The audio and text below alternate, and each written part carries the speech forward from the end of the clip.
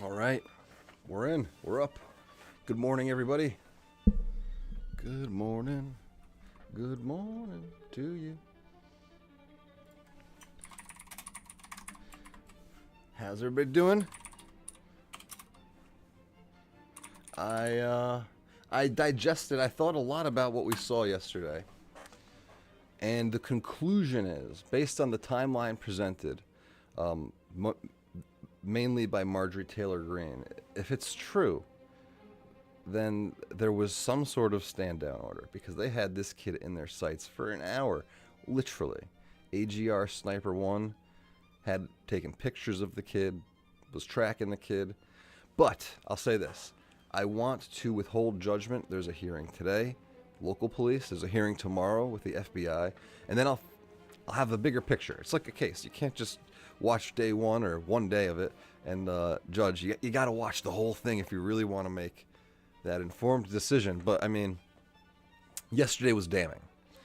Miss Cheatle did a terrible job. And based on the evidence presented, if we are to believe congressmen and women, take them at their word, then it just seems like they had this guy and there's literally in their sights. AGR Sniper 1, I don't know him. But it sounds like they knew where he was. Good morning, everybody. Good morning, Daisy. How you doing? Good morning, Brandy. Matt is in. Yeah, sorry, Matt. I wasn't planning on this either. It's been killing my my productivity as well. Been bumping meetings until PM, everything for the next couple days.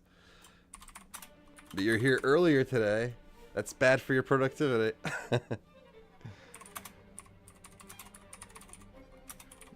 Not great.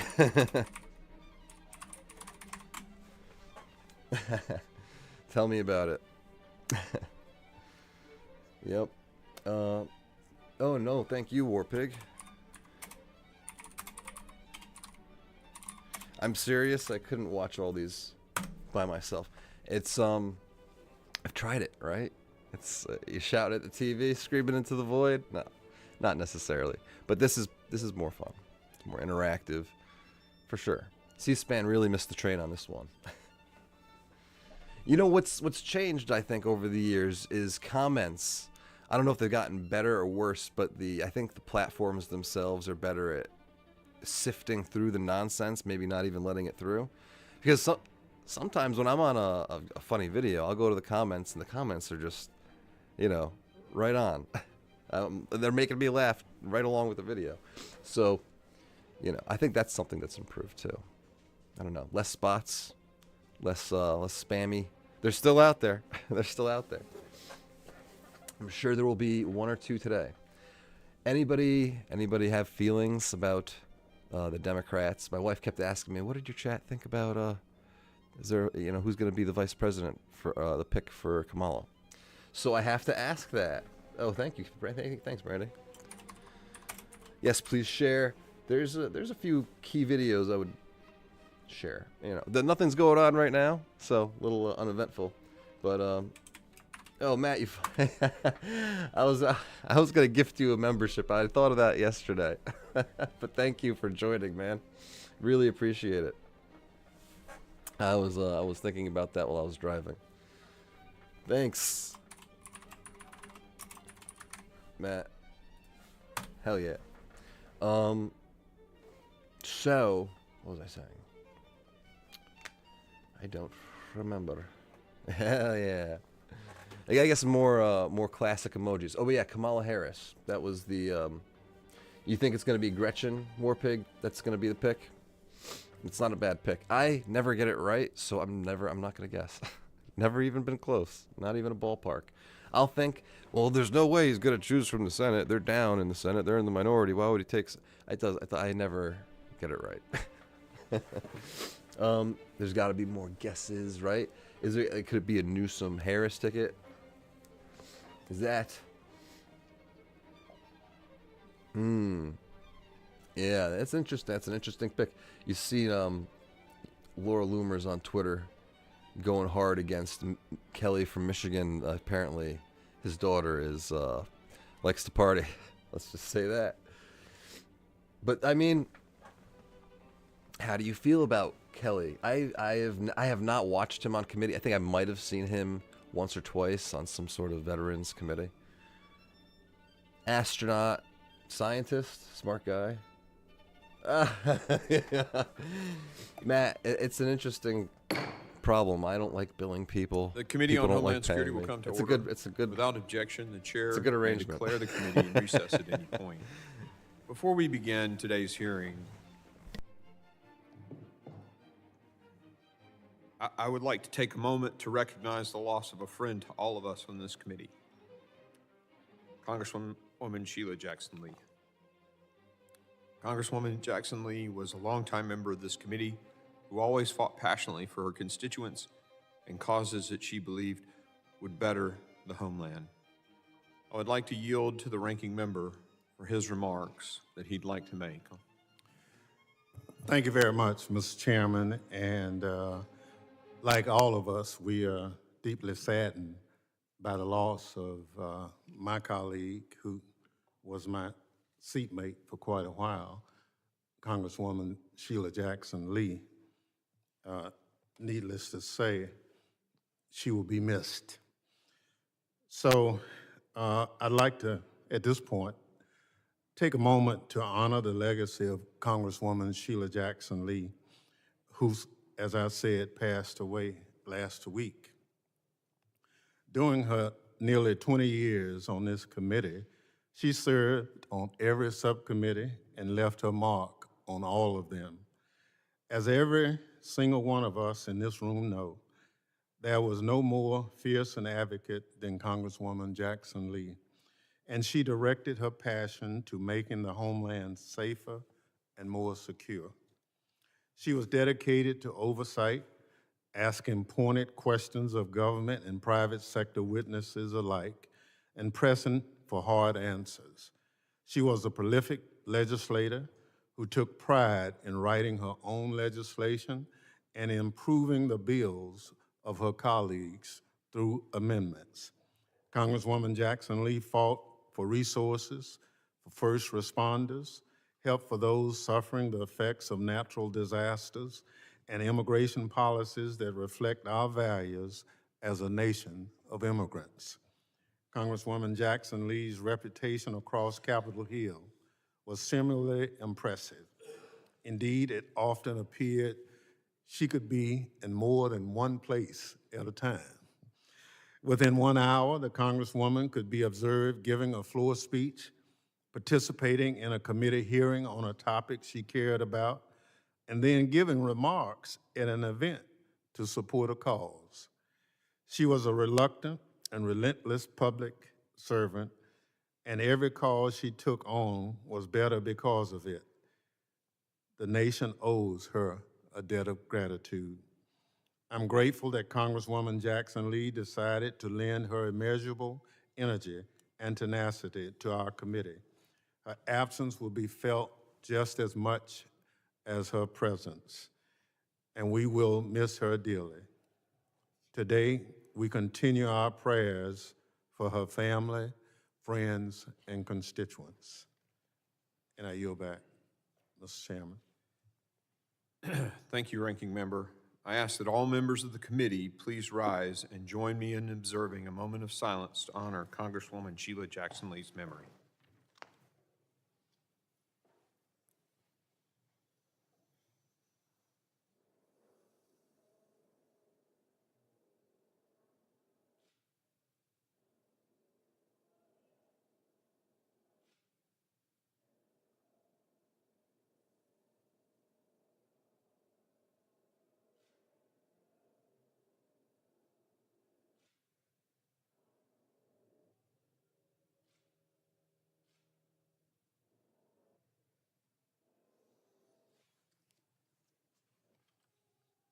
Thank you.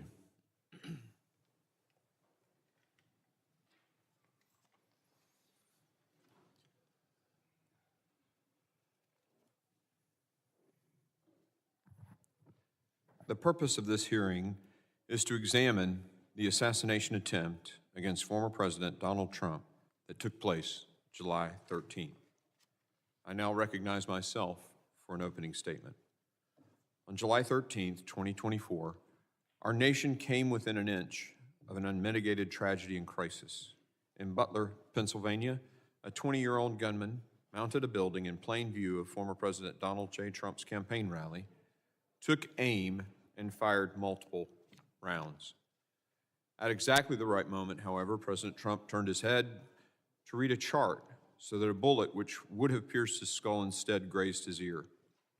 3 others sitting behind President Trump on the stage experienced a different fate. 50-year-old Corey Comparator, a father and former fire chief, was struck and killed. As one outlet recently reported, this brave and loving man, quote, spent his final moments diving down in front of his family, protecting them from the gunfire that rang out, end quote. He is survived by his wife and 2 daughters.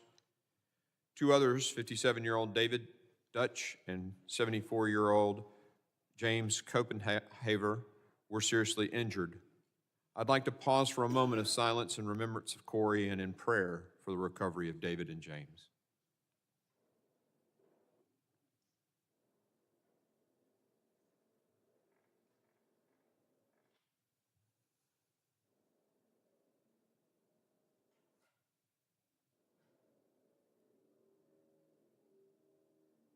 Thank you, everyone.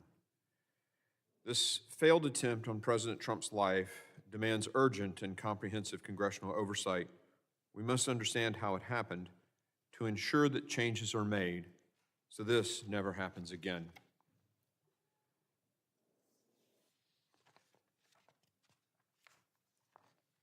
That was the scene last Saturday, where thousands of Americans were exercising their constitutional rights until they were viciously attacked. Yet what we saw after those shots rang out should also encourage everyone. We saw a leader under fire, rising up to show the attacker had failed. We saw brave Secret Service agents who put their bodies in harm's way. And we see Americans across this nation refuse to let this thwart their participation in our democratic process. At the same time, however, we also witnessed a massive security failure by the Secret Service and the Department of Homeland Security. The closest someone has been to taking the life of a president or presidential candidate since Ronald Reagan was shot in 1981, more than 40 years ago. We must be committed in our determination to ensure that this never happens again. That is why the House Committee on Homeland Security is demanding full transparency and accountability. That's why we made a trip to Butler, Pennsylvania yesterday to see the site for ourselves. I'm grateful to the ranking member and the 11 other members who were able to come yesterday. And I want to share with the American people some of what we saw yesterday. I, for one, was struck by how close the unsecured building from which Thomas Crooks took his shot was to the stage where President Trump was standing. What we saw yesterday only raises more questions about how this roof was unsecured. And after several of our committee members climbed on the roof, let me tell you, any excuse about the roof being too steep to post a counter sniper team up there is pure nonsense. Protecting the President of the United States and presidential nominees is the Secret Service's mission. There can be no room for mistakes. Unfortunately, that was not the case here. In order to prevent a repeat of this, we must first thoroughly gather and assess the facts. And that's why we're here today. Most importantly, to obtain answers for the American people from officials in the best position to provide those answers. And like tens of millions of Americans, our list of questions is extensive. Why was the rooftop which the shooter fired multiple rounds not secured? Who made the decision not to post a counter sniper personnel on the roof or in a place better to cover the roof? Were warnings from private citizens in attendance about a shooter on top of the building heard by federal law enforcement? And if so, why was nothing done to respond? How did the shooter access the rooftop despite reported federal and local law enforcement presence in and around the building? Were there communication breakdowns that prevented law enforcement officials from effectively communicating with each other in response to alerts and threats? The shooter was spotted and designated as a suspicious person prior to President Trump taking the stage. Why wasn't President Trump moved to a secure location until the Secret Service could investigate? The shooter visited the rally site multiple times before the actual rally. Reports indicate he even flew a drone on a reconnaissance trip to the rally site on the day of the attack. Why wasn't the site secure? Following the rally, the Secret Service said that reports President Trump's security detail requested additional security resources were false. However, then backtracked and told the Washington Post that the Secret Service had learned new information, indicating the Secret Service headquarters may have in fact denied some requests.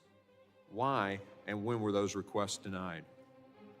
These are just some of the most pressing questions we have and expected to hear answers from Secretary Mayorkas and Director Wray and Director Cheatle.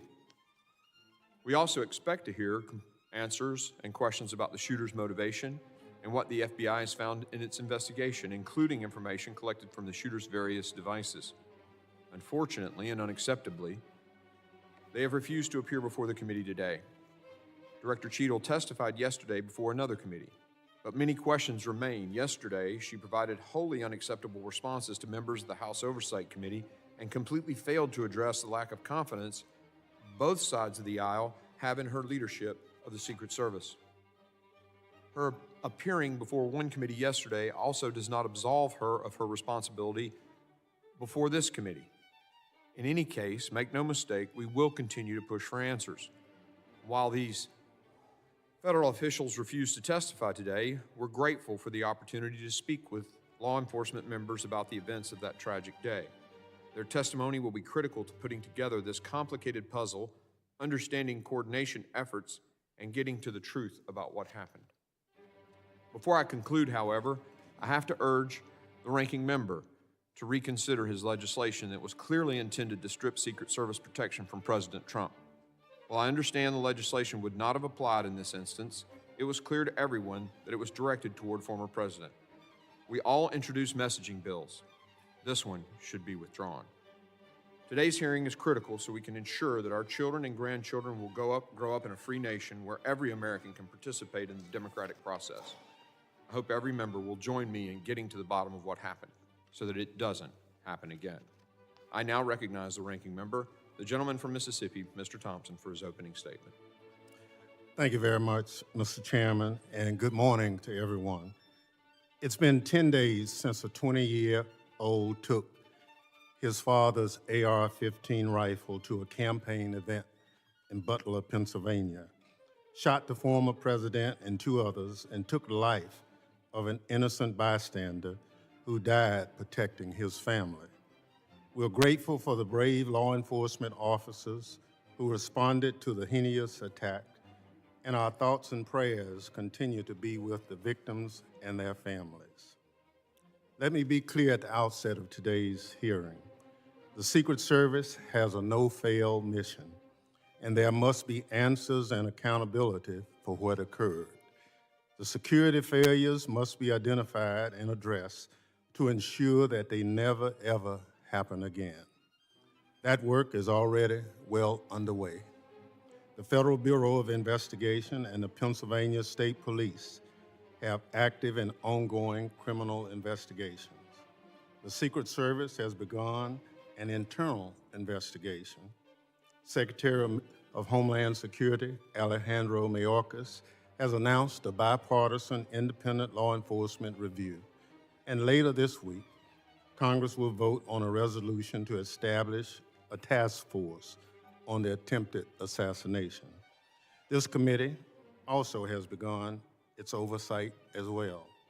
Yesterday, as the chairman indicated, I joined a bipartisan group of committee members on a visit to the Butler Farm Show grounds. We walked the site where the attack occurred. We saw the layout, buildings, and infrastructure for ourselves. We met with local officials and the county sheriff. Today's hearing is the next step in our oversight, and I hope it will be a productive one in keeping with the seriousness of the issue at hand. We must understand what happened in Butler and take corrective action to ensure the security of every Secret Service protectee. I hope to hear from our witnesses today about how state and local law enforcement work with the Secret Service and other federal agencies at these events and where coordination and communication must be improved. While we can have policy differences as Americans, we must be united in condemning political violence in all its forms. There simply is no place for it in our democracy. The attempted assassination is another tragic example of the threat high-powered weapons like the AR-15 pose to our communities and to police officers trying to keep us safe. These weapons have killed regular Americans from all walks of life. Concert goers, church goers, movie goers, grocery shoppers, workers, and yes, even school children. I'm an avid hunter and law-abiding gun owner, but believe strongly that we must do more to keep these weapons off our streets and out of the wrong hands. As we continue our oversight of the events of July 13th, I hope the committee will work at the terrible toll that these weapons are taking and look at them and make some kind of policy decisions to keep them out of the hands of a lot of people who don't deserve them. They are military-style weapons. We use them to our men and women to defend people on the battlefield. Our neighborhoods and our communities are not battlefields. Mr. Chairman, I thank you for holding this hearing and the witnesses for being here today. With that, I yield back. The gentleman yields. Other members of the committee are reminded that opening statements may be submitted for the record, and without objection, the gentleman from Pennsylvania, Mr. Kelly, is permitted to sit on the dais and ask questions to the witnesses.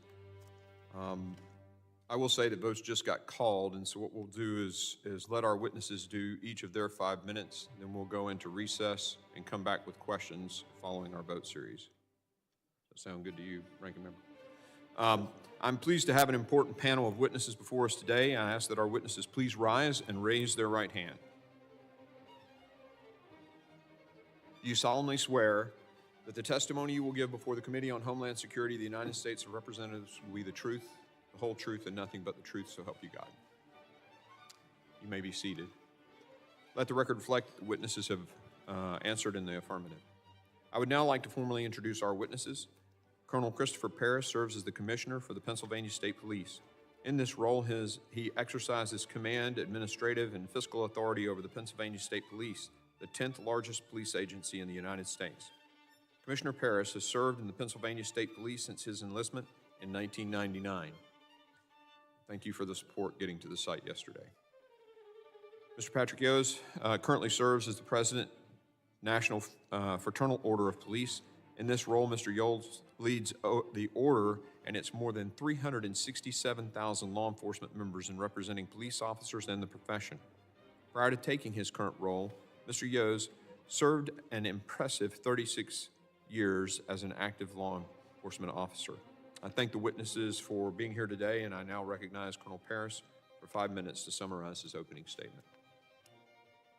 Chairman Green, Ranking Member Thompson, Homeland Security Committee members, good morning. I am Colonel Christopher Parris, Commissioner of the Pennsylvania State Police. I would like to take this opportunity to offer our condolences on the passing of Congresswoman Lee. I would also like to take this opportunity to express our condolences to the Comparator family and offer our continued prayers to Mr. Dutch, Mr. Copenhaver, as well as former President Trump as they continue to recover. I'm humbled to be here today and testify about a tragic incident which has deeply impacted the Butler community, the Commonwealth of Pennsylvania, and our nation. I would like to dedicate my testimony here today to the approximately 6,400 women and men, civilian and enlisted, of the PSP who work tirelessly for Pennsylvania, and it is my honor to lead them. I'd like to offer a perspective that this is very much an ongoing, complex, and dynamic investigation. And each day, as we arrive at day 10 today, I learn multiple new facts as we uncover new information as the investigation progresses. like to offer a point of clarification affirmatively about PSP's role. Prior to the shooting, our role was to support the Secret Service with personnel and assets that they requested. Our operation plan completed to fulfill this responsibility consisted of 32 members, and we had two main responsibilities. A motorcade operation for the transportation with the Secret Service of former President Trump, as well as manning and staffing security posts inside the secure area of the Butler County Farm Show. Additionally, we provided two marked cars with uniformed troopers outside of the secure perimeter to provide roving duties, as the name implies, responding to incidents that may occur as a large gathering of people were moving to the venue. After the shooting, very early after the shooting, I had a conversation with the FBI wherein the FBI is the responsible investigating agency for the attempted assassination of a former president under federal law. The same actions that led to that also led to the homicide of one Pennsylvanian and the attempted homicide of two additional, as well as the use of force by the Secret Service counter-sniper to neutralize the threat of Mr. Crooks, thus necessitating an officer-involved shooting investigation. So the PSP currently is conducting a criminal investigation parallel to and in concert with the FBI to identify any and all parties criminally culpable under Pennsylvania state law for the homicide and for the attempted homicides. And as I said, we are additionally conducting an investigation into the U.S. Secret Service counter-sniper who neutralized the threat posed by Crooks after he opened fire. I've been recently briefed about the Department of Homeland Security's commissioned after-action report.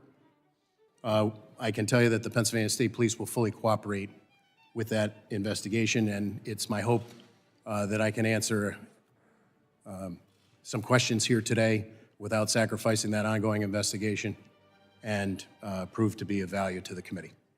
Thank you very much.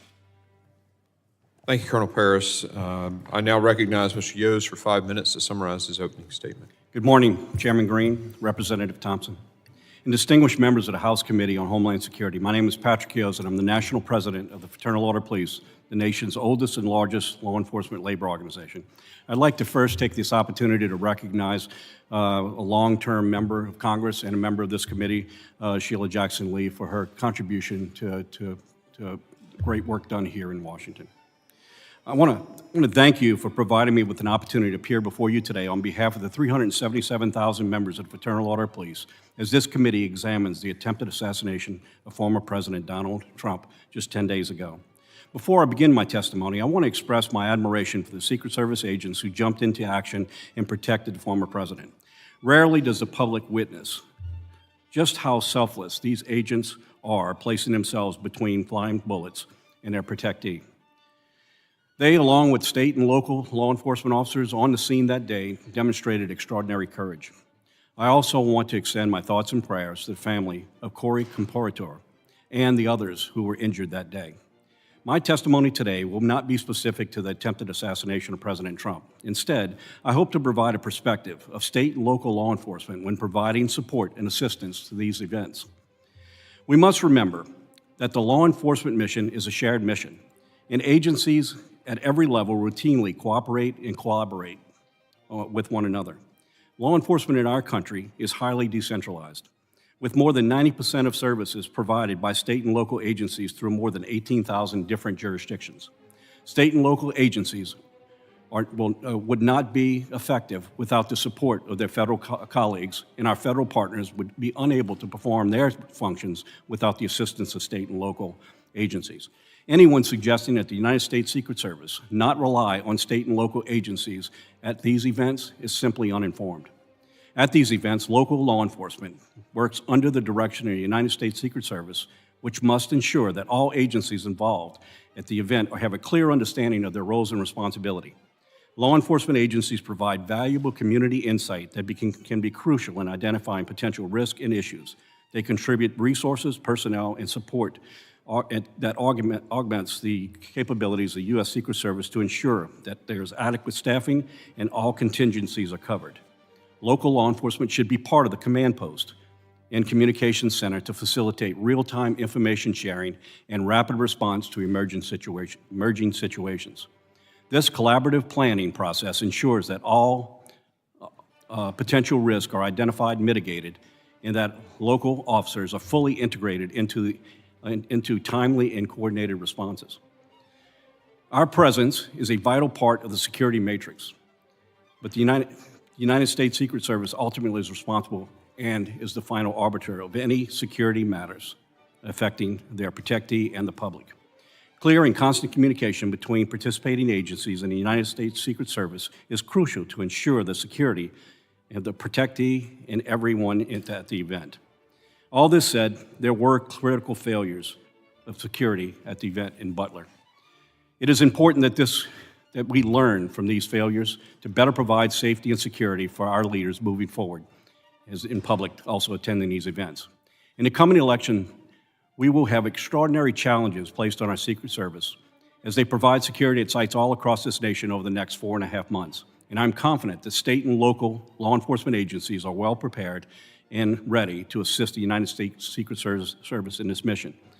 I want to pause for a moment, and I want to flag another issue that often creates unnecessary obstacles for agencies within working together in real time, and that being interoperable communications. In the aftermath of 9/11, Congress wisely established FirstNet to address the voice and data communication failures faced by officers, partners, and first responders. To facilitate full use of FirstNet's advanced capabilities, we strongly urge Congress to ensure that our nation's public safety organizations at all levels of government are aware of and fully leverage the critical communication lifeline.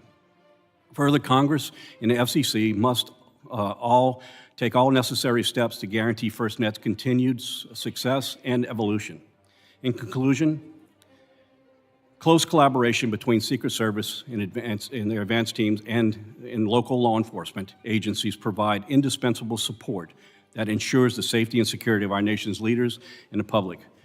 These collaborative efforts should exemplify the very best in our interagency cooperation and underscore our collective commitment to national security. I want to thank you for the opportunity to appear here today, and I'd be more than happy to answer any questions.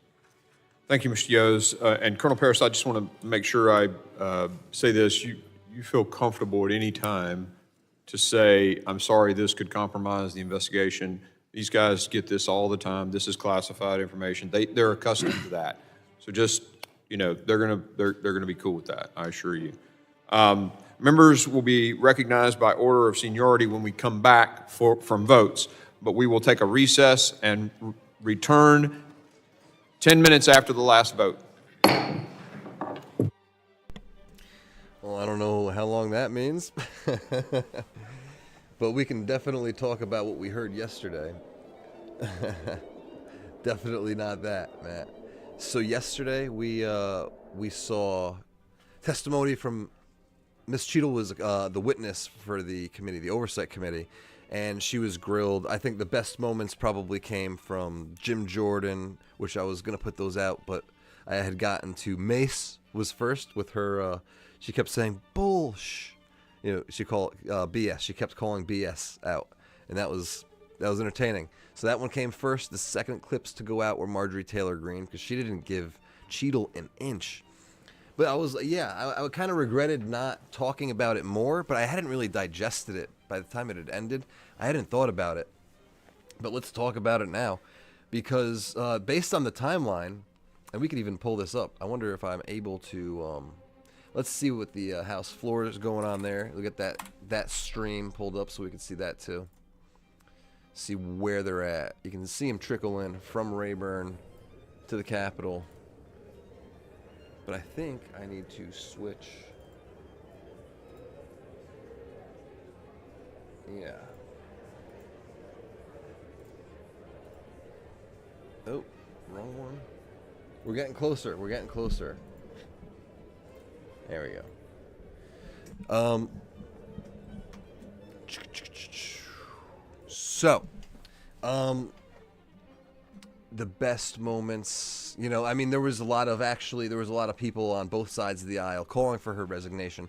So the whole thing was mostly good. You had the squad; they were making it about gun control. Raskin made it about gun control. I lost a little bit of respect for Raskin yesterday. Speaking of which, that reminds me, I think I want to write some notes down for today. I think I'm going to start doing this more,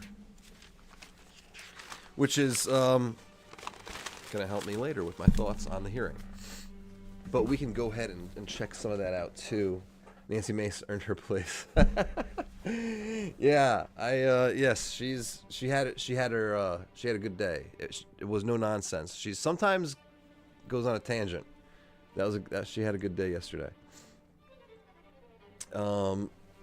So let's go check out. Let's see if I can get that going. I think if I capture the whole monitor and I'm not so worried about the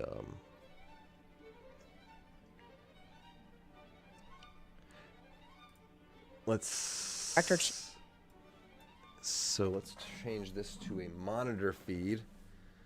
I'm gonna go ahead and I guess do that, and then add a display, maybe. Just bear with me. Bear with me here. Window capture, display capture, add source. Here we go. And oh god. I don't know that that's gonna be too okay, there we go. There we go.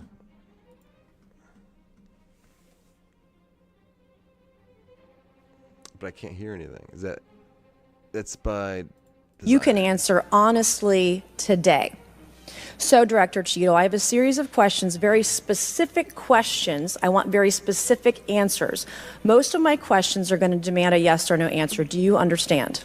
I do. Okay, my first question. Both sides of the aisle today have asked for your resignation. Would you like to use my 5 minutes to draft your resignation letter, yes or no?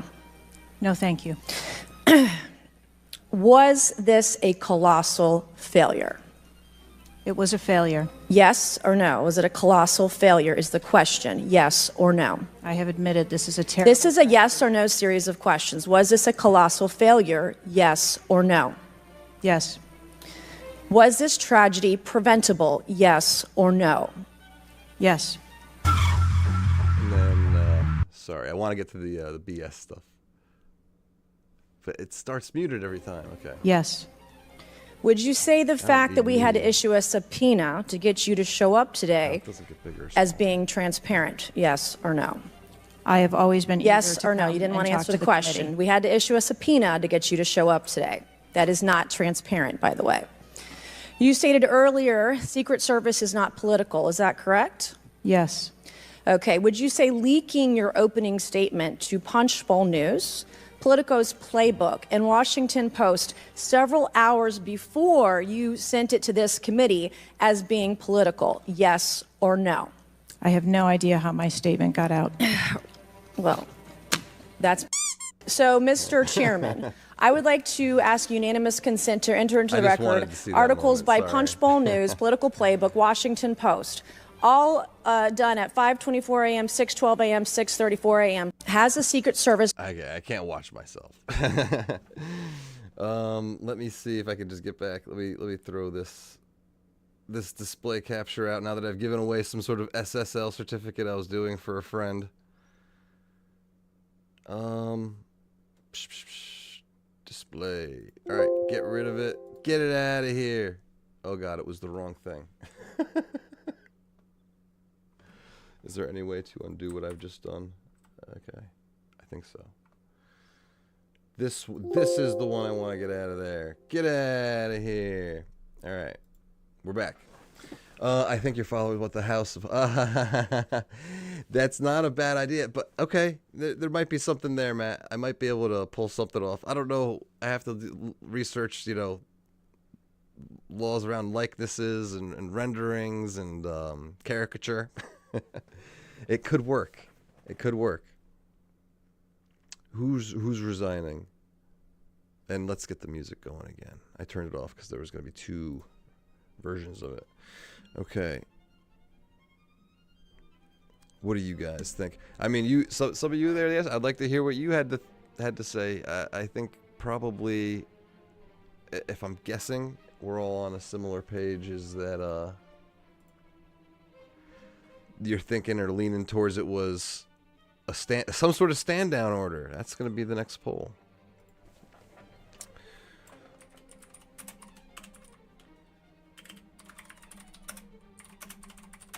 What happened on July 13th? Was it incompetence? Or Cheatle resigned? Is that okay? That's what we're saying. Okay, Cheatle. That happened. Okay. Ew. Thank you for breaking right here. I'm not probably on X too. It's probably all over it. Incompetence, or was it planned? I mean, is it binary? Was it it's either a huge gap in security, which would be incompetence, or they wanted this to happen. It's deliberate.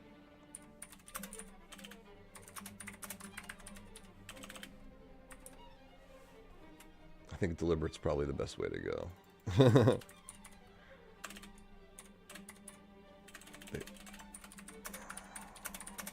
But I'm not going to go there. They wanted it to happen. That's what it seems like to me. Interested in that poll result. Sure seems like they want you planned incompetence. That's Matt. I think that's exactly what it is. What's going on with the house here? We ain't live anymore. And there's going to be, there was going to be, interesting, because I think Hawley said he was going to call for the director's resignation, but that's going to be moot now. Someone else, too. Who was it? I forget. So they were on X. It could have been Luna or somebody. Said that they were going to call for her resignation. Bongino's losing his mind over it. Yeah, he's really having, this is his element. He's right in his element, isn't he, Ashton? Yeah, it seems like War Pig, a lot of people agree with it. Came up yesterday a lot. That, hiring practices and not hiring the best person for the job. What killed me was, and I know some people in the chat disagreed, and that's okay. I think that when you are hired and the principal is a tall guy that you're protecting, look at Rosa DeLauro hobbling across the floor, that you need to be taller than the principal, the person that you're protecting.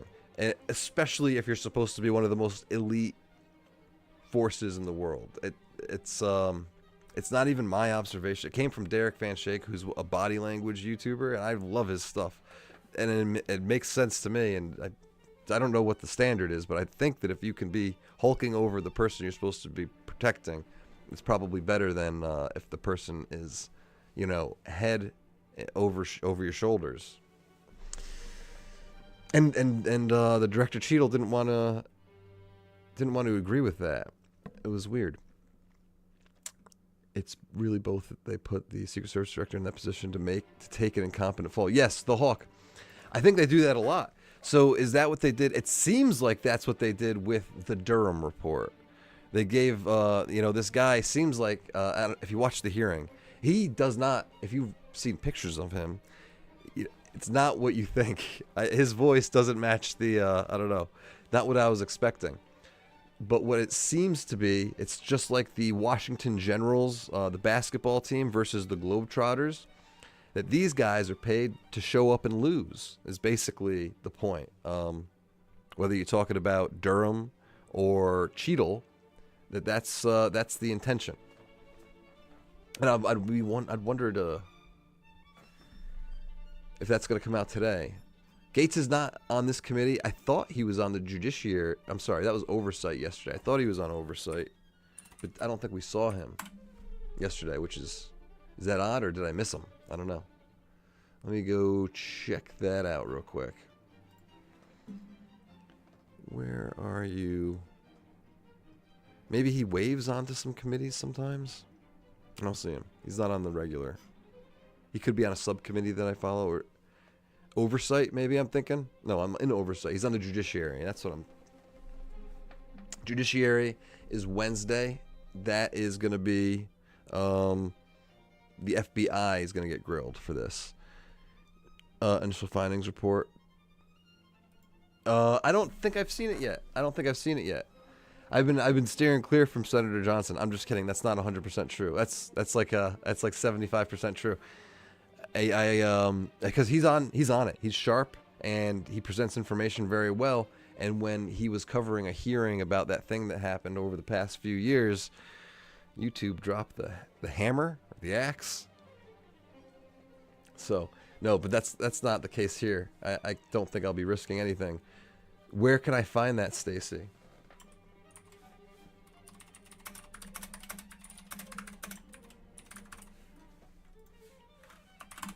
Good to know. You missed Jim? When did I miss him? Cheryl. I always miss Jim, that's the truth. Dan Bongino should be the director today, you know? I got questions. I think we all got questions. So there's news breaking that the lady Cheatle, Director Cheatle, resigned. I wonder if she's gonna go crawl back to her job at Pepsi. I think she was something. Wow, look at that. 4 minutes ago from the House Oversight Committee. Secret Service Director Kimberly Cheatle has resigned. Chairman Comer's statement on the Secret Service Director's Cheatle resignation. The Oversight Committee's hearing resulted in Director Cheatle's resignation, and there will be more accountability to come. The Secret Service has a no-fail mission, yet it failed historically on Director Cheatle's watch. At yesterday's Oversight Committee hearing, Director Cheatle instilled no confidence that she has the ability to ensure the Secret Service can meet its protective mission. Egregious security failures leading up to and at the Butler, Pennsylvania campaign rally resulted in the assassination attempt of President Trump, the murder of an innocent victim, and harm to others in the crowd. While Director Cheatle's resignation is a step toward accountability, we need a full review of how these security failures happen so that we can prevent them going forward. We will continue our oversight of the Secret Service in support of the House task to deliver transparency, accountability, and solutions to ensure this never happens again. So I believe that's from Comer. Yeah, Chairman Comer's statement on Cheatle's resignation. What do we got going on here? Oh, I missed it. The question is on adoption of the resolution. Those in favor say aye. Those opposed say no. In the opinion of the chair, the ayes have it. Mr. Speaker, For what purpose does the gentleman from Massachusetts I ask seek for a recognition? recorded vote, please. A recorded vote has requested. Those favor. Recorded votes are no fun. I believe they just go up and down the roll. Aye, aye, nay, nay. You can pull up his question. He questioned from camera. Okay, what did I miss? Okay, it's another streamer. Cool. Thank you, Stacy. Mace is on Fox right now. I thought she was.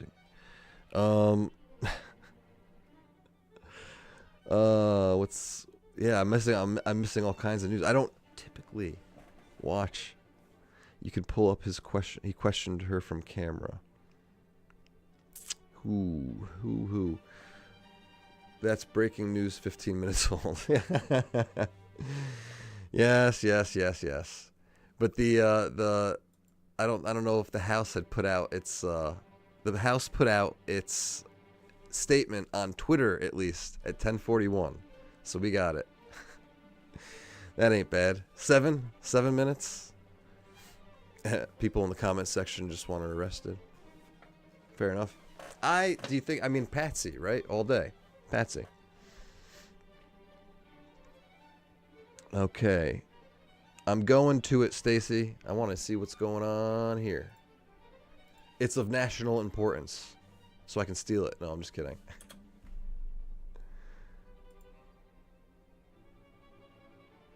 So, I don't know. I've never heard of him, but I like him.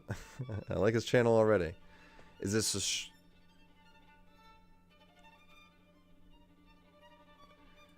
Is that which video was it? Matt, I saw that. Preliminary okay, that's what it is. Preliminary findings released. Okay. I see it. We'll have to check that out. Let's see. Yes. Hello. Because you told me not Okay. at a range, so we don't really need to measure distance unless you're probably going to shoot. That Crooks is seen moving northeast. Yes. In the okay. direction of Sheets, Sheetz. And he says, and he's Crooks is carrying a backpack now. 606 to 612. We know this timeline. Right. Which is crazy because remember Cheatle yesterday said, I don't really have a timeline with details. That's a crazy thing to say. Which it just tells me she was prepped by Mayorkas to, know as little as possible. They really threw her under the bus. Is that, Matt, are we trying to do Rushmore? Is this... I don't know if we can get DWS in there. Ah, yes, Boebert. She's been having a few. She's been on fire lately too in committee. Okay, okay, it comes later.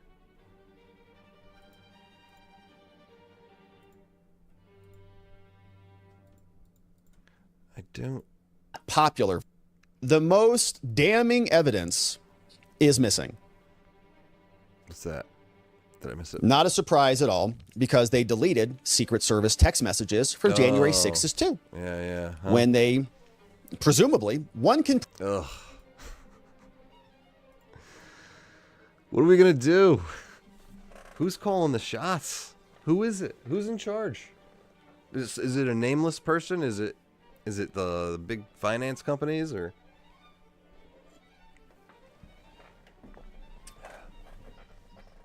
I'm having a hard time keeping up here.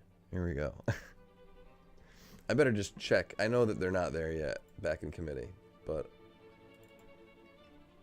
yeah, they ain't there yet. And make sure that I have it. Are we still? Yeah.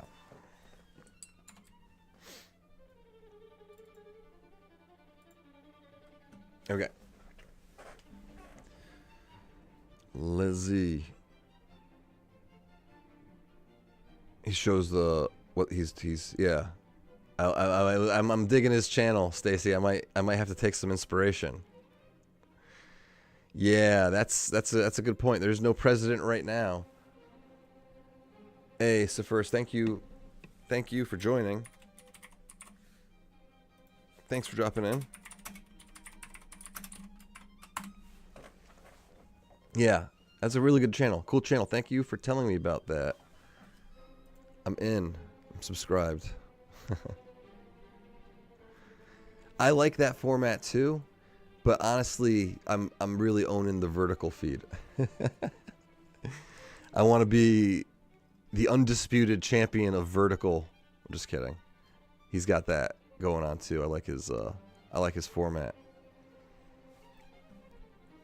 Number 197, the resolution is adopted. Without objection, a motion to reconsider is laid upon the table.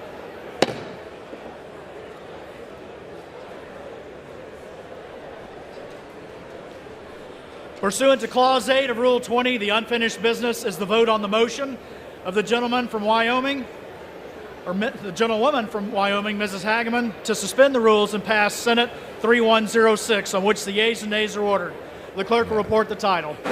Senate 3706, an act to amend Section 3663A of Title. Oof. Thank you. Thank you. Yeah, we heard Fudushinda. We heard she just quit. We read the committee. Chairman Comer put out a letter on that already, and it is the oversight committee is taking a little credit for kind of forcing her hand to resign. But it just seems like she was. Are they still voting? Yeah, they're voting still, huh? It seems like they let it happen. Planned incompetence is as Matt put it. I think that's the best way to put it. Sparts Mace Luna to be determined. We're missing somebody. We're missing somebody. Ernst, maybe? That would be my pick.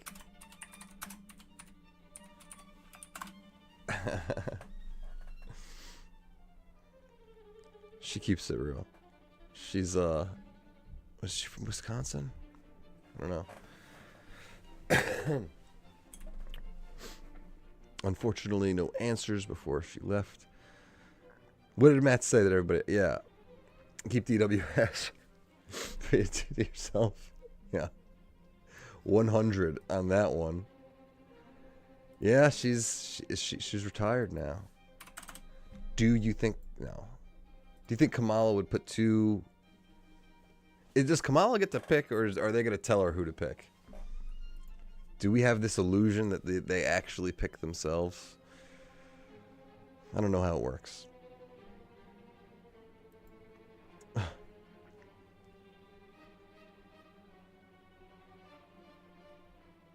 Yeah.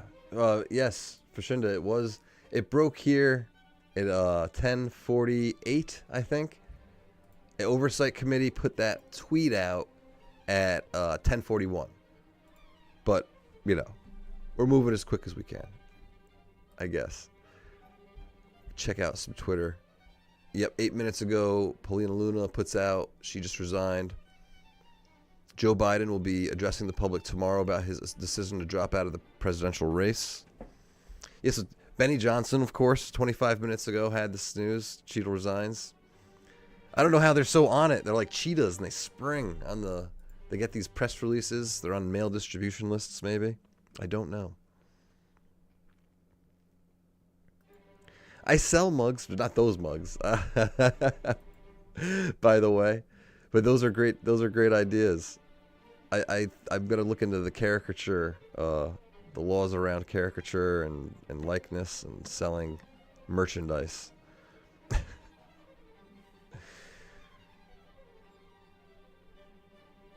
She will make a selection for vice president to serve as vice president as selected. Yes, Matt.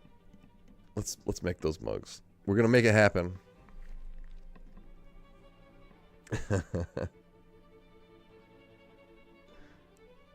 What have I missed? If you guys tag me with the @, it's easier for me to catch it. Benny is fast, Donna. He gets breaking news before anyone else. You gotta follow Benny if you're not. But then if you're like me, you turn. I guess I need to turn my notifications on. I don't always have my notifications turned on. I think that is a character flaw. Yeah, Josh Hawley says now my Arcus must do the same. I don't think we could expect that, but who knows? They're gonna all resign and flee the country, go to places that can't be extradited. Interesting. Some people are saying Biden was blackmailed into dropping out. I mean, they definitely forced him to drop out, right? Harris slipping and almost. Is that so? I mean, listen. WoW is boring. My first impression was it wasn't even a recorded call. My first impression was that it was like an AI generated voice. I didn't even listen to the whole thing because it's all bullshit, right? That's all they know. It's like at some point, the Democratic Party, I don't know if it was usurped or it just got taken over. I mean, California, and its Hollywood movie making DNA seeped into it, or maybe that's just, I don't know, the natural way things go.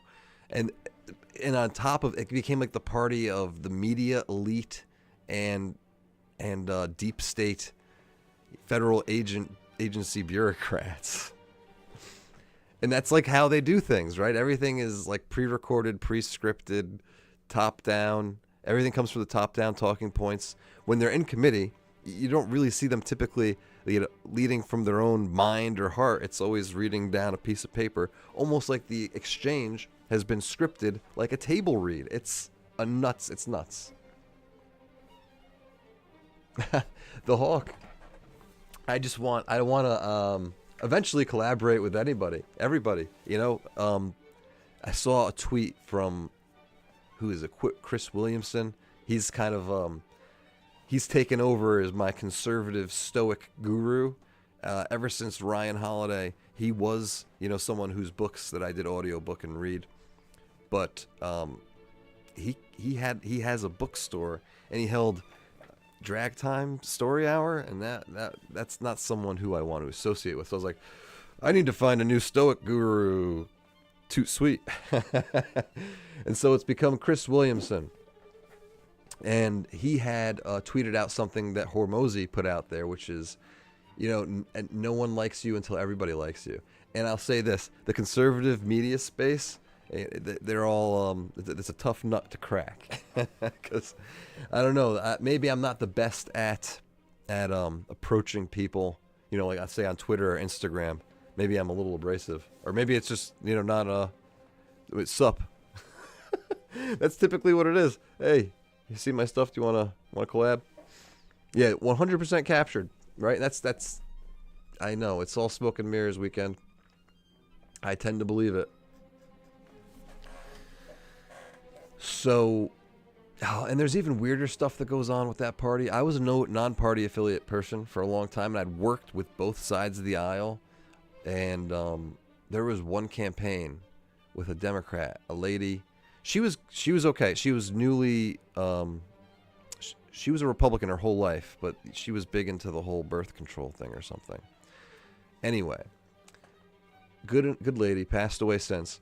But when I was working on her campaign, she had gotten, you know, help from the DNC or the Democrats in some capacity, and they always insisted for petition signature collection to get on the ballot that we photocopied all the petitions with the signatures on them and like basically send them to them for record keeping. Like they want a book of records of signatures. Isn't that weird? That's a weird thing. It didn't strike at the time. It struck me because I had never been asked to do that before, to photocopy or scan in signatures. So that was, I don't know how that's it was so redundant and painful. It's just stuck with me. But then, you know, years later, I think, why do you want a record of that unless it's really a database of signatures? Why would you want a database of signatures, you might ask? Well, like, you know, the most nefarious reason would be that that you're using a database of signatures to request ballots of people who might have passed away. I think that's probably the worst case scenario.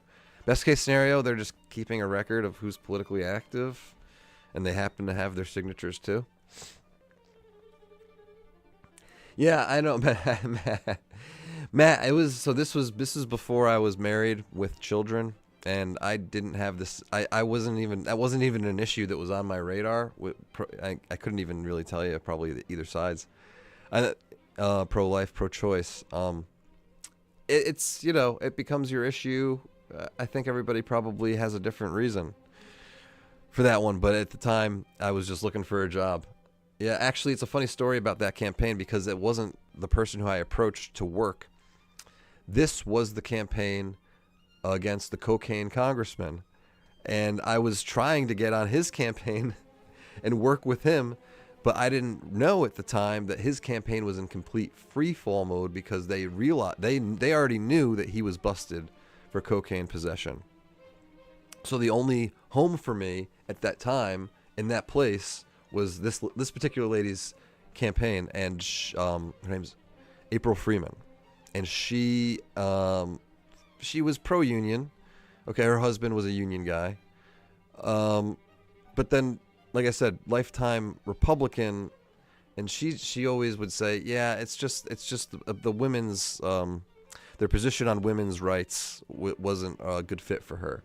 That was what made her. Look, I worked with a lot of candidates over the years, and you'd be surprised. Some of them were monsters, and she wasn't the worst. She was one of the better ones. She was one of the better ones. But yeah, it was strange of the circumstances that I came to be on that campaign. Heard of Pilled, that platform. Just can't post a full address on YouTube, blocks my comment. Don't know how else to get you the information.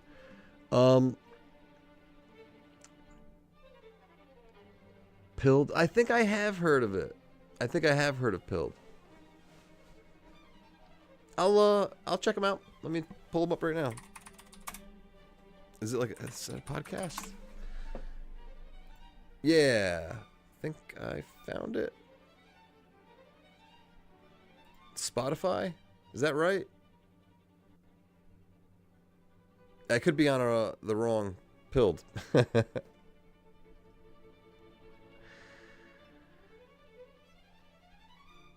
I'm not even sure what this vote is. Stacy, you're more on it than I am. When former Congressman Mel Raymond was busted on audio for trying to set up a tryst. Ugh. Ew, no, Matt. I don't know. I don't know about that one. So that was my entrance into Florida politics. I moved down here at a time when Trey Radel was in Congress. He was beloved by everybody. He was, one of these guys who was a newscaster before he got into politics. And it's funny, that seat's usually like a free-for-all. Every few years you get like a really rich guy who's bored and runs for Congress, then hates it, and then gets out. It's like the Naples, Florida area. And so I think that's where Trey Radel was. And yeah, it was only there for a little while, and it got him. It's a hell of a drug. Just checking. Are we done with the vote? It looks like they're clearing out. And they said 10 minutes after the last vote. Where are we? Did anybody catch it? We can go back a little bit. Or forwards. Are we saying that they're all going back now? Yeah. I think we're getting back to committee here.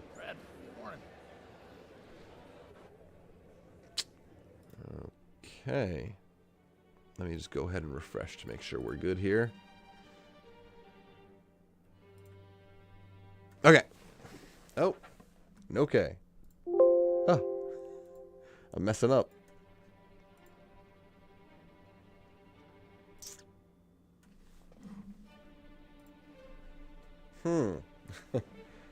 I wonder where that window went.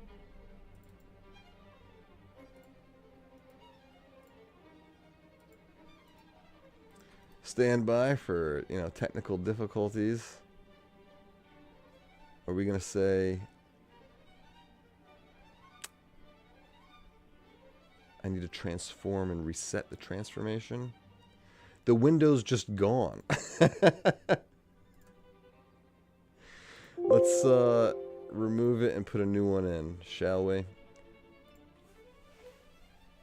So we're going to go to window capture. Or should I just do a whole display? We're going to do window capture. We're just going to do a one-to-one replacement here. We're going to call it YouTube. And I will make it this one. Okay. Now for the next step.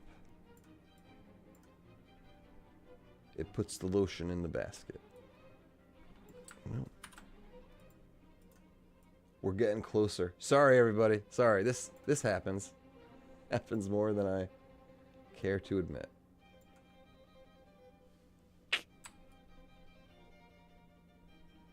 Okay. What's going on, chat? So, I don't know. I think it's just the @'s not working weekend. I think something was working for me. I think maybe it works for me when you're tagged. If you write @Dave the Lawyer, it gives me like a nice orange strip so it stands out. Bongino's going live on Rumble right now. Brandy, if you want to go over there, I understand. He's got his finger closer to the pulse on this than I do. That's for sure. But does he have Vivaldi? That's my question. Just kidding. He's good. He good.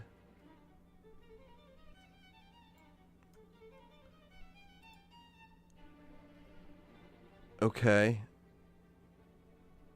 Gotcha. Got you, the hawk. I'm tracking. I'll send you something right now.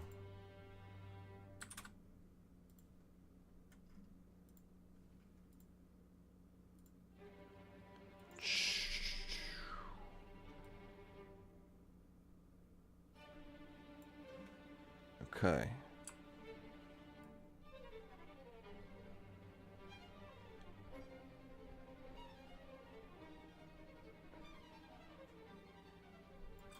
Let's see.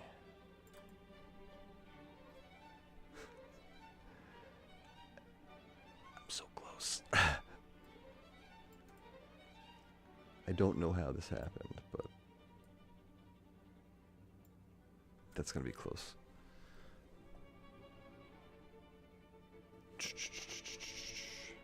Any minute now, they'll be back. I swear.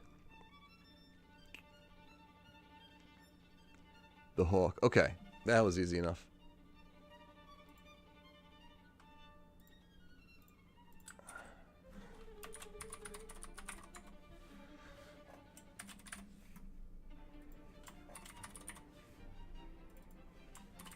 I sent you an email. It should be hitting your box in a minute there, the hawk.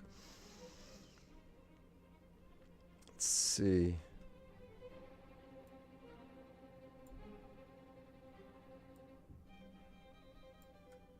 I can't believe that other the attorney. That's a great channel. Stacy. He's never even showed up in my algorithm. What's YouTube doing? Nuts. Okay.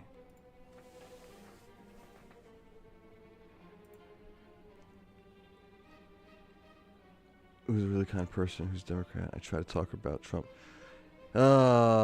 Shelley, that's a good question. That's a good question. I think, you know, yeah, Matt's kind of getting there. Everybody's got to discover it for themselves. I don't know. He's got to show them. Humanized. He's not humanized very well. Brandon, Brandon, did you send me your email address? That's funny. Or get the hose again. Yes. It puts the lotion in the basket. If you haven't seen the series, they did a great job with that one. What is it? Mads Mikkelsen? On network television? I don't even know if it was network television. I don't know.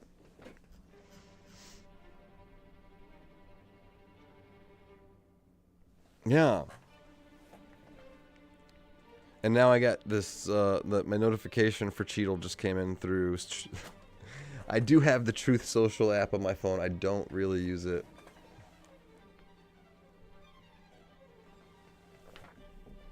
I do believe that I didn't bounce that email.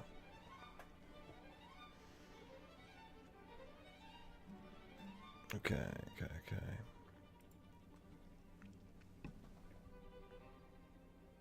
Is there a 2-minute and 30-second lag? Are they live right now? I mean, so right... Is that right? Let me...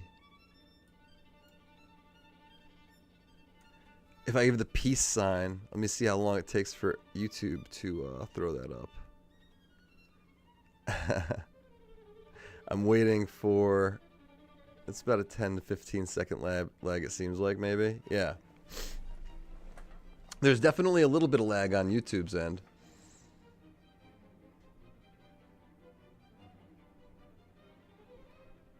People tend to take on the characteristics of their god, so if government is your god, you behave towards others as the government. Wow. that's yeah, that's deep and something to it, Matt. Something there.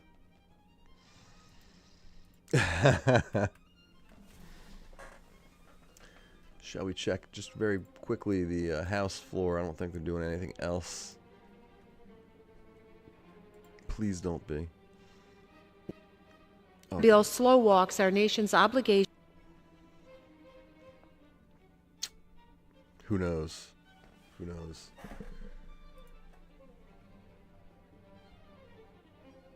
The state, the family, and religion. Loving all three will make you a calm, stable person. Wow. Wow.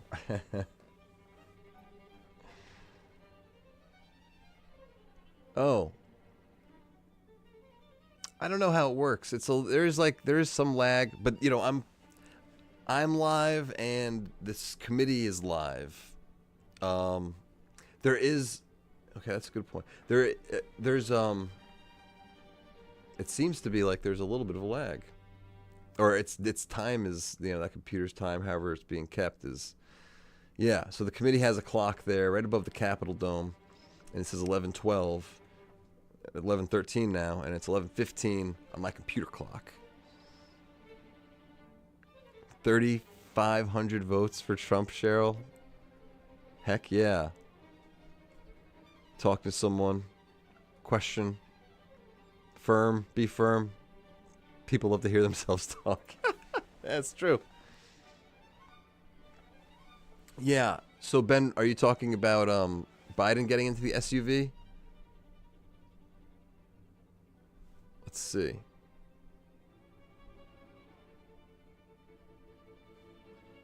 Yeah, that's about right. Yeah. May I use your profile picture there, Matt? That's funny.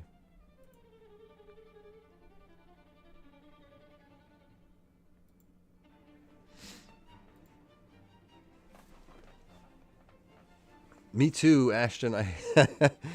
It's and the look of my own face. I don't like to go back. I was watching the shorts I put out yesterday of Mace and Marjorie Taylor Greene.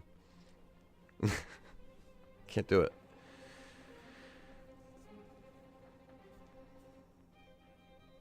it. Matt's prolific in this chat, dog.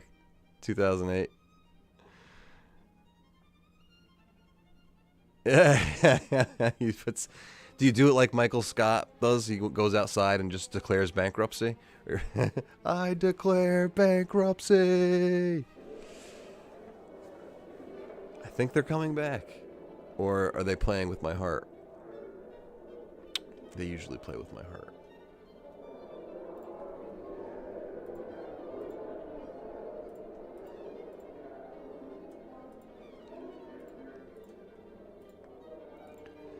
I don't even, I don't know. There's a general debate right now on the House floor. I don't think that they're gonna, I think they could be heading back. God, I hope so. Yes, I hope they're returning from recess. That's what we're hearing. They're eating lunch. Not yet. They said they were supposed to be there 10 minutes after the vote. Right now there's this debate. It's an hour-long debate. I don't think that they're going to be there for the debate. I hope not. If that's the case, no. We're going to go with this. This is about to start back up.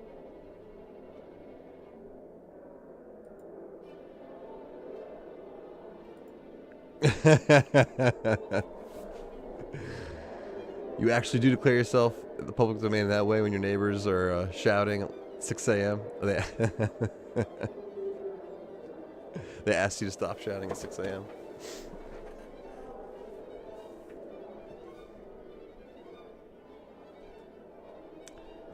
This committee puts the ham in hammer ban. Right over my head, Andy. They're eating Cheatle's lunch. Let's scroll. Let me scroll through Twitter real quick. No way. Jimmy Carter passed away? That just happened. You heard it here first, guys. Former President Jimmy Carter, James Earl Carter, a passionate champion of human rights, democracy, World War II veteran, and 39th President of the United States, passed away Tuesday, July 23rd at 1:34 a.m. at his home in Plains, Georgia, at the age of 99. He died peacefully, with his family by his side. President Carter served as the President of the United States from 1977 to 1981. Are you guys already aware of this? Did I break something? Not that I'm relishing breaking this news. No, I think he died peacefully with his family by his side. Matt. Should I keep reading? Break up the monotony of listening to the echoes of the chamber? This is fake. Read it. Everybody is saying it's fake. Read it. Okay, so this was put out. Okay, this was put out by Senator Lee, and comments are saying this is fake. Interesting. I don't know. So I don't know. I don't. Comments. Comments are saying it's fake. All right, I'll keep reading. Let's see why they're saying it's a fake. So hopefully he doesn't retract this, or okay, before I can read it. President Carter served as president of the United States from 1977 to 1981. During his administration, President Carter championed human rights around the world, achieved significant foreign policy accomplishments, selling the United States out to Panama.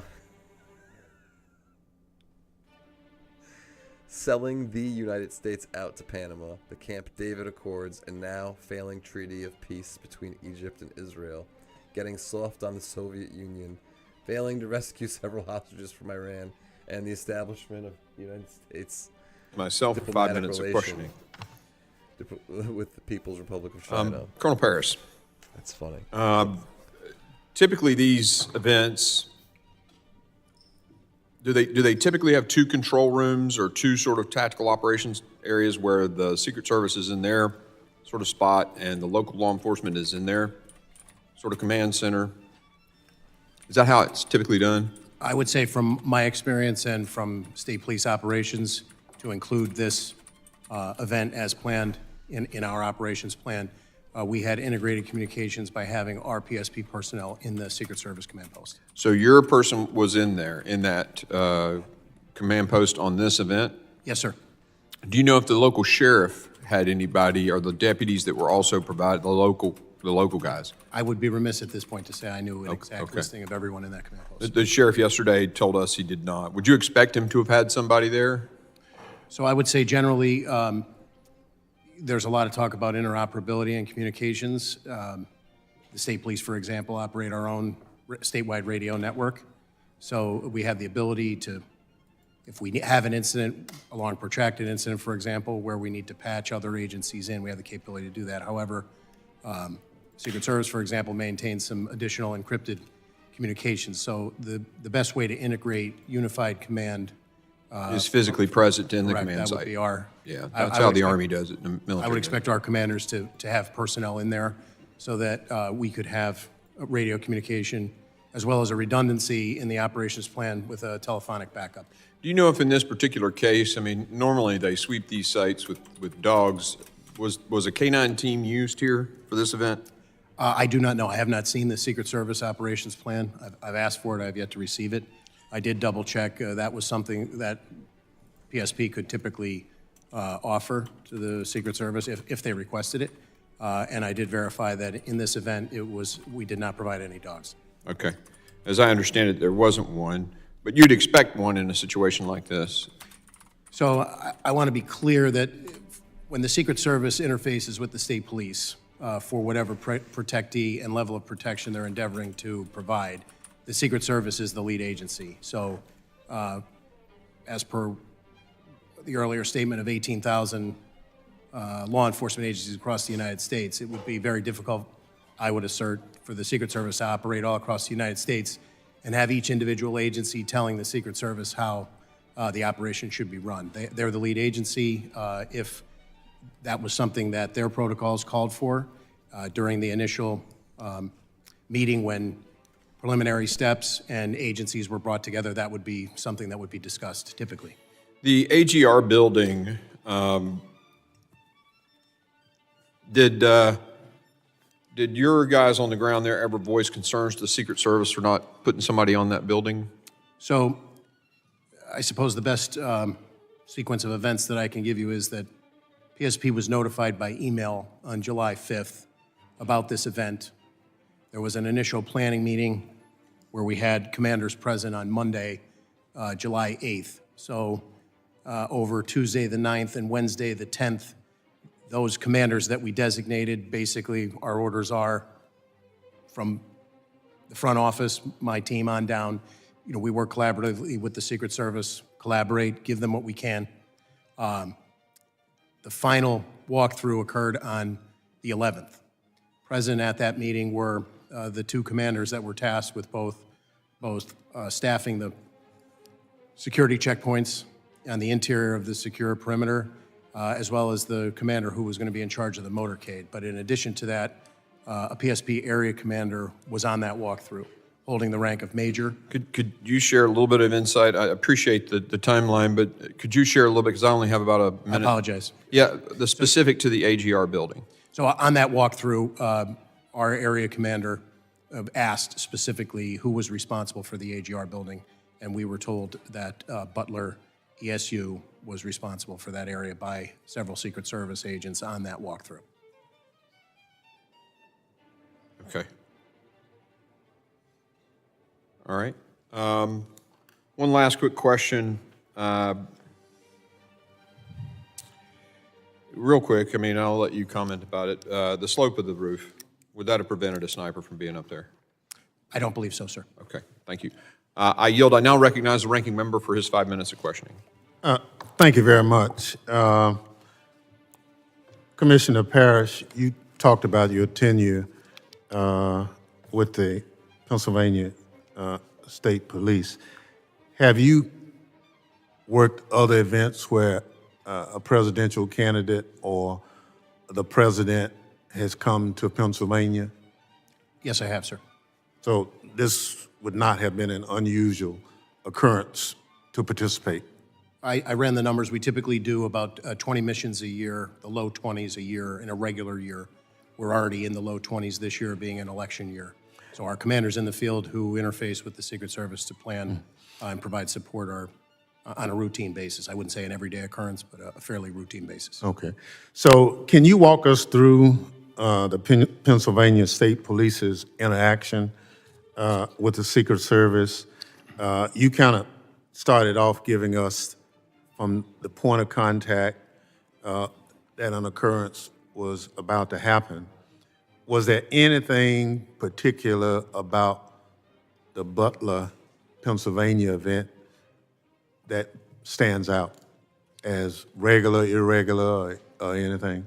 I would say, not to my knowledge, based on our discussions with our commanders who planned it, it progressed along a normal timeline.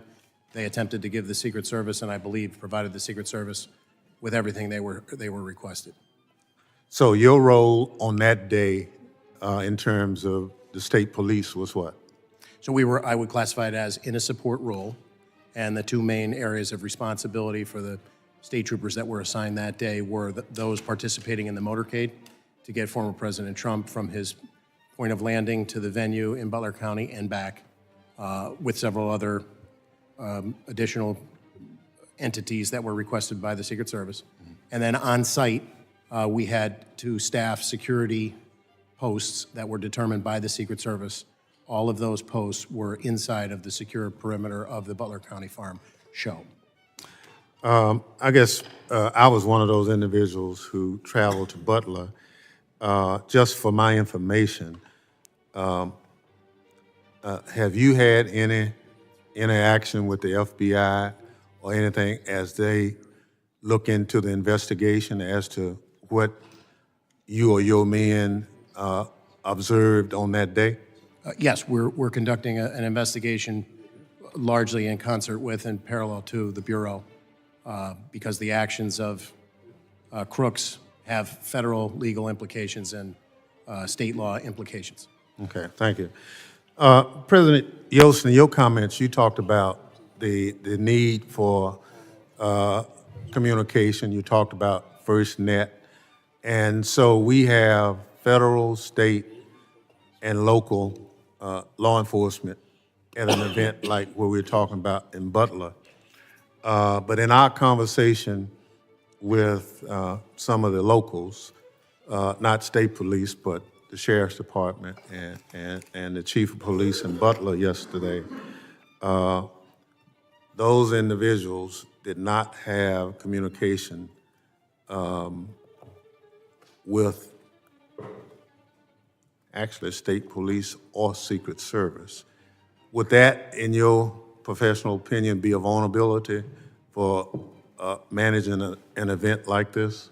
Well, I think we can go back to 9/11 when we identified at that time that the interoperability of different agencies to be able to communicate really was a hindrance. There's an infrastructure in place now to address these interoperabilities, but at the same time, they're not always utilized in every event. I do not have any direct knowledge whether that was the issue here, but I can tell you it is a common issue in law enforcement and an ability for our agencies not to be able to communicate. Not that the technology is not necessarily there, it's because that they're not always incorporated. Yeah, you know, we passed legislation mandating, obviously, FirstNet interoperability, and we tied funding to make sure that that happens. But here we are looking at this situation, and we picked up some valuable information that we're still not where we need to be on that. I would think that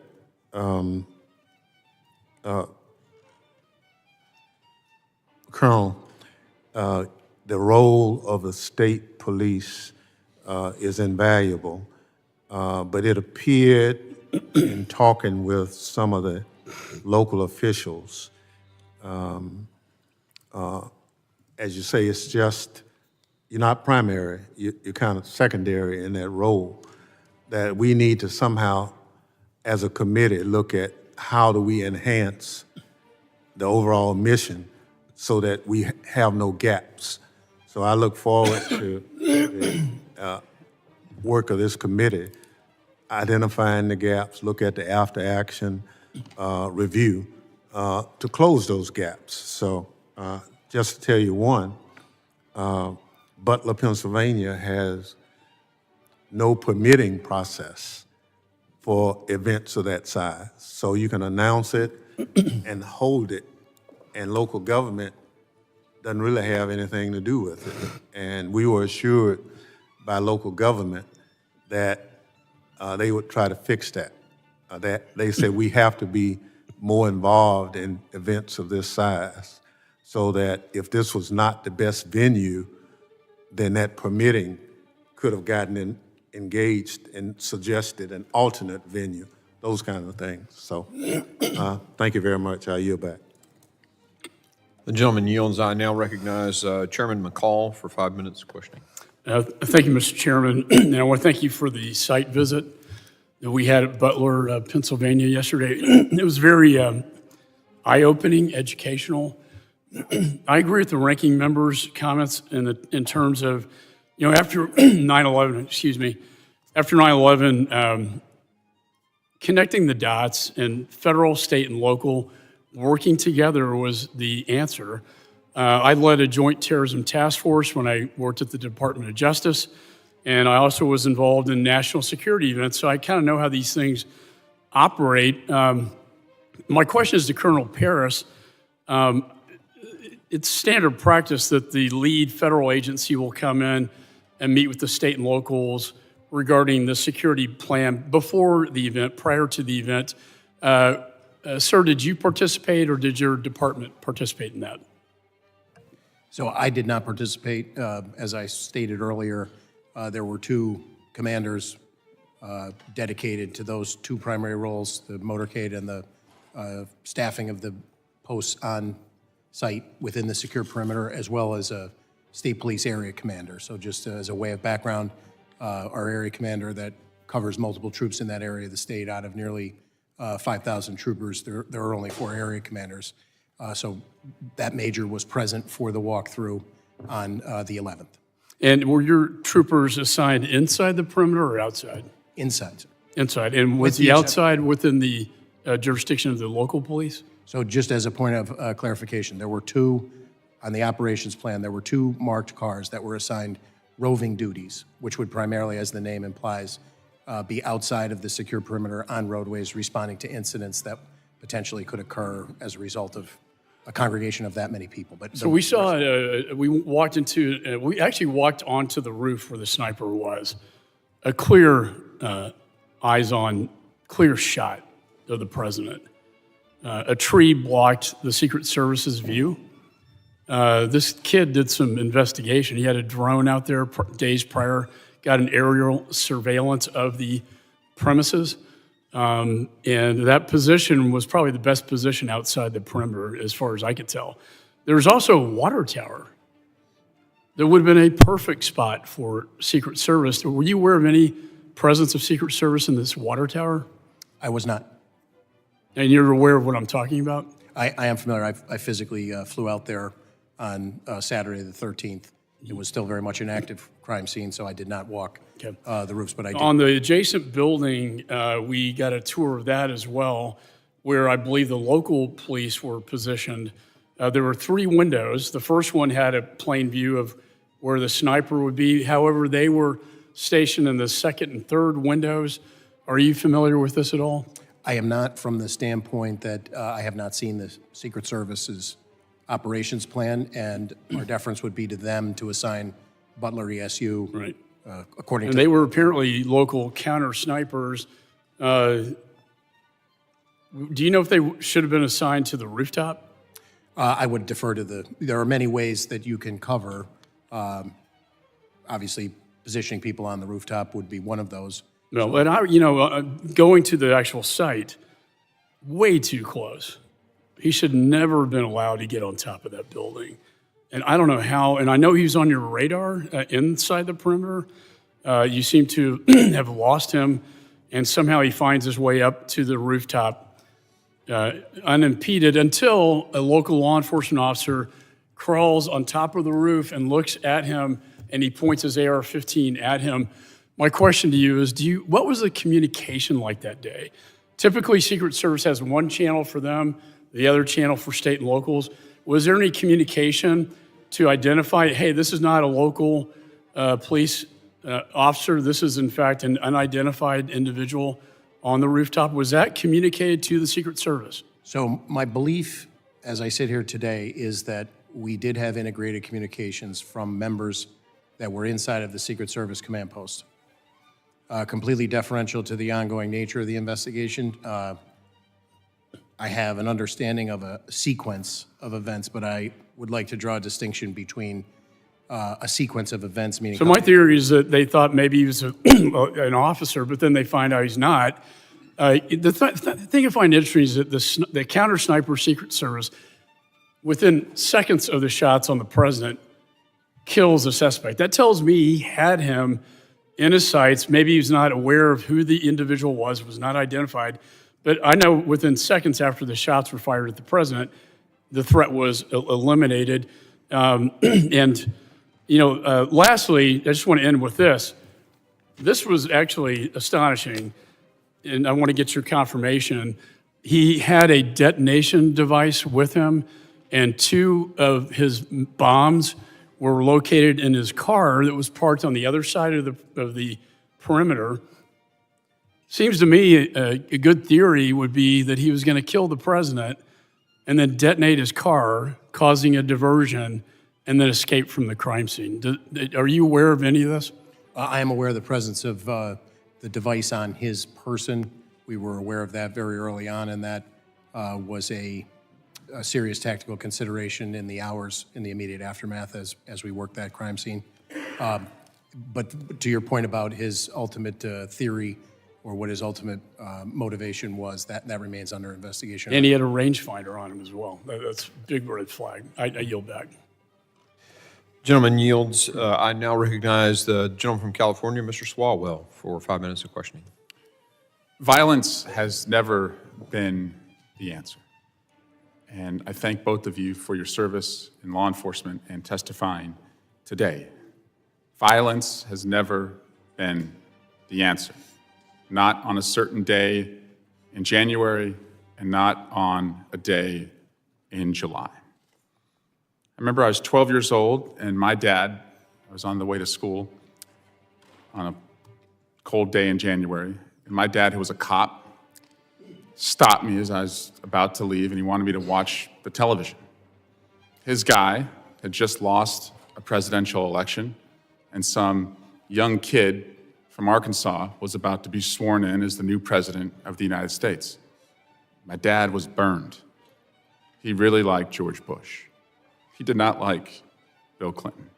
But he told me to stop and watch the television coverage of the inauguration because he said, look at that, son.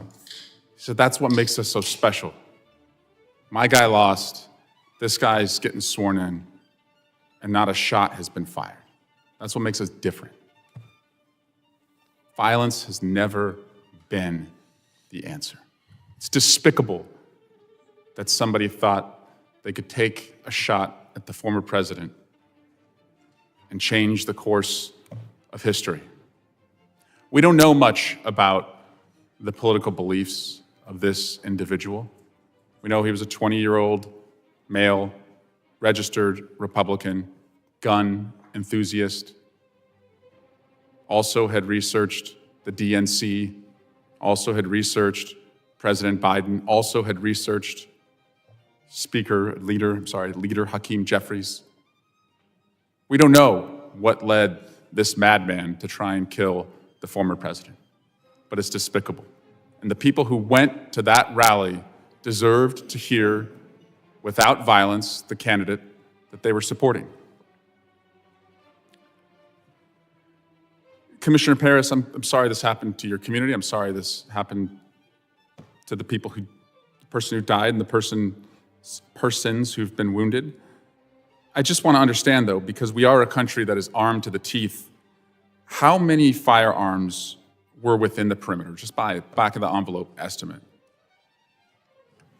The only firearms of which I'm aware that were inside of the perimeter were those in the possession of law enforcement. And would you estimate that was hundreds or dozens? I would only feel comfortable not having seen the Secret Service operations plan about the PSP members that were inside of the perimeter. Okay. How many rounds did the shooter fire before he was killed? Do you know? I believe that the number is 8. 8 casings have been recovered. Okay. I also understand the emotions around this assassination attempt, but I am not going to allow some, and I say some, the chairman of this committee is a serious legislator who wants answers. Some are not.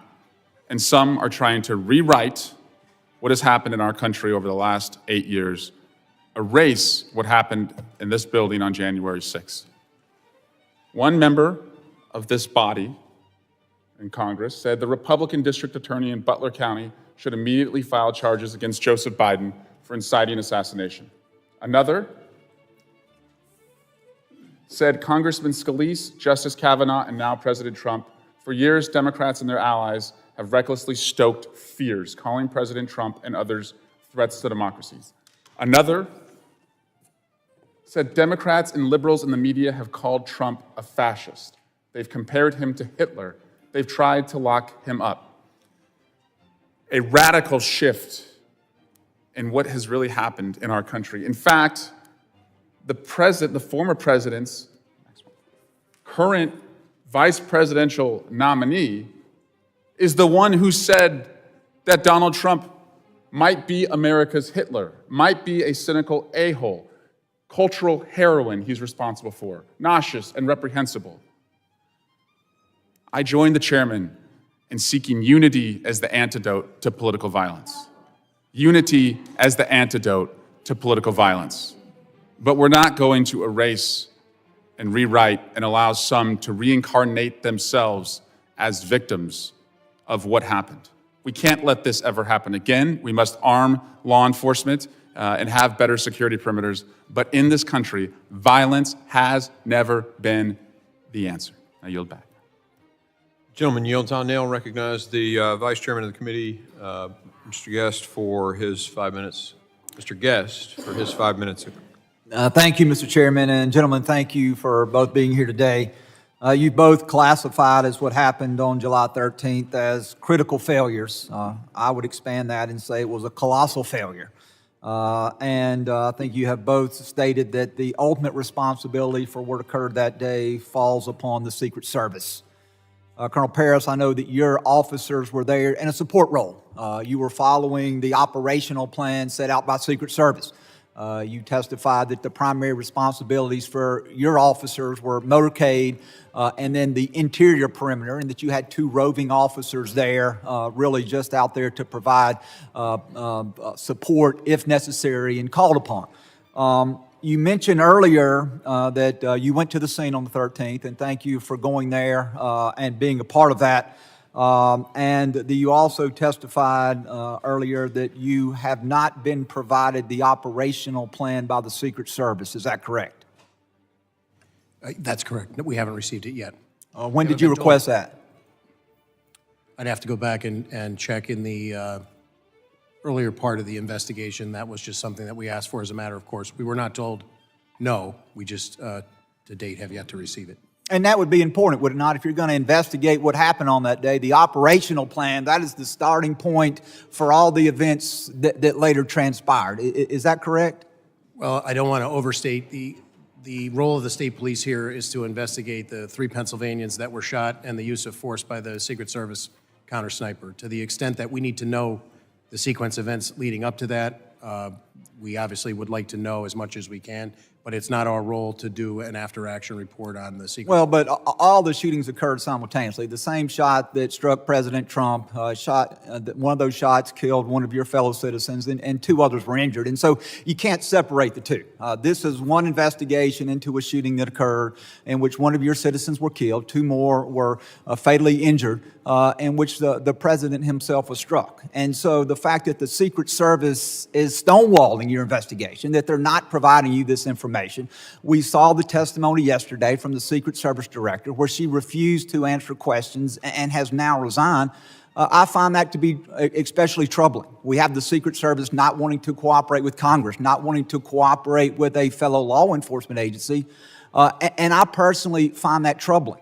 As we look, and as you are aware from speaking to your officers that were there physically on the scene that day, did Secret Service, did they have any drones in the air so that they could have an eye in the sky and see what was happening to your knowledge? To my knowledge, I'm not aware that they were using drones, but that I haven't seen the operations. And does your agency have drones? We do maintain some drones. So if Secret Service would have requested your agency to fly drones that day, you would have been able to do so. Is that correct? We would have endeavored to try to honor that request. Yes, sir. And you testified that you've been to the scene of the shooting. Did you see the water tower that's located approximately 100 yards from the building where the shooter fired those shots? I did see it, sir. And would it have been possible to have put an officer, and again, that's not your responsibility to do that, that's the Secret Service's, but would it have been possible to put an officer there looking down on the scene of the rally and the building where the shooter occurred? Would that have been something that would have been possible to do? Presuming that there's a way to access the water tower. I didn't walk over. I was probably several hundred yards away, so I can't say that I could. And if you had an officer up there, that would have provided you a strategic viewpoint of the events that were transpiring below, correct? I would agree. Tactics, height gives a tactical advantage. Yes, sir. And then I want to ask you also about the roof where the shooter was located. You said you didn't go on the roof, but you viewed the roof. Is that correct? Yes, sir. The Secret Service director, prior to her resignation, said that she did not put anybody on the roof because it had a sloped roof that would have created a safety concern. I was in Butler, Pennsylvania yesterday with many members of this committee. My fellow member, Carlos Jimenez, who is 70 years old, and I guess he doesn't mind me saying that since he has put that information out there. There's video of him easily traversing the roof, walking across the roof, and even though he is some 50 years older than the shooter. And so my question is, do you agree with the assessment of the former Secret Service director that the roof was so sloped that it created safety concerns? I can't agree with that statement, sir. All right. Thank you very much. I'm out of time, and I yield back. Gentleman yields. I now recognize Mr. Correa for 5 minutes of questioning. Thank you, Mr. Chairman, and I want to thank you and the ranking member for putting together the trip to Butler yesterday. Good, eye-opening trip. And Colonel Paris, thank you for hosting us out there. I certainly hope that the Secret Service does cooperate with us in our investigation as to what went wrong. Secret Service has to be 100% correct all the time. There's small force, 2,300 plus maybe 1,300. So you local, state, local police officers are the force multiplier. And to hear you say that miscommunication was an element here is unacceptable. We talked earlier to the fact that FirstNet was put together post 9/11. It's a little bit over 20 years ago. And to hear that we still don't have the technology for people on the ground to talk with each other is of concern. It's even of greater concern to me when I was taking a tour of that farm in Butler, Pennsylvania yesterday. I had local law enforcement officers, local electeds coming to me, whispering to me, there's more here to the story. We need to talk about what actually happened. To have people that were on the ground there, concerned, afraid of stepping forward is unacceptable. To tell us of other failures that maybe this committee does not know about yet, that were part of what happened in Butler, Pennsylvania, is unacceptable. I asked one of the officers, safety officers, could you talk to the Secret Service? Said, no, we can't communicate. Took us 15 minutes to communicate with them. Local elected official who said, I have other stories that I need to talk to you about when you have a moment. Ladies and gentlemen, we're 4.5 months away from this election. Pennsylvania is a battleground state. You will have these kinds of events again. And to know that we don't have the facts, let alone execute a plan to fix the holes, is unacceptable to our democracy and to our country. We can talk about the facts. The facts are a lot of things went wrong. Let's talk about how to fix it. Fix it now. I think we start with accepting the fact that things went wrong and that we need more resources. Colonel Paris, your volunteers, your officers that you put on the line to help the Secret Service, are they actually compensated somewhere for their overtime, their extra time they're out there? They're in a paid status, yes. They're not, we assign them to those duties, and if they incur overtime as a result of the contract, the contractual bargaining agreement, we pay them. So let me ask you something in the minute and a half I have left. One of the local officers there, after we spoke a while, I said, well, let me summarize what you just told me. You're asking me who's in charge.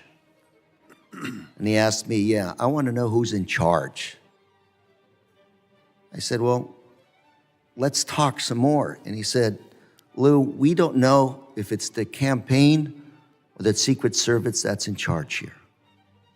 Said, if I called for a row of dump trucks to be put up behind the stand, it wouldn't happen because the optics would not be good for a campaign rally. I want to know who's in charge protecting our national candidates. And Mr. Chairman, I'd like to see if we can ask those tough questions. This is not a Democrat or Republican issue. This is about trying to come up with some rules, protocol to make sure this does not happen again. After the events, we can sit here, we can point fingers at each other and talk about partisanship. It's not going to fix our democracy or electoral system.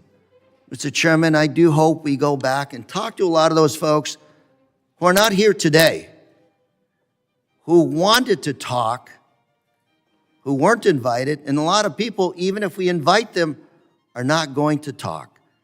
Because frankly speaking, they want to keep their heads down as the shooting continues. Thank you, Mr. Chairman, and I yield.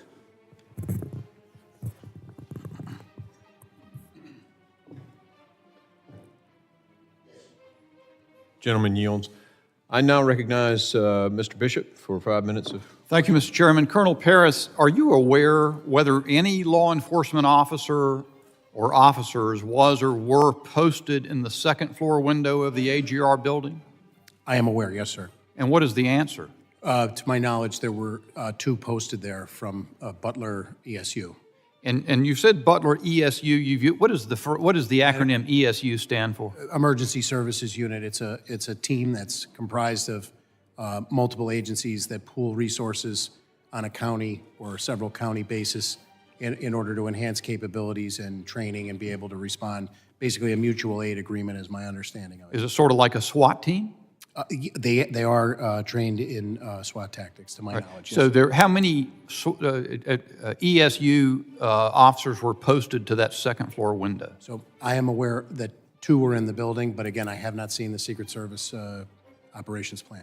Do you know, well, you say in the building. Were they in a window, a window out onto the scene? From briefings that I have been given, I was told they were in a window, yes, sir. Did they remain on post? I was told that at a certain point, they began searching along with other local officers in the immediacy after Crooks had been identified as suspicious by them. By them?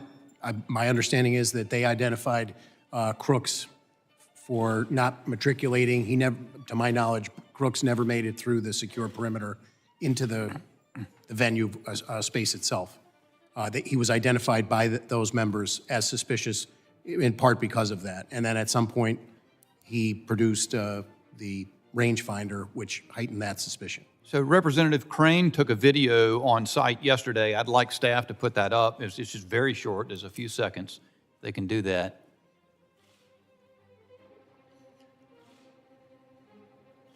If I understand correctly, this is from the second story window of the AGR building. You can see that window comes out from the sash and swings out to the right. There's an aerial photo right after Crooks was killed, where Crooks' body's on the roof, and that window was open. Was it from this vantage point that those ESU officers spotted Crooks? I don't know that particular window, but my understanding is from a second-story window is where he was initially spotted. Okay. So are you then saying that, to your knowledge, those ESU officers left the location where they could look out the window to go in search of this person? That is my understanding.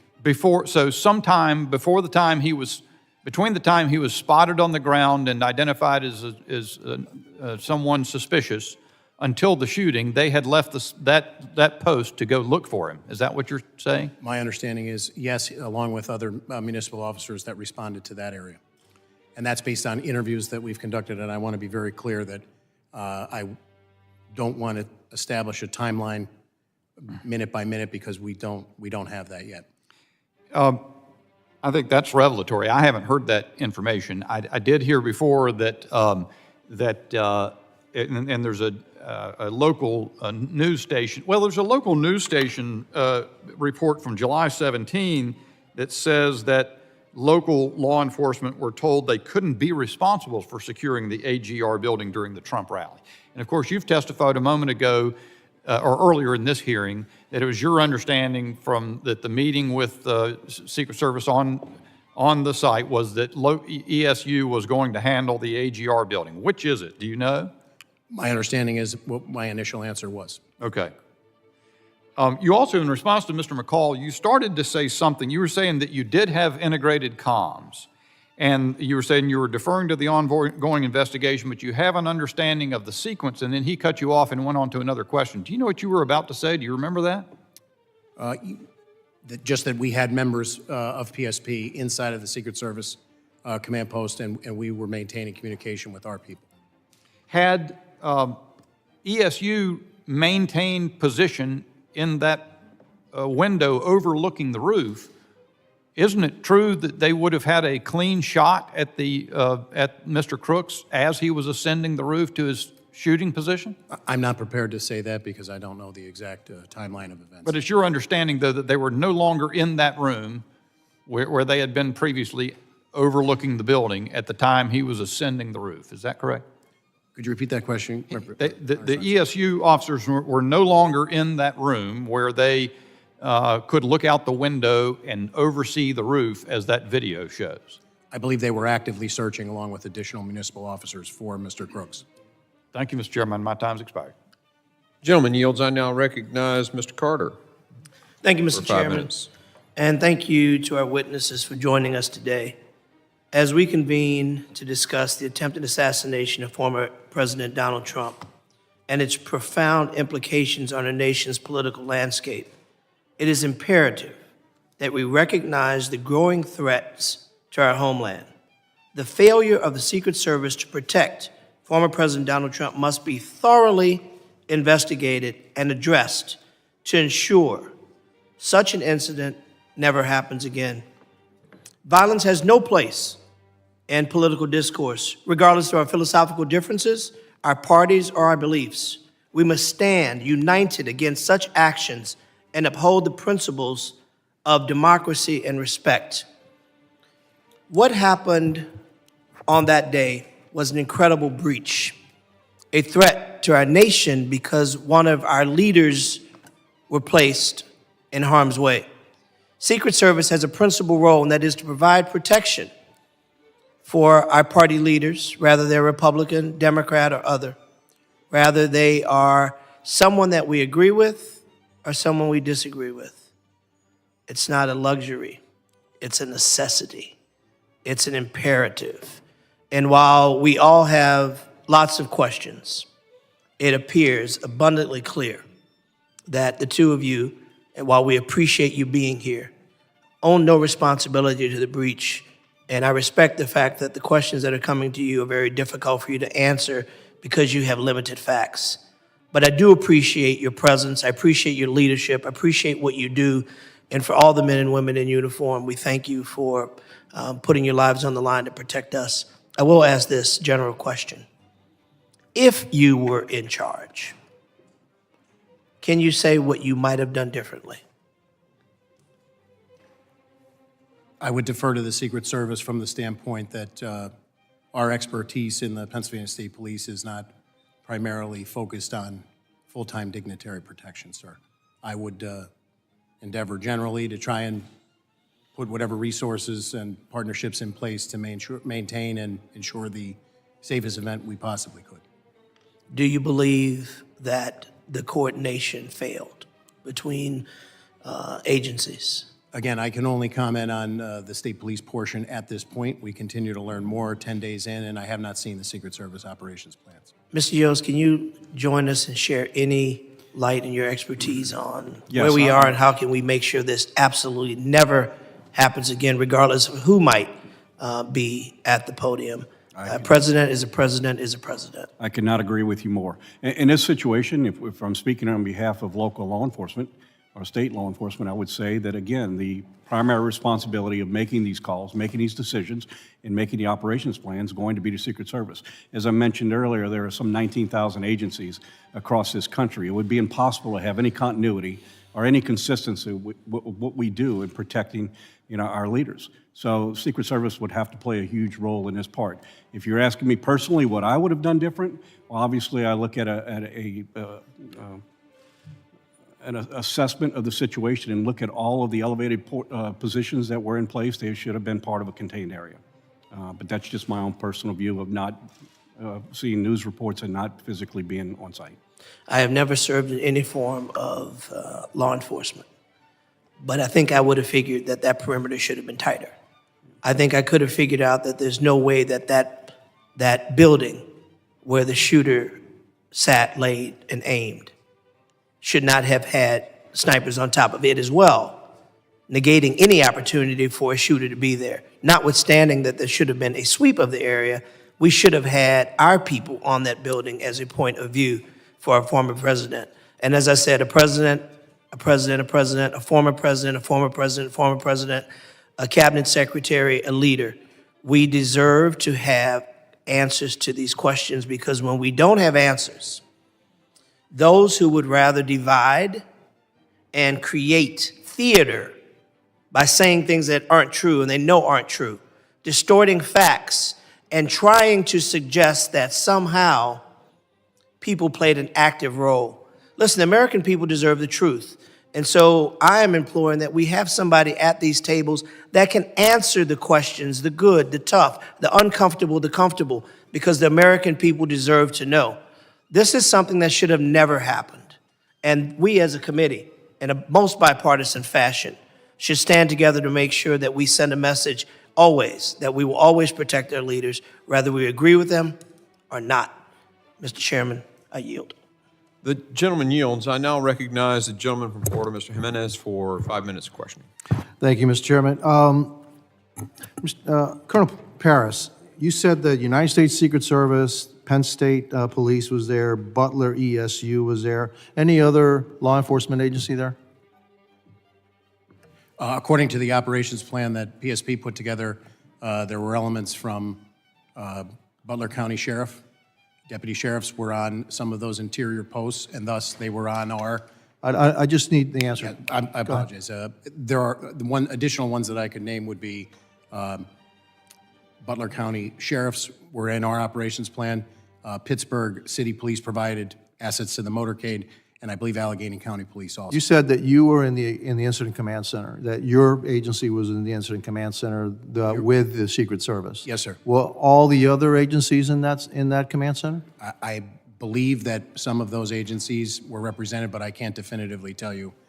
We need to find the answer to that. It was Butler ESU in that command center?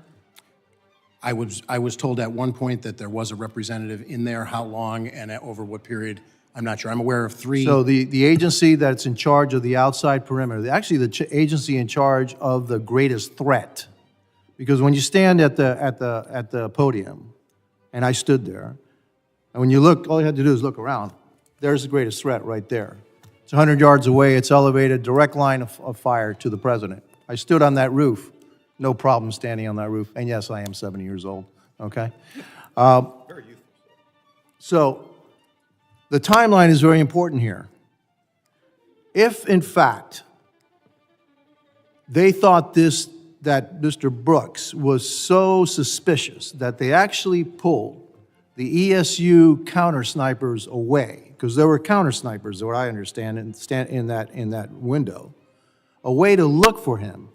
And from what I understand the timeline, it's about 20 minutes before the president came out. Was that information relayed to the Secret Service, that they were looking for a suspicious individual and that people had been pulled away to look for that suspicious individual? Was that relayed to the Secret Service? I believe that it was. And was that relayed to the Secret Service, the team that surrounds the president himself? I can't answer that.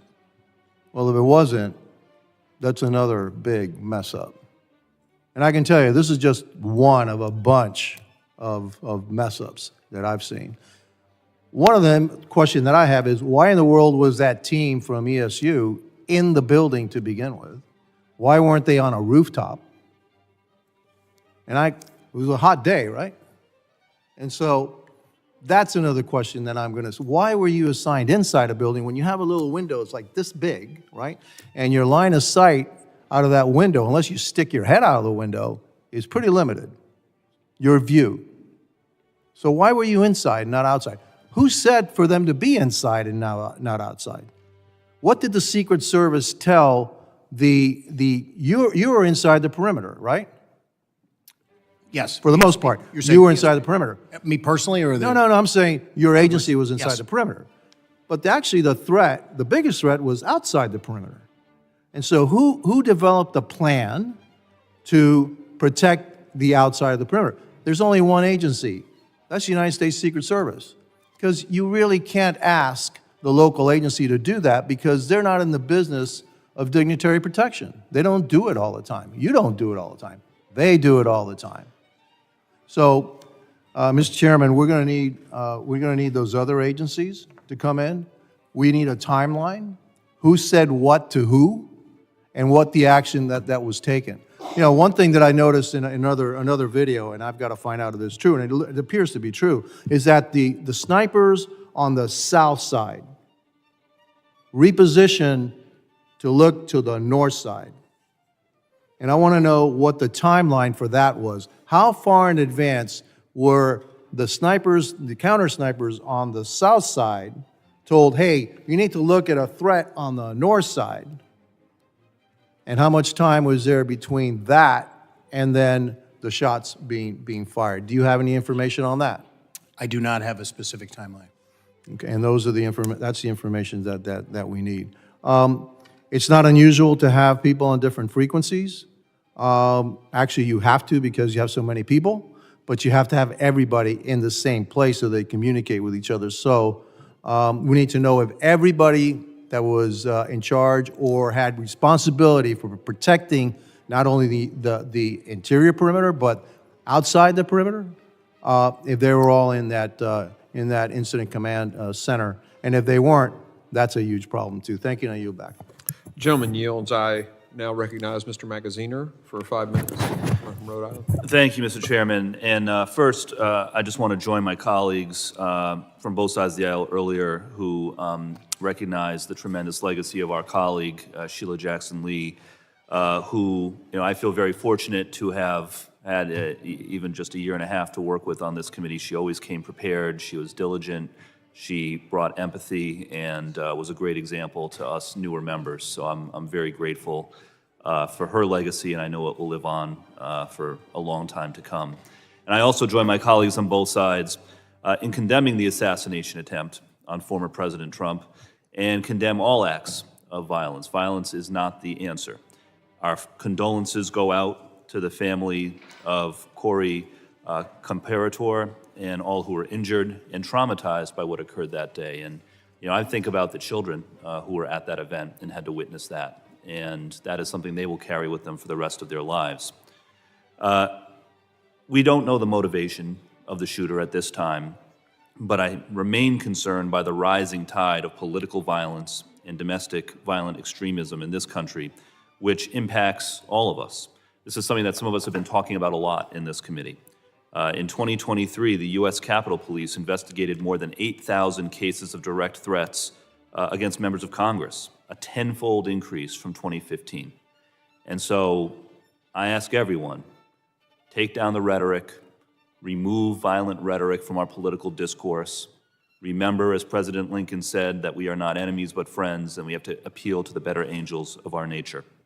And yes, we have to make sure that this never happens again. It is welcome news that the director of the Secret Service has resigned, but if we say that that is enough, then we're not doing our jobs. We need to understand what protocols, policies, resources need to be changed, if any, to make sure this does not happen again. Colonel, I wanted to ask, I imagine the Pennsylvania State Police deals with lots of events like this, right? You have lots of political events, big events, Secret Service protectees who come in and out of Pennsylvania. So can you just help us understand, is it unusual to have such a small perimeter around an outdoor event like this one? I would say that we routinely, as a matter of course, exercise deference to the Secret Service to set the perimeter for an event like this based on the protectee. Yeah, I think it's important to note that Pennsylvania is a state where anyone 18 and above can carry a firearm like an AR-15 without a license. It's an open carry state. And so my second question is, outside of that perimeter, were there any controls in place or any, legal tools that you had at your disposal if an individual with a firearm had been spotted, again, within 300, 400 yards of the former president? I would defer to the Secret Service. I haven't seen their operations plan, sir. Right, but you as state police and then also the Butler local police who were responsible for areas outside of the perimeter, if this individual had been spotted earlier with a firearm because it is an open carry state, what legal tools would you have had at your disposal? So we would have responded and attempted to make contact and ascertain what the person was doing there and what their activity was. Yeah. So a number of us have asked questions about lines of communication, and I think that's important, right? Because to the layperson at home, what we're trying to understand is if this individual was spotted on the roof, as he appears to have been well over a minute before the shooting, did the local officers who spotted him know how to radio into the command center? Was that information relayed? And then was it in turn relayed to the Secret Service? This question has been asked a few different times, but can you tell the public what you know about whether local officers outside the perimeter knew how to radio in a suspected threat, whether there was an individual in the command center who was receiving those calls and communicating them to the Secret Service? So I do know that Butler County set up a command post on the site itself, along with the Secret Service's command post, but they were not located in the same building.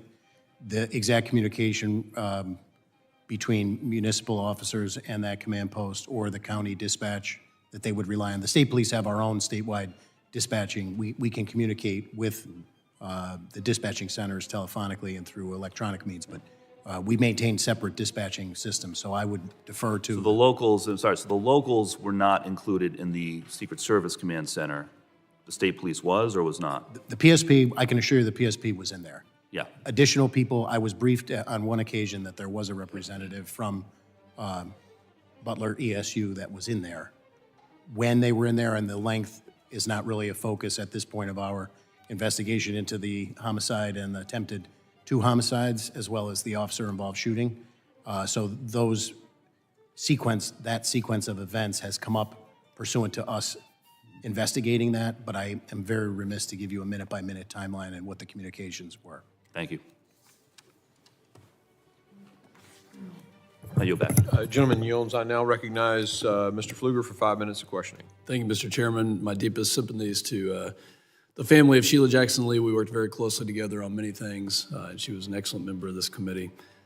I agree with my colleague, Mr. Carter, when he talked about Americans deserve the truth. I absolutely agree with that, and also Mr. Magaziner talking about Republicans and Democrats working together on the oversight. Imagine if we worked together, the transparency that we could have on so many other issues that are going on right now, and I believe that that is possible for us to do. Thank you both for being here. Colonel Paris, was it clear to you, when we talk about rules of engagement, deconfliction plans, the assignments of which law enforcement agency will cover which section, did you have concerns prior to the president coming on stage? And if so, did you voice those concerns to the Secret Service? So just to be clear, I was not present at the venue on July 13th. But in the planning and the lead up, planning, my default position would be that our commanders are aware of what their responsibilities are within a unified command structure reporting to the Secret Service. And do you believe that it was absolutely clear that there were 0 questions of who was supposed to cover what areas of the venue? I can only comment to our responsibilities, and I believe our responsibilities were delineated to us, and I believe we met or exceeded those responsibilities based on everything that I know as I sit here 10 days in. I think there's still a lot of questions regarding the plan, you know. Agreed. And this is always, in any sort of protection assignment, that's always the hardest thing. Who are friendly assets? Who could be a vulnerable hostile actor? Who displays hostile intent, hostile act? I think it's clear there was a failure, and we definitely want to get to the bottom of it. President Yoes, do you get the impression that Secret Service, at any point in the run-up to this or other events, has been stretched thin when it comes to just the work hours that they are putting in, the resources that they have? Was that communicated in any way? Well, I can't speak directly to that. I can tell you that law enforcement across this country is stretched thin, just simply due to the inability to be able to attract the best and the brightest at any levels in order to maintain the staffing levels we need. So if that is the case, and we're not meeting those levels in Secret Service because of our inability to be able to recruit, then we need to address that. Or if it's the alignment of assets and the assignment of individuals, then that in itself is something as well, and it's something I'm not in a position to be able to speak about, other than to recognize that there's 2 huge factors here that need to be addressed. Well, it's clear that that's the case, and God bless both of you for what you do, for the hours that you put in to protect our communities, and we can't do it without you, and we need you, and we will continue to advocate for you. I want to talk about now, that leads me into this next question. There's a piece of legislation, H.R. 8081, called the Disgraced Act, It says denying infinite security and government resources allocated towards convicted and extremely dishonorable former protectees act, which is a whole mouthful of basically taking details away from people that could include those who are convicted. Talk to me about the impact if former President Trump didn't have a protective detail of U.S. Secret Service there. Talk to me about the impact on state and local partners to protect them in any of the communities that you represent. And by the way, he also was responsible for taking out al-Baghdadi, Abu Bakr al-Baghdadi, and Qasem Soleimani, and the Iranian government wants to do harm to him and other people like him. So what's the impact if you don't have Secret Service help? More than happy to use. Sir, I think, we're trying not to become very political in this. I think we have a president of the United States who has, by simple virtue of his position, having served as president, that deserves a certain protection because of his service to the country. So the rest of these things are all things that are not for me to decide, other than to tell you that I think we have a responsibility to our leaders. This is not political. That's not political. He deserves protection. You're absolutely I agree. right. Colonel Paris? I would just echo that my understanding is it's a federal statute that creates the Secret Service and tasks them with those responsibilities. So to contemplate a different paradigm, I would reflect back to the legislature to contemplate If something. he was denied a protective detail in Pennsylvania this past week, the weekend prior, what would that have done to your local resources to protect him adequately? I think the removal of any resource inherently makes the burden on the surrounding resources that would have been committed somewhat additional. Thank you. Mr. Chairman, I yield back. Gentleman yields. Point of order. Point of order. Gentleman's recognized. So I appreciate the gentleman's question, but let me put it another way to the witnesses. The reference legislation. Mr. Ranking Member, I mean, a question to the witness would be someone yielding to you. A point of order, I'm allowing you to make a point of order. Thank you. Well, the point of order is, if you read the bill, it says that if you are a convicted felon and found and sentenced by a judge, Mr. Chairman, then you would not be, that's my point of order, that you would not have service. You have to be a convicted felon and sentenced. Now, at the time the bill was filed, nobody who was a protectee was a felon. But if those who are lawyers here know that once you are a convicted felon and sentenced, you are remanded the custody of that particular law enforcement agency for custody. I think it's an anomaly to try to say that the Secret Service would have to protect a felon in jail, a convicted felon. So this whole notion about my legislation, I just say to the gentleman, if you read it, it says you have to be a convicted felon and sentenced. Now, we're not there. The conjecture, you can do whatever you want. But let me be clear about the bill. Republicans have made a lot of hay about the bill, saying it's about former President Trump and would take away his security.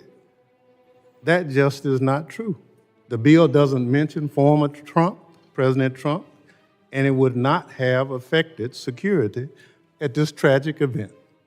The bill talks about any Secret Service protectee who is convicted of a felony and sentenced to serve jail time, and it does not take away security. The bill makes clear that when a protectee is sentenced and remanded to the custody of prison officials, the Secret Service is able to hand off the prisoner in an orderly fashion, and that Secret Service agents aren't forced to become correctional officers too. That's the legislation. That's all it says. For the record, we can go back to... The gentleman will need to get to his point of order. Well, point of order is, the line of question is inconsistent with the legislation. And it does not say on that day, former President Trump would have been without Secret Service protection. He is not sentenced. If he's not sentenced, he will still have the protection. Plain and simple. So you yield on your point of order, Mr. Ranking Member? You did, okay. I want to make a point of order then as well. And, you know, a lot of times we hear from both sides of the aisle about rhetoric and how rhetoric and the things we do in messaging bills that we do shapes discussion, impacts people. And first, my point of order is prison isn't necessarily a safer place. You can ask Mr. Epstein's family about that. And so to suggest that somehow you'd have the security necessary in a prison, I think is just not an accurate statement. In terms of, you know, I agree with the ranking member that his bill did say that it would not apply in this particular case, but, you know, it's more about what we're doing and what we're saying at certain times that generates the attitude in our society. And so I just make that point of order about this particular legislation. I made in my opening remarks a request that he would draw the bill. You just have a second. I just wanted to make a quick comment. I think the chairman was clear that this bill was filed well in advance. So to connect, you mentioned timing. It's important to mention timing, that it wasn't. Well, we don't want to debate the bill. We're here to hear from witnesses that are here. So I'm going to go ahead and end this now, and we're going to move on. And I think actually Mr. Ivey is up for 5 minutes. Thank you, Mr. Chairman. And I want to associate myself with the remarks of our members here with respect to the loss of Ms. Jackson Lee. It's with deep sadness that I feel her loss. I share not only this committee with her, but on the Judiciary Committee as well. And she was insightful and inspirational in the way she handled herself and her role here in Congress. I also want to join with the comments about sympathies to the comparator family and the individuals who were injured on the day of the shooting. And I want to thank the chair for taking us up to Butler yesterday. My only regret about it was that it was too quick. And I think that, and I didn't know it was going to be like that, frankly, until after we got there and had a chance to talk to people in the community. But when we got there, they were very anxious to talk to us. In particular, I had conversations with Angela Flieger, supervisor for, and I hope I don't butcher this too bad, Connequenessing Township, who was extremely helpful, and Sam Zerzolo, who is a commissioner from Butler Township. And they were able to provide information on several fronts that I think we need to pay attention to, not just for this particular event, but going forward. Could you hit a video for me there? I think Ms. Flieger tried to produce this and send it to me. The red building is the one that was directly behind the stage. The building in the center there was where the shooter was. The reason I'm asking for this to be shown is that as you get past the middle of it, and look to the opposite side of the field from where the shots came. Oh, you can stop it now. I counted about 12 rooftops there, just sort of standing at the front. I'm a former federal prosecutor. I don't have a background in protection, but my thought was, why would we pick a spot where you had that many rooftops that were available? And my colleague, Mr. Crane, definitely defer to your experience as a sniper in the military, and your point about picking the water tower as a higher point would have been a good one, I think, to consider. And I'm curious about finding out what the Secret Service would say about that. But I just thought that this was a bad site to pick no matter where you put them. There was just too many openings. The field was totally open.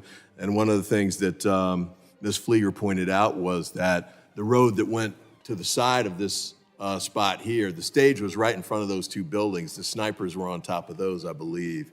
They didn't shut down that road. And she also showed me a photo of her husband going in on that day through a fence that wasn't guarded in the perimeter area. Another point that she made was that The night before the speech was done, she and 50 or 60 other people from the community came to decorate the stage and, you know, put up the red, white, and blue blending and the Trump signs and everything. But the point she had there was that none of those people were vetted before they went into the area and were up at the stage and, you know, could have done anything, I think was the point that she made. And also noted that apparently the shooter had hidden the gun somewhere on the site by, I think, where the, I hate to call the name of the business, but the business where the shooter ended up taking the shots from. So I think there's a variety of concerns here that I look forward to getting a chance to hear from these individuals. I don't know if it's going to be in the context of this committee or the oversight committee or the task force that's been proposed. Whoever does it needs to go talk to these folks, because the ones that I talked with had not been interviewed by the FBI, Secret Service, or local police. And they have key information that I think we should have, especially in making decisions about going forward. And then just a couple quick points before my time runs out. I think it came up with respect to the communications piece. I appreciate Mr. Yoes' comments there, but we need to figure out not just what happened on that day, but when we do these at other sites across the country going forward, what's going to happen with the communications? And if they're not using the national bandwidth that was set up, how can we make sure that that happens in the future? And then with respect to the local police not reinventing the wheel every time, one of them suggested, you know, maybe some kind of clearinghouse or information where local police departments, local elected officials, who, for example, in this instance, didn't find out the president was coming until a few days before, and therefore had to scramble to catch up. I believe she called your office, Congressman Kelly, to figure out what was going on, and you hadn't even been told about it yet. So we need to get to a point where we've got better communication, that we're giving elected officials and law enforcement at the local and state level more lead time and more information so they can prepare for these events. And I know that the director has resigned, but I think it's critical to make sure that we go forward with the investigation of the Secret Service, whether she's there or not.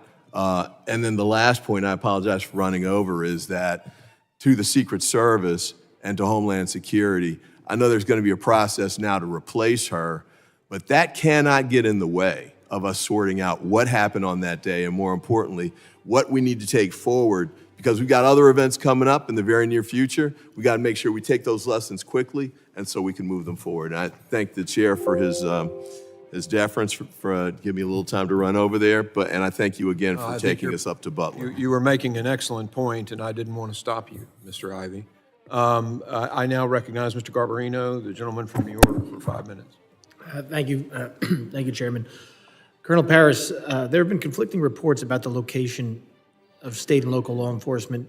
Secret Service Director, I believe, said that, former Secret Service Director, said that local police were in the same building that the gunman fired from, while other accounts indicate that local law enforcement was in an adjacent building. Were any Pennsylvania state troopers, state police assigned to the building where the shooting happened? There were no state troopers, to my knowledge, assigned there, sir. Do you know if any other local law enforcement were assigned inside that building? I only know that Butler ESU were assigned.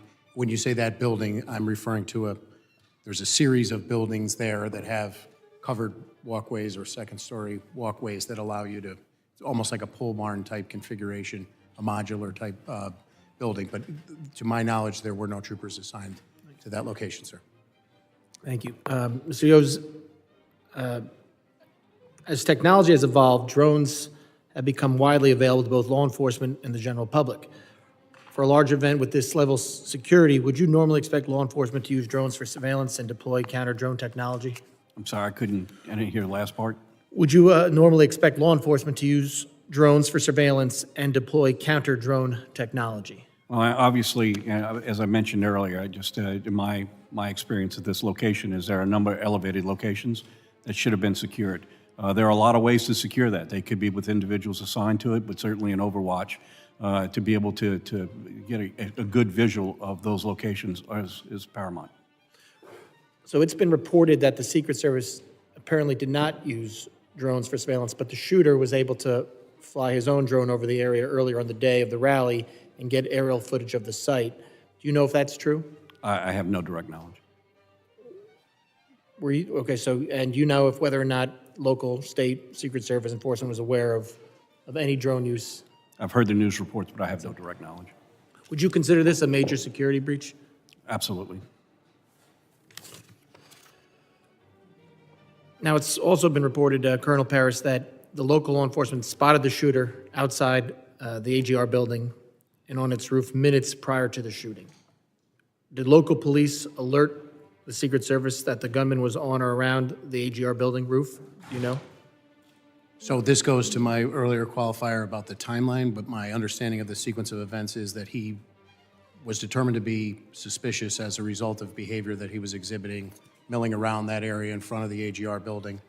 There was a text thread that was going, I've been briefed, between the ESU members.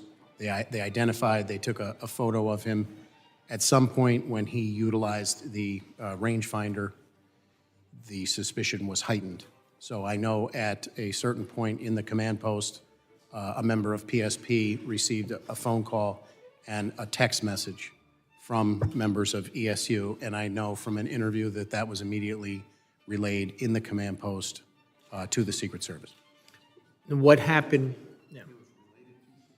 So that was my next question. So what happened? What actions were taken after it was relayed to Secret Service? So when the PSP member received that information and verbally turned right around, gave it to the Secret Service, our member was provided with a number to which the picture that had been taken by the Butler ESU members, or that was on that group thread, to which that should be sent. Our member did that, and our understanding was that was some element of the Secret Service. So this was all reported. Yeah, this was all reported to Secret Service, and they gave him, Secret Service then sent him back, one of your officers, a number back to send the information back to. Is that what you just said? That's my understanding. When did that happen? Again, the actual timeline, I'm very remiss because I know these timelines need to be hammered out exactly to the minute, but I would say, that the overall timeline is about an hour before is when he became suspicious to ESU. What I want to say is, if we know that former President Trump was shot at 11 hours, it was probably in the vicinity of 25 to 30 minutes, but I want to make sure that's a very... So it was before he went on to speak? But at that point, just to be clear, he was determined to be suspicious. There was no information that he possessed a weapon. He was outside of that building where the ESU was posted. They were being vigilant. It's, I think, relevant that there were other people at the venue who were suspicious and reported likewise in a close temporal nexus to that as well. But just to confirm, the Secret Service had this information that there was a suspicious individual. He had used a rangefinder, which made him even more suspicious. And this was all reported to them prior to the President Trump being allowed on the stage to speak? I believe, again, I'll defer to when the president came out. I know that that was probably 20 to 25 minutes before 11 hours. And steps were taken by the municipal officers over in that area to they were actively looking for crooks. You saw the building yesterday. That's a pretty wide footprint. They began looking for him. There were scores of people making their way across that facility. Again, just for some context, there were over 100 people that day that necessitated or were requiring medical attention due to the heat. There was a missing 6-year-old. This individual was deemed to be suspicious because he was walking around and not moving into the venue. The rangefinder obviously heightened that, and they were attempting to locate him as people were moving across that space who were attending the event to the secure perimeter. Was he the only one determined to be suspicious that day? The gentleman needs to wrap it up, and perhaps somebody else will yield to you or me I yield back to on this topic. I recognize Mr. Goldman now for 5 minutes. Or we'll just pick up the questioning here. That sounds great, prosecutor. First, I do want to mention how sad it is to see Sheila Jackson Lee's empty seat there. What an incredible inspiration to so many of us, and a member, an advocate, community presence, and we really are sorry to miss her. She would be very eager to be asking questions here today because there are a lot of unanswered questions, and I sat through a 4.5-hour hearing yesterday with the director of the Secret Service, and we got no information. So I'm going to jump on, piggyback off of Mr. Garbarino. Where you left off is that you relayed, or PSP relayed the photograph to the number that the Secret Service directed your officer to. Is that right? Yes, sir. Now, did anything come back? Any instructions or directions come back from the Secret Service? So again, that is left to the after action. We're trying to come up with a sequence of events that led to Crooks on top of the building where he ultimately took the shots. So right, but you said, I'm trying to find, I don't need the specific timeline. I'm trying to just figure out the sequence because you said that many of your officers or Butler ESU officers were looking for Crooks.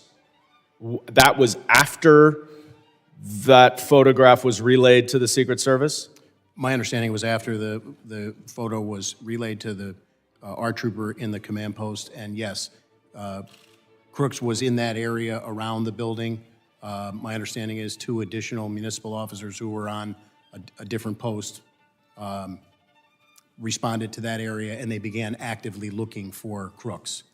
They circumvented, or they circumscribed the building to try and locate him. It became apparent at some point that he was up on the roof.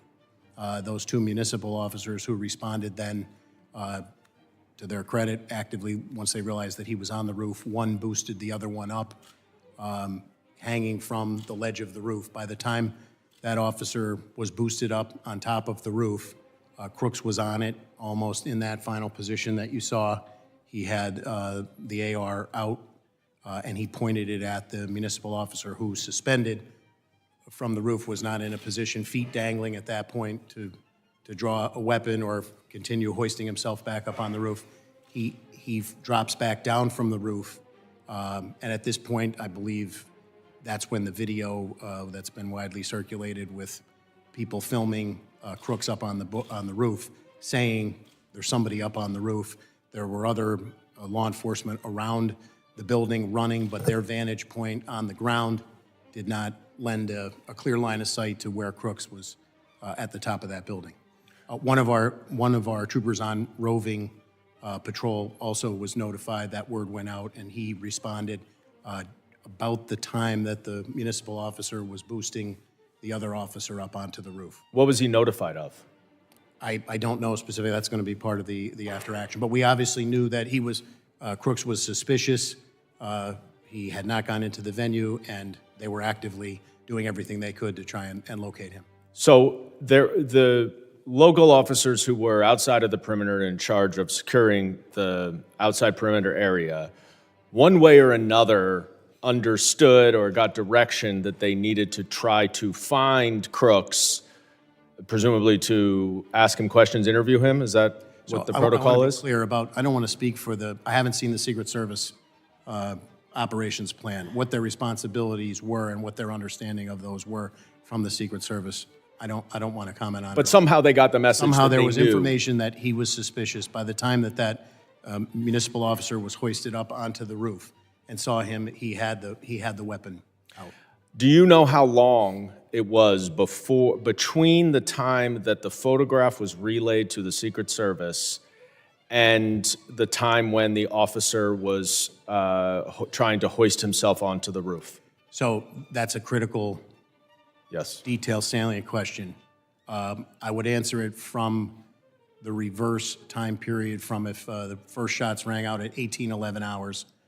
The hoisting up of the officer occurred probably no more. Again, I'm going to give you a time, but I want to just put it in We the understand context it's not specific. of a sequence of events. I would say at most 2.5 to 3 minutes before that first shot rang And out. when what they were notified in the interim still remains under investigation. Right, and when he fell off of the He let go? The municipal officer, when the briefing that I had was the municipal officer saw Crooks saw him, and Crooks turned and leveled the gun at him in a position tactically of extreme disadvantage, suspended, in the air with your legs dangling after somebody had boosted you up. And he let go, right? He let go and he fell back down. And was there at that point any communications that there's a shooter on the roof from the municipal officers who were there? Point, that's all part of the after action. We're just trying to get a sequence of events up to the point when Crooks then fired the weapon. So that's been the focus of our investigation thus far. But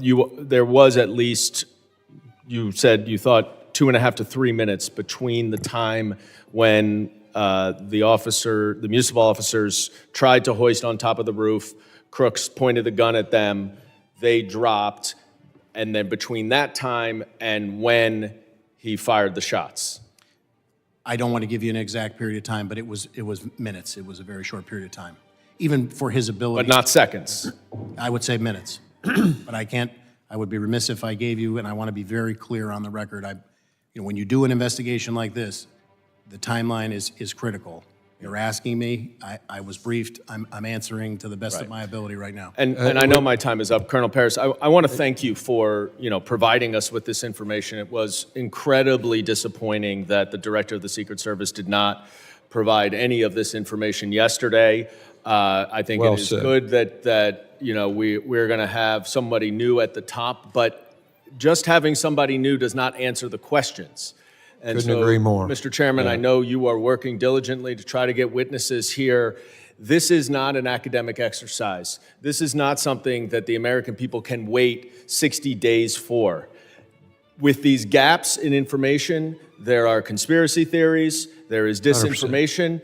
And all of our safety is at risk, political violence is escalated, and we need to know these answers. I thank you for bringing these witnesses here. And Absolutely. And I appreciate the tag team between two sides to get to the details on this, because this is poignant, very poignant. I now recognize Ms. Green for 5 minutes. Thank you, Mr. Chairman. Colonel Paris, I'd like to carry the dialogue on about the specific timeline. I have a timeline that was given to us on the Oversight Committee yesterday when we questioned former Secret Service Director Kimberly Cheatle, as she has resigned today. But the timeline that I'd like to talk to you about is exactly what you were just discussing here. 18 minutes before President Trump took the stage, it was at 5:45 that the Butler County Emergency Services noticed Thomas Crooks on the roof, took a picture, and reported it. You stated just a few minutes before in your testimony that police or PSP were given a phone number to the Secret Service, and that Butler County Emergency Services texted or sent the picture. Was that a text? Was that a digital platform? Was it an email? How did they send the picture? So just to be clear, at that period of time, at 18:45, I don't believe the testimony was 5:45 p.m. 5:45 p.m. Yes, ma'am. He was not up on the roof at that point, is my belief. No. Emergency Services noticed Thomas Crooks on the roof. This is the timeline that we have. Took a picture and reported it. Who did they send that picture to? Just to be clear, they were posted in the AGR building and took a picture of him. That's what you're. Yes. Who did they send the picture to? So I only know from interviews what I can confirm to my knowledge and belief here today that a member of Pennsylvania State Police inside of the command post received that information telephonically and by text, relayed it to the Secret Service, and then was given a number to follow up on. And that was based, again, heightened suspicion. How did they relay it to Secret Service? I believe that they verbally turned and said in the command post, this is information that I just received. And then in follow-up to that, as directed from the interview that I was briefed on, that was forwarded by text as requested by the Secret Service. Can you give us copies of that communication and that phone number that was given to them for Secret Service? So that's part of the ongoing investigation, and I would defer to the legality of. Can you find that information and provide it to our committee? I will look to see if legally I will consult Chief Counsel within the State Police, but it is an ongoing criminal investigation at this point. So after it was reported, President Trump took the stage at 6:03 p.m. All of this took place This was 18 minutes before President Trump actually took the stage at 6:03 p.m. President Trump was shot in the face at 6:11 p.m. This has all been reported, these timelines. Why do you not have a timeline? Because it's not the timeline is going to be critical for the after-action report.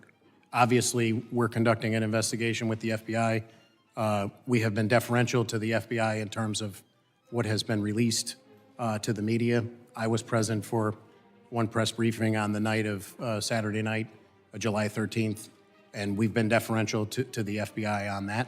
So I would refer you to the FBI. The timelines that you're quoting, I just want to be clear on the record.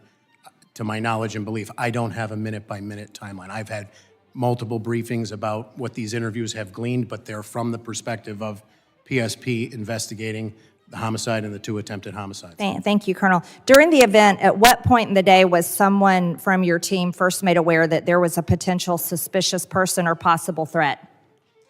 So based on my knowledge and belief, that information relayed to the command post from Butler ESU, in terms of crooks, was the first time that I'm aware of.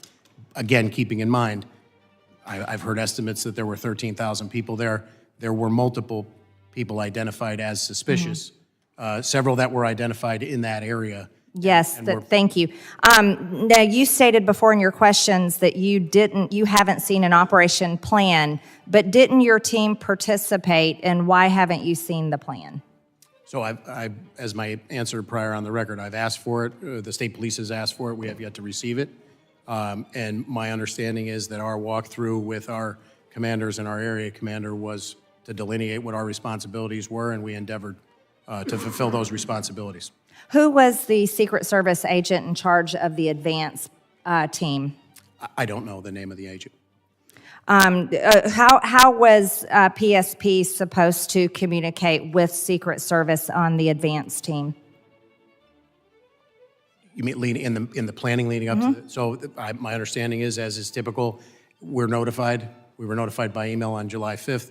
The meeting on July 8th, Monday, was to get all of those partners together to exchange information, how they could communicate with one another, and then the planning took place from there. Could you provide our committee a copy of all those communications, Colonel Pierce? So I will check with our legal counsel. I mean, Pennsylvania has multiple state statutes that cover investigative plans or law enforcement sensitive information. Okay, thank you very much. And Mr. Chairman, one more thing, if I may. Trump's Secret Service protection could be removed under Benny Thompson's proposed legislation.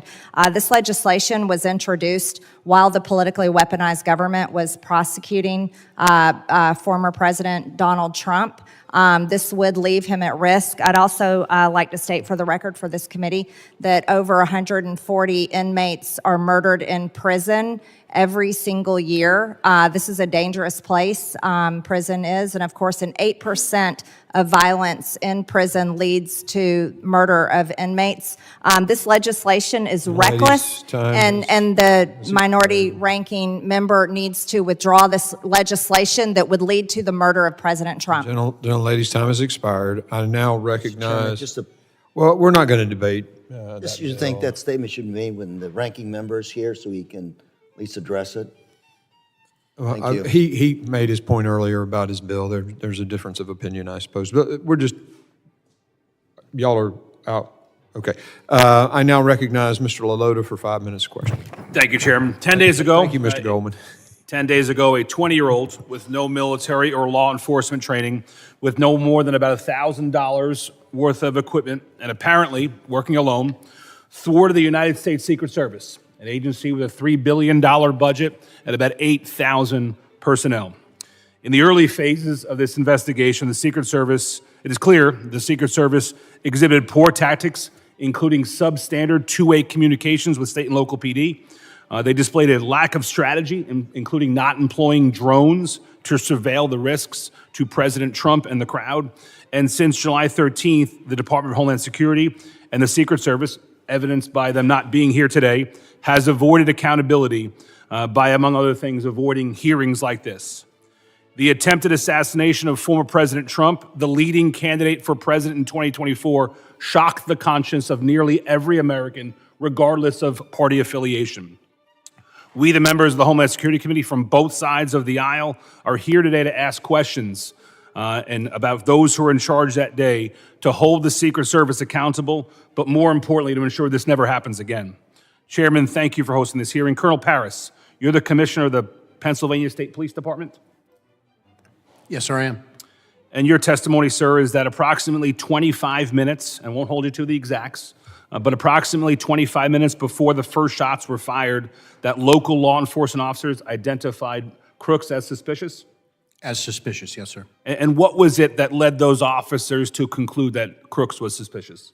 My understanding was that he was milling about and he stood out to them because he never made his way to a point of ingress to the venue. In defense of possible hypotheses, could have been waiting for somebody, could have been delayed, but he stood out to them, and they, from their vantage point at the AGR building, identified him as suspicious. That was 62 minutes prior, as I understand the timeline. That first one, it was 25 minutes prior for the rangefinder. Thank you, Chairman. And Commissioner, with respect to him being suspicious, were there other folks who were also in the crowd identified as suspicious by law enforcement? I have been briefed that, yes, there were multiple individuals, which would be consistent with normal operations for a detail like this, that are identified as suspicious. Can we take that as a single-digit number of other folks? The number that I was briefed on was single-digit, but I can't say definitively that I was. What number were you briefed on, Colonel? Excuse me? What number were you briefed on? I believe I was briefed on an additional 3 individuals. Okay, so Crooks plus 3. My understanding is you had about 30 Pennsylvania State police officers at the time of the rally? That were assigned to the detail, both responsibilities of the detail, yes, sir. And were all of them assigned to your area of the perimeter, not the interior where the Secret Service held the most jurisdiction? I'm confused by your question, sir. My understanding, and what the committee has been told, is there were 2 layers of defense of President Trump. 1, the interior, which the Secret Service held the most domain over, and 2, the exterior perimeter, which had ceded a lot of authorities to state and local.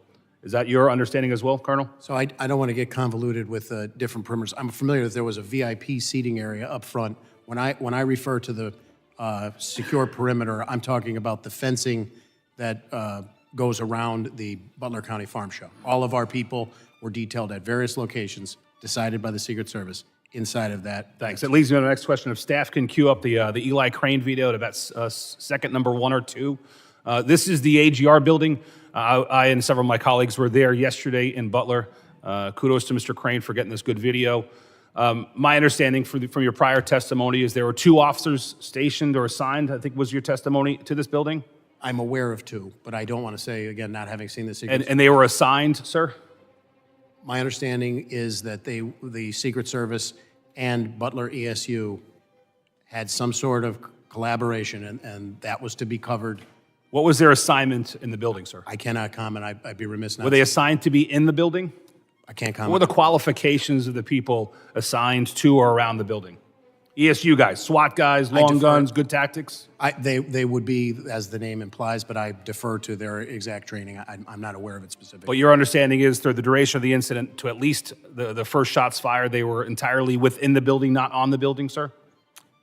I don't 100% want to say where they were the entire period. But you don't have an understanding as to whether they were assigned to be in the building or on top of it? I don't. I would need to see the Secret Service operations plan. And would that have been left to the discretion of state and local, or would that have been left to the discretion of the Secret Service? It sounds like you're saying that would have been left to the discretion of the Secret Service. I would say it's the Secret Service as the lead agency, just like they told us. Here's the post we want you to staff. This is the motorcade we want. I would defer to the Secret Service. Thanks, Colonel. When in Butler yesterday, we asked the question, why weren't the 2 well-qualified ESU officers on top of the building rather than in it? And what would you say if we were told the explanation is, well, it was a hot day in Butler and there was air conditioning inside the building and not on the building? What would be your reaction to that assertion, Colonel? I can't respond to it. I have no firsthand knowledge about it. Was it a hot day in Butler that day? I believe it was a warm day, yes, sir. But you have no knowledge of whether or not the Secret Service or anybody else assigned these 2 officers to be in the building and not on it? No, sir.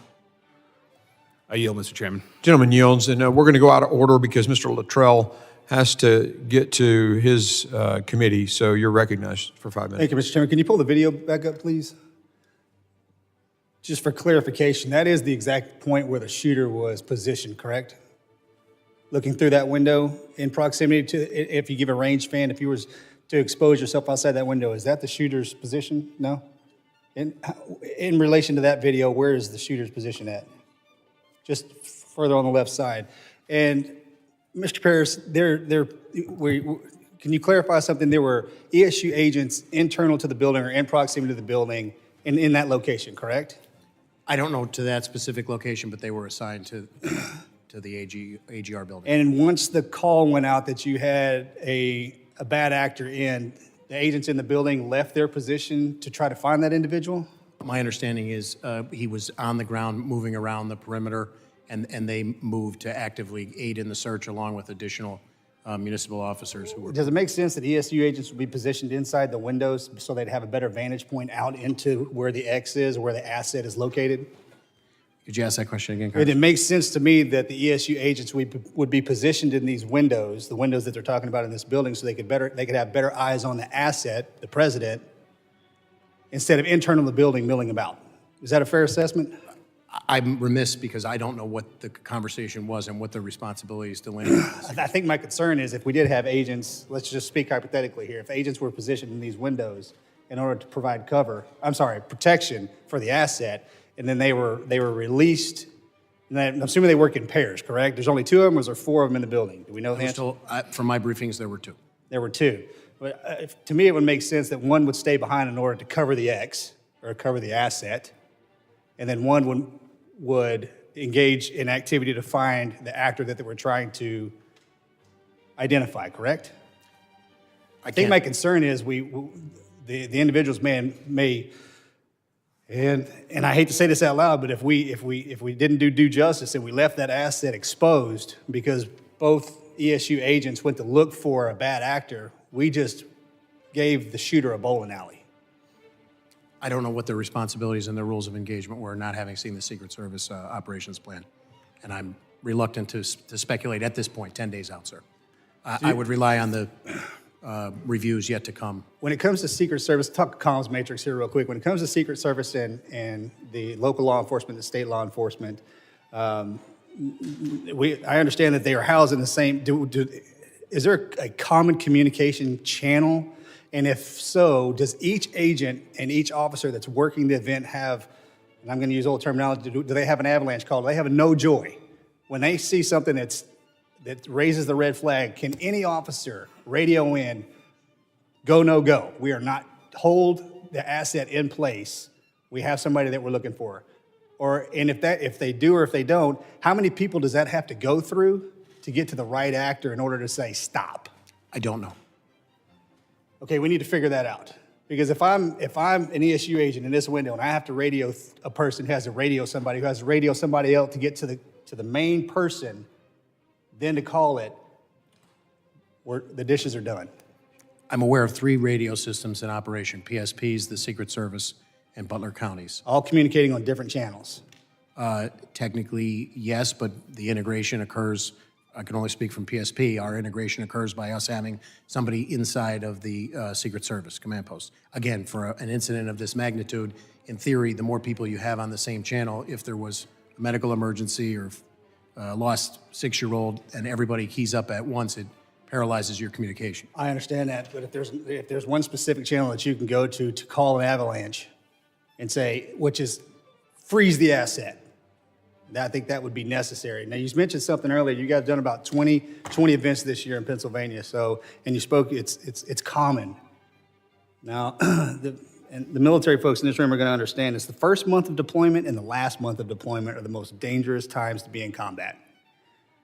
One, because you get there the first month, you have no idea what's going on, and then you're there and you get common. You get complacent. And before you leave, that last month, situational awareness kind of dies down a little bit, and that's when bad things happen. There's absolutely nothing common in protecting a president, ever. And as we move forward, I don't want that to be a term that we use, because common just got, our president, our former president, shot. And if these assets would have been on high alert, and I'm not saying that they weren't, but when things become common, we get complacent.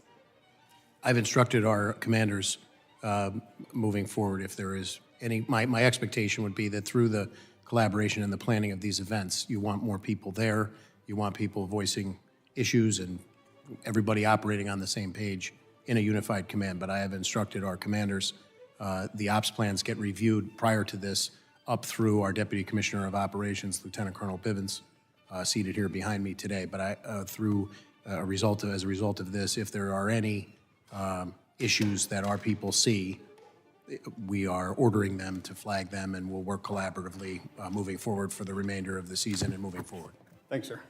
Thank you, Mr. Chairman. Gentleman yields. And our witnesses, at any point where we're going to probably go at least another hour here, if you need to take a break, just let me know and just give me the high sign or a thumbs up. Y'all are okay right now? Or are you? Yeah, we can take a break. Take a break? All right, we'll do 5 minutes and 5 minutes only. The restroom's right down the hallway to your right. All right. Adjourn. So we are getting more information today. That's good. But what have we learned? I guess we've gotten some more timeline worked out. We've seen some more video of the site. There were some revelations. What we haven't heard about the ladder yet, or where the gun was. One of the best things I've heard so far in the chat is like, where's the ATF or the FBI when this kid's learning how to make bombs? I don't know if you've seen, but there's some weird cell phone activity. I think this came from the Heritage put out something, a report on someone spending time at this kid's house and near the FBI building in Washington, D.C. I don't know what to believe anymore. We all got pranked. They said that Carter had passed away. They got Mike Lee, Senator Mike Lee, and then if you read the letter, it's pretty clear that it was a prank. What's going on in the Twitterverse right now? This is where the news breaks. Mike Lee says these agencies don't hesitate in refusing to answer legitimate questions from Congress. They change quickly if Congress were to. That would change quickly if Congress were to cut their funding as a result. We've got to stop funding federal agencies reflexively, even when they do horrible things, especially when they do and won't answer questions. Agreed, Senator Mike Lee. The Republican National Lawyers Association, by the way, I am a member. If President Biden resigns or the cabinet invokes the 25th Amendment, it would effectively stop the far left's terrible judicial nominees from being confirmed due to Senator Manchin's refusal to vote for any nominees that doesn't have at least one GOP senator's support. Interesting. If you didn't hear this, I don't know if it was reported on widely, Joe Manchin broke from the Democratic Party. Now, it doesn't mean he's conferencing or caucusing with the Republicans. No, he's an independent member. I think he might be a no-party affiliate, but it's becoming a more influential caucus in the Senate as it's continuing to grow. I think Kristen Sinema is also a vote that the Democrats can't just rely on now. So those are good things for the Senate. That's interesting. I have to go back and calculate how Manchin and Sinema, how they affect the Senate. And if there's anybody else, who am I thinking? I mean, Bernie's going to be a Democratic vote every time. Is Rand Paul a registered Republican, or is he a Libertarian? Am I muted? That wouldn't be great. What do you got? What are you up to, chat? Yeah, I mean, it's crazy. No, chat disconnected or reconnected. It's crazy. Stacy, was it Stacy that said that? That they saw them? No. Okay, Don's the wild card. People literally told the police, yeah, they see him climbing up the roof. Exactly. We covered that. I mean, like I said, Marjorie Taylor Greene was all over the timeline yesterday. They literally, just a little shy of an hour, were aware of this kid acting suspiciously. What came out in the hearing yesterday, Cheatle basically said that, yeah, but he's not a threat until the shots were fired. Now, she didn't say that verbatim. It was Marjorie Taylor Greene, I believe, dragged it out of her because she's saying, so when does he become a threat? Is he a threat? When's he a threat? And then, Cheatle was going, oh, well, someone with a backpack isn't a threat, or a bicycle isn't a threat. But when you add everything together, the rangefinder, that's the cherry on top, with a backpack, and he's not going into the arena or the event, he's on the outside getting a range. That's it. That should be detainment right there. Sean, Dave, the lawyer, also civilians were vocal. Yeah, the civilians were vocal 2 minutes before the shots were fired, at least. And the fact that he could take the stage, I hate to say old timer. I don't remember. I talk about Dunbar's number a lot on here, but we had somebody yesterday. It came out. They're like, if a car backfires, it delays the president's entrance by 15 minutes. If you had some kid with a rangefinder acting suspiciously, that should have delayed it. So yeah, Weekend Warrior. It's a very strange thing to bring to an event. I don't know what they're... Yeah.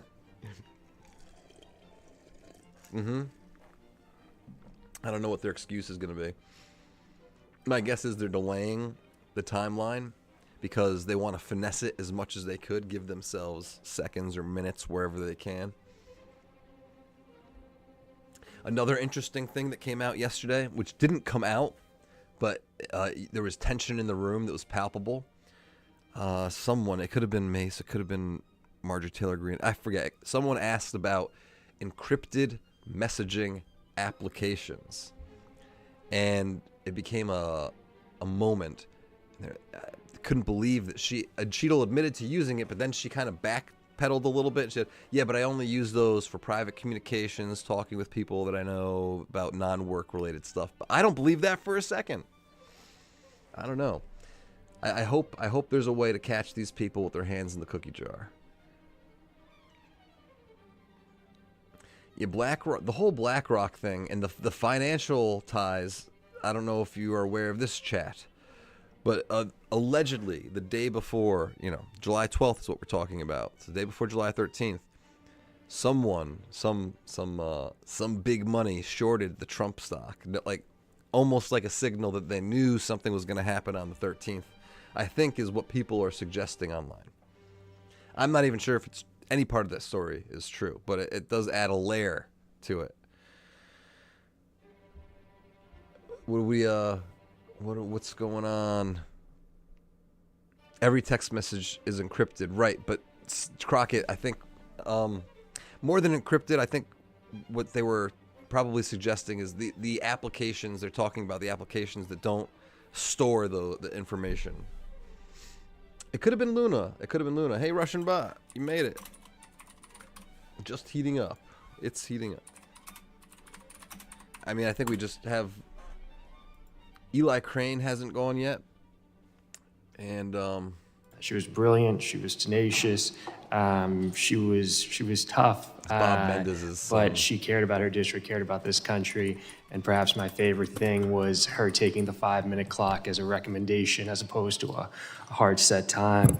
But to the matter today, I just want to ask Colonel Paris, how many times have you worked with the Secret Service on events like this in Pennsylvania?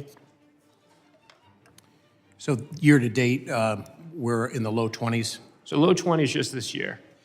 Yes, in an average year, it's about the same number, but given the election year, there's more. And I'm sorry for not knowing this, but in your entire career, that would make it roughly how many times? Dozens, I would say. Okay. And do you find that there's, for each event, despite whether it's in Philadelphia or Butler, a standard process and set of procedures that are followed every single time? In terms of the planning The of it? Or consistency of the planning of the event? Yes, I would say there is a consistency of the planning based on my experience, yes. Not much variation. There is a set plan that the Secret Service administers with its state, county, and local partners. That's been my experience, yes, sir. Was there any change or deviation in Not this to my time? knowledge. Okay. I benefit from so many of my colleagues on this committee who served in law enforcement, served in our military. I did not. I want to ask you a question. From the time that a law enforcement officer was hoisted up, was identified by the shooter turns his rifle on him, how long between that encounter and the first shot? So I'm glad you asked me that question, Congressman. I'd like to clarify. So it was a matter of seconds. Okay. Because I think earlier it might have been minutes. Correct, and I appreciate you asking that question and allowing me to clarify it on the record. When I assigned that number, which again, I don't want to get locked into a timeline of 3 minutes before, that's probably a total amount of time that he was on the roof. When the one local officer hoisted the other one up and subsequently falls, releases himself after being faced with that Shooter deadly shuffles threat. across the roof, takes his first He's already, I believe, close to being in his final position there. Okay. And I'm told it's, again, sequence of events, not a timeline based on the prior criteria laid out, but seconds after that is when the first shots rang out. That's helpful, and the chairman and I were conferring on that because it would have been there's many failures on that day, but it would have been a critical failure if a gunman had turned his rifle on law enforcement and no one had pulled the president off the stage if it was a matter of minutes, but seconds. Thank you for allowing me to clarify. No, of course, and thank you for answering the question. Just going back to the general process that you've seen over your distinguished career, were there any specific challenges that you and your team faced during this event? None of which I'm aware, to my knowledge. The planning on the PSP side, as per our interface with the Secret Service, was routine. Okay. And you mentioned earlier that that in your experience and the standard protocol, a Secret Service engages with its state, county, and local partners. They have a plan. They work with their partners to implement the plan in the lead up to the event and the day of the event. Is there an opportunity for the state, county, and local partners to provide input, given that they have more familiarity with the area, Butler Police, you yourself have more familiarity with the area? Is there an opportunity for you to provide any feedback to the plan that the Secret Service comes to you with? In my past experience, yes.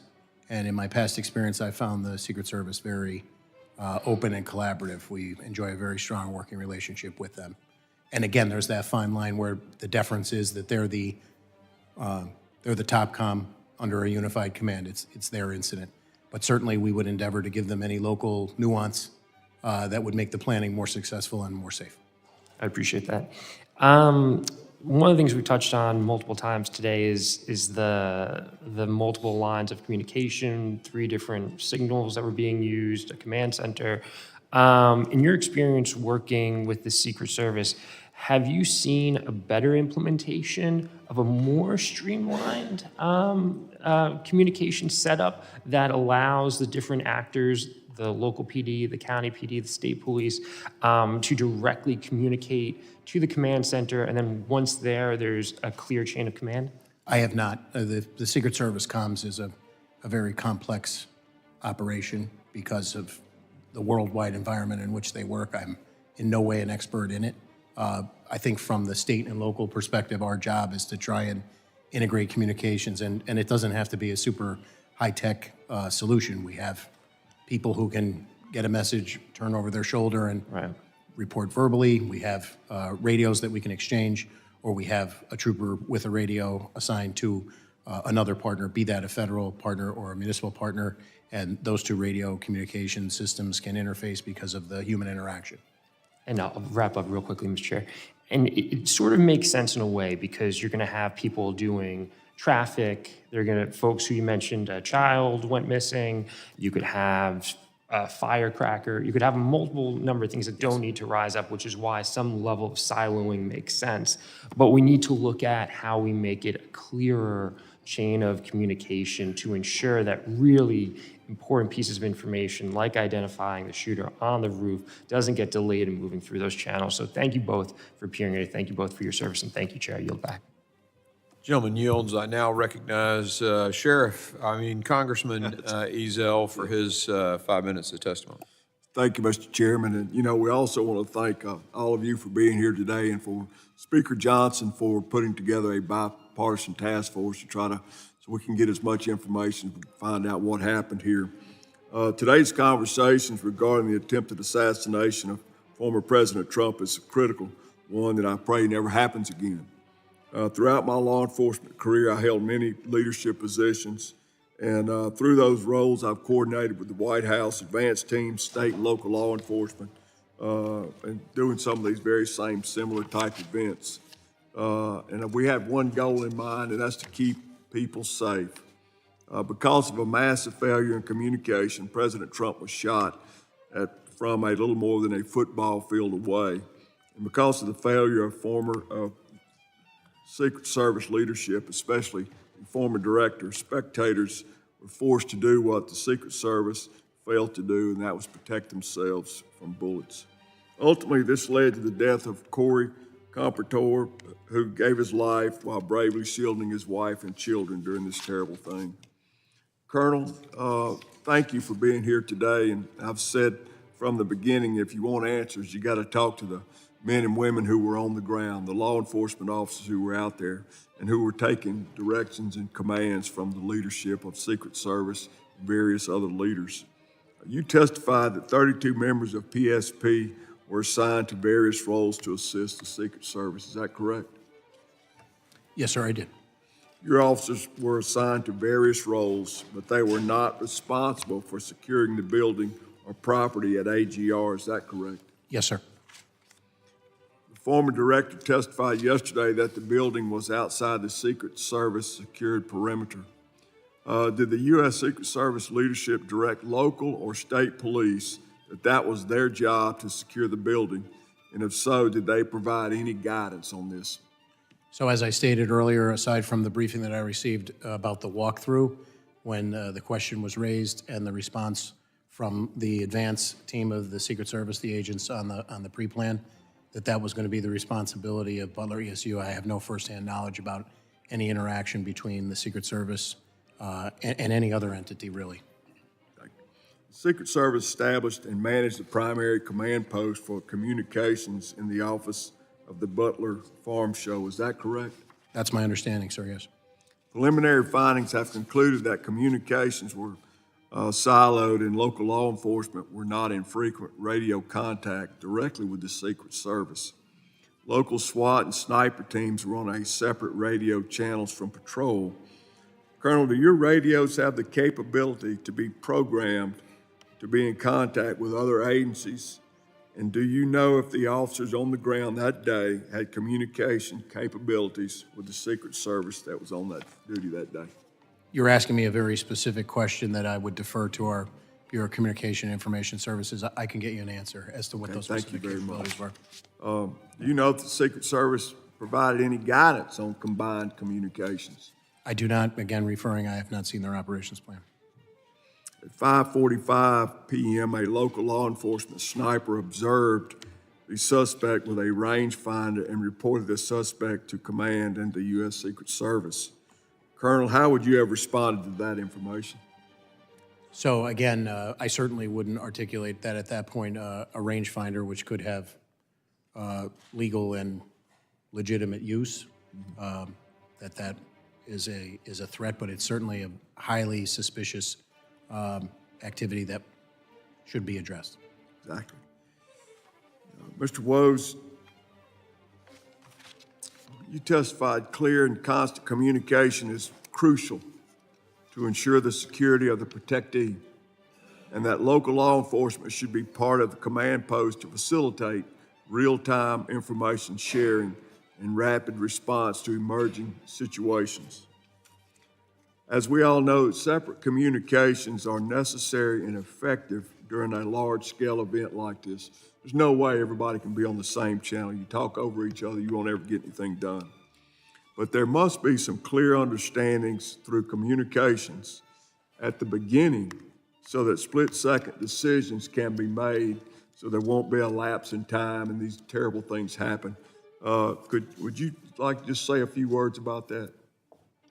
Sir, there's no doubt when you look at how many people are involved in an operation like this, having everyone on one channel is difficult. But there are people within contained areas, and their ability to be able to communicate as things change across platforms is crucial. In this case, we know that in seconds things unfolded, and in seconds, getting meaningful communication out to people who might be able to act on that communication is vital. So I think there's avenues here. I agree that not everyone should be on the same channel, but there are certain people within certain areas and perimeters that should be having communication or the ability to communicate a little more freer. Thank you, Mr. Chairman. I yield back. Gentleman yields. I now recognize Mr. D'Esposito, representing the New York law enforcement community as well, for 5 minutes of testimony. Thank you, Mr. Chairman, and good afternoon. Thank you both for your service. On July 13th, we witnessed the Secret Service fail to secure a Pennsylvania field and keep the former president of the United States of America and the Americans that were gathered there safe. While President Trump thankfully survived this horrific attack, Corey Compatore, a volunteer fire chief, a father, and a husband died while shielding his family from the assassin's bullets. Two others, David Dutch and James Copenhaver, were both struck by bullets and are still recovering. The Secret Service failed. Quite frankly, they failed miserably. And Colonel Paris, Mr. Yoes, Mr. Ezel, myself, we could probably combine our law enforcement experience and have no question that there was failures that day. We could probably ask someone who just graduated from a police academy or a veteran with 40 years on the job, and they would agree. So my first question is to Colonel Paris. I know that you mentioned over the last year you've had close to 20 interactions with the Secret Service and visits. During his presidency, Pennsylvania has been the second most visited state by President Biden. If you could go over again, what is your coordination with the Secret Service? What does it normally look like ahead of a visit from the President of the United States? So I would say the basic timeline is the same. We are notified at some point that there's going to be a visit of a protectee or the president and everybody in between. The venue is ultimately secured, the logistics, and then there's planning at the request of the Secret Service, and our default position is to attempt to partner and give them all the support that we can. Okay. Now, I know that Mr. Menendez had similar questions, but I just want to reiterate because I think it's critically important. Of the dozens of times that you've dealt with visits from the President of the United States, and I'm sure you've thought about this dozens and dozens of times at this point, and read through emails and thought about different incidents, compared to the incident on July 13th, was there anything different from the way that this was handled? Not to my knowledge, sir. Okay. So at approximately 5:51 p.m., Pennsylvania State Police notified the Secret Service of a subject with a rangefinder. That was 20 minutes before the gunman shot President Trump and two others. This is for either one of you. What should have happened next? So ideally, I would say that Mr. Crooks could have been encountered and intercepted. That would have been the ideal. Mr. Yoes?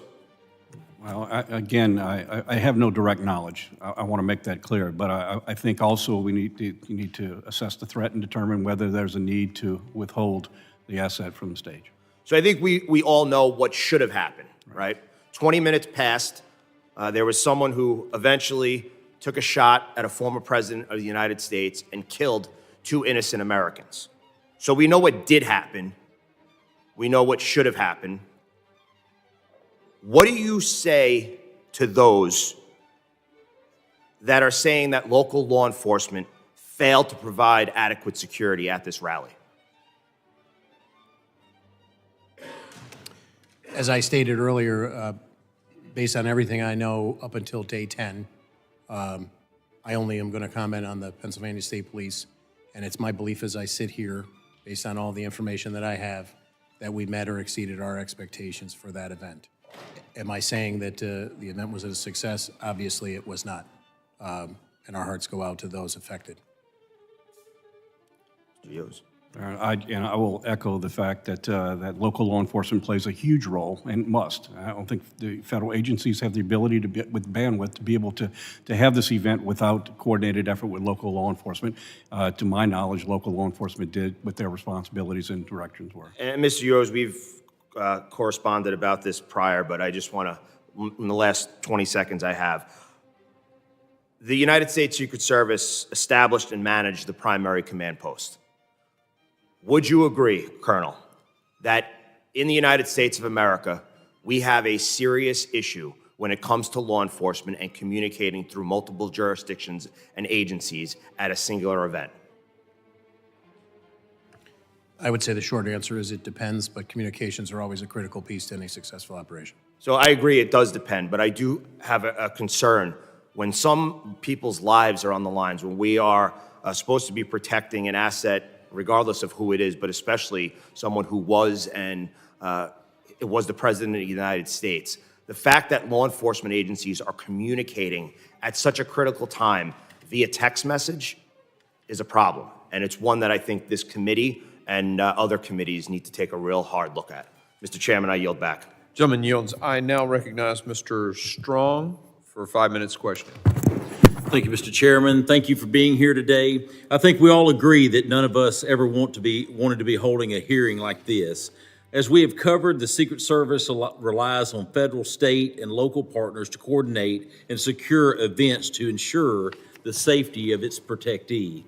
As both of you rightly emphasized in your testimony, Secret Service is the ultimate responsible and the final arbiter of any and all security matters affecting their protectee, full stop.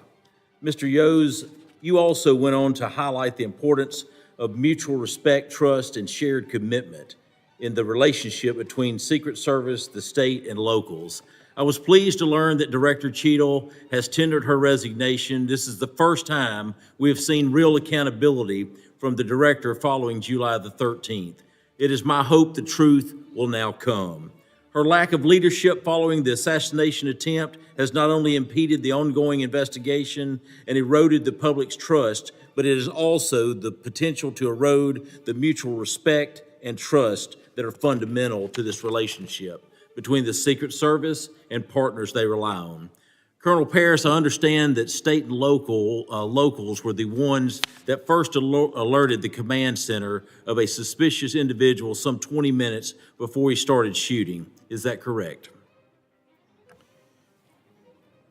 As I said before, I would agree with the sequence of events, but I don't want to go on the record with the exact time. So that's my understanding of the sequence of events. Yes. Does the Pennsylvania State Police use a digital radio system, whether it be the P25 or something of that nature? Yes, we do.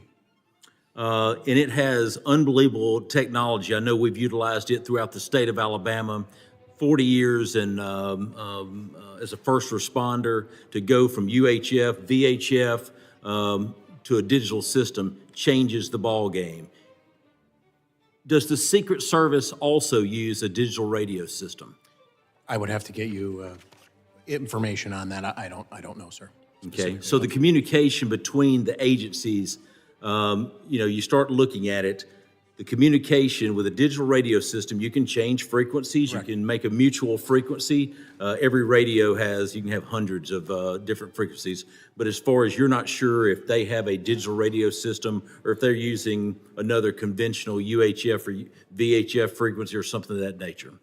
In answer to the first part, I'm not an expert on radios. I can't render an opinion on what their system is, but the only answer I would provide is my understanding is there are certain encrypted capabilities that the Secret Service has to maintain that may provide difficulty in what would otherwise be if we had a regular incident and we were able to set up a patch to communicate across agencies. Thank you. Colonel Paris, as you just shared, after state and locals identified the shooter as suspicious, they relayed that information to Secret Service and were given a number to send their concerns to.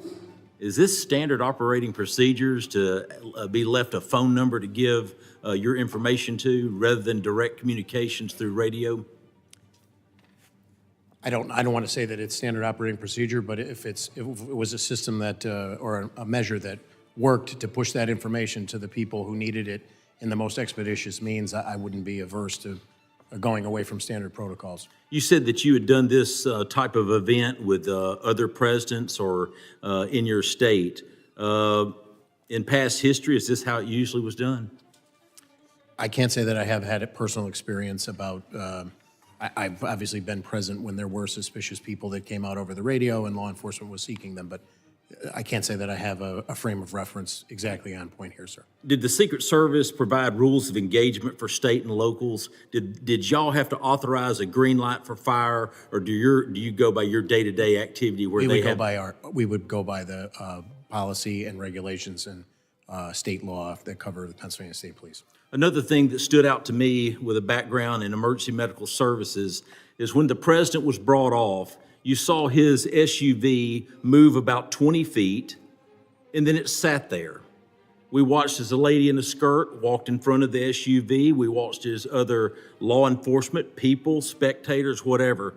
Did you notice that seemed to be a long time for the president to be sitting for someone that had taken a bullet? Did you think that was a long time? I would completely defer to the Secret Service. Thank you. Mr. Chairman, I yield back. Gentleman yields. I now recognize Mr. Crane for 5 minutes of questioning.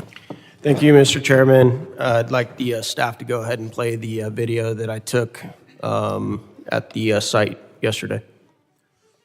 All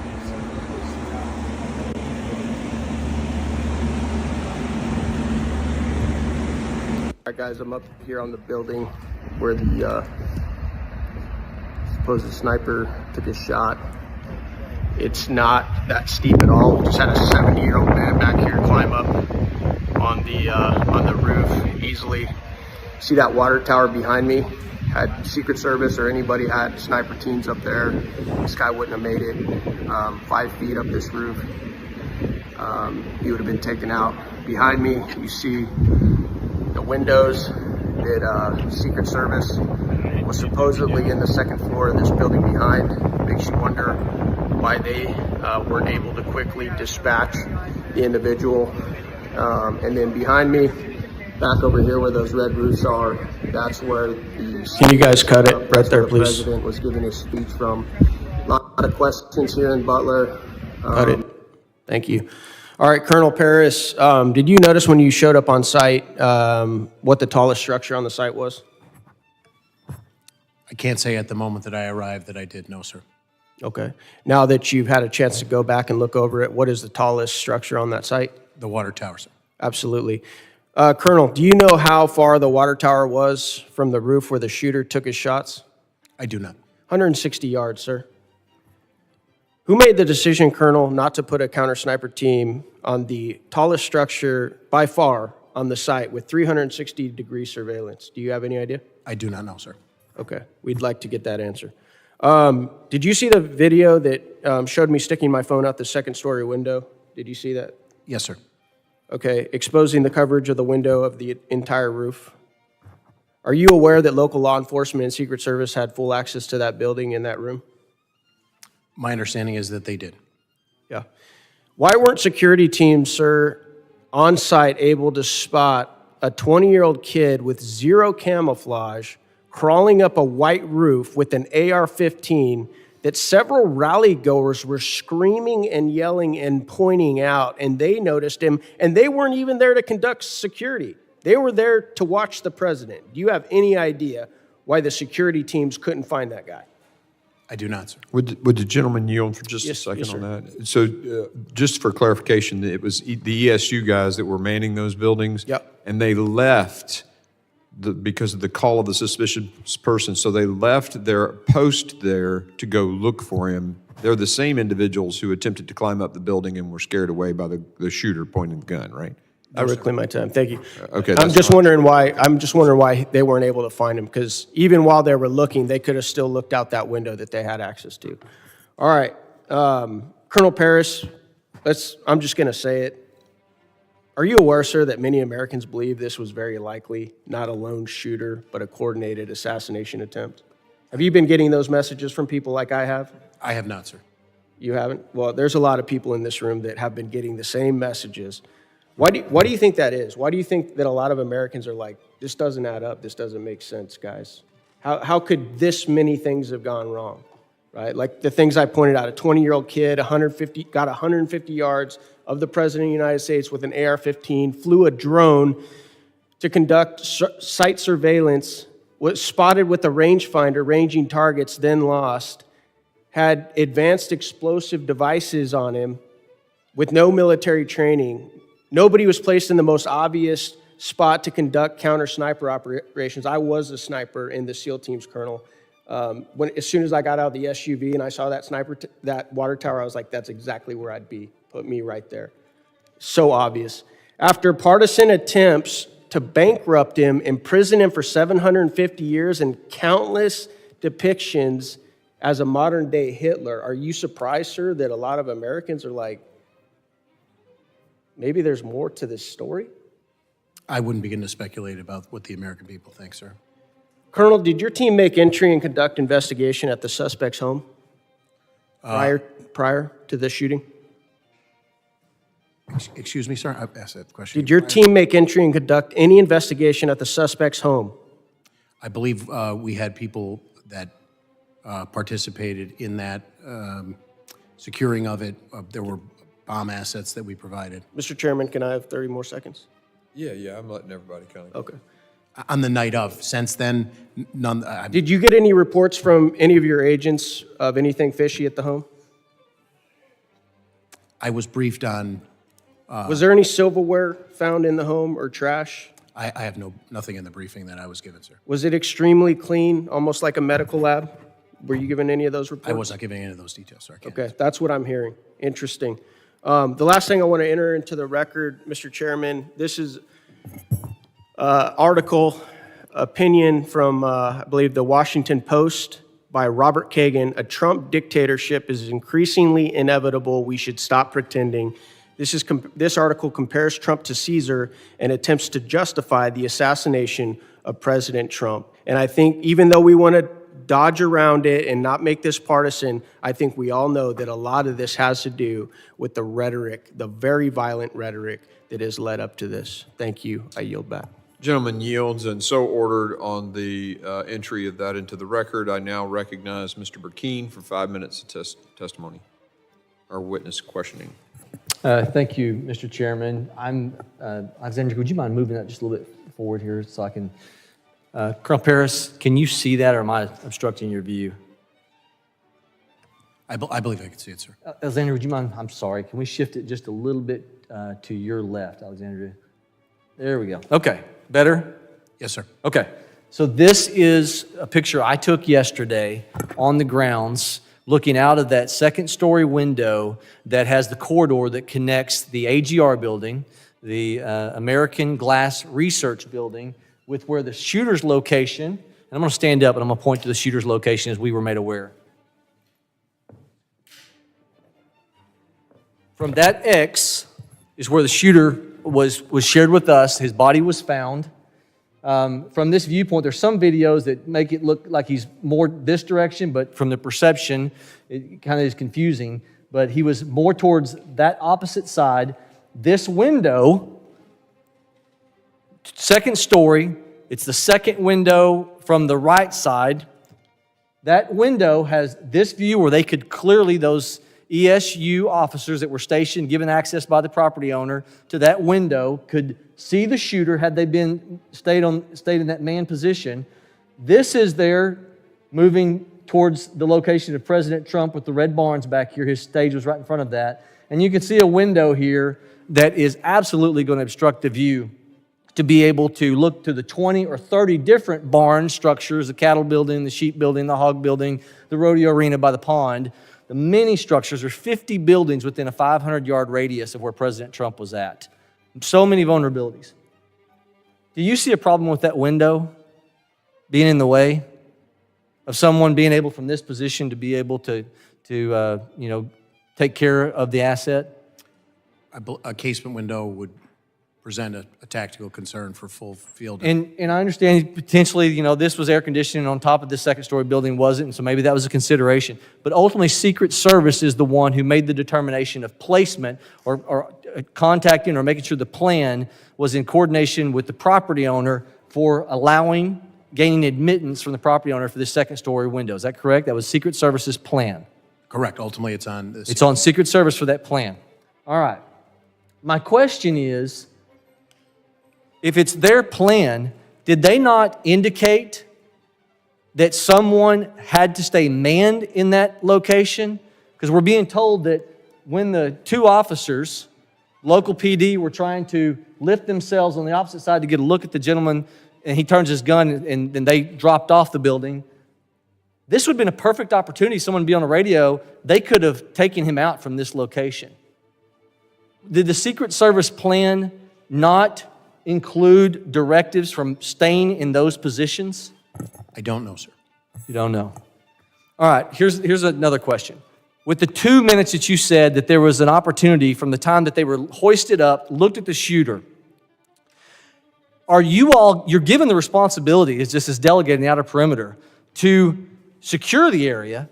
Why weren't they able to immediately call their supervisor, who would then be authorized to issue a hold on the asset or a get him off the stage call? Why does it have to be, as your testimony says, they took a picture, sent it to Secret Service 20 minutes before the incident of the shooting, and they have to wait for a response?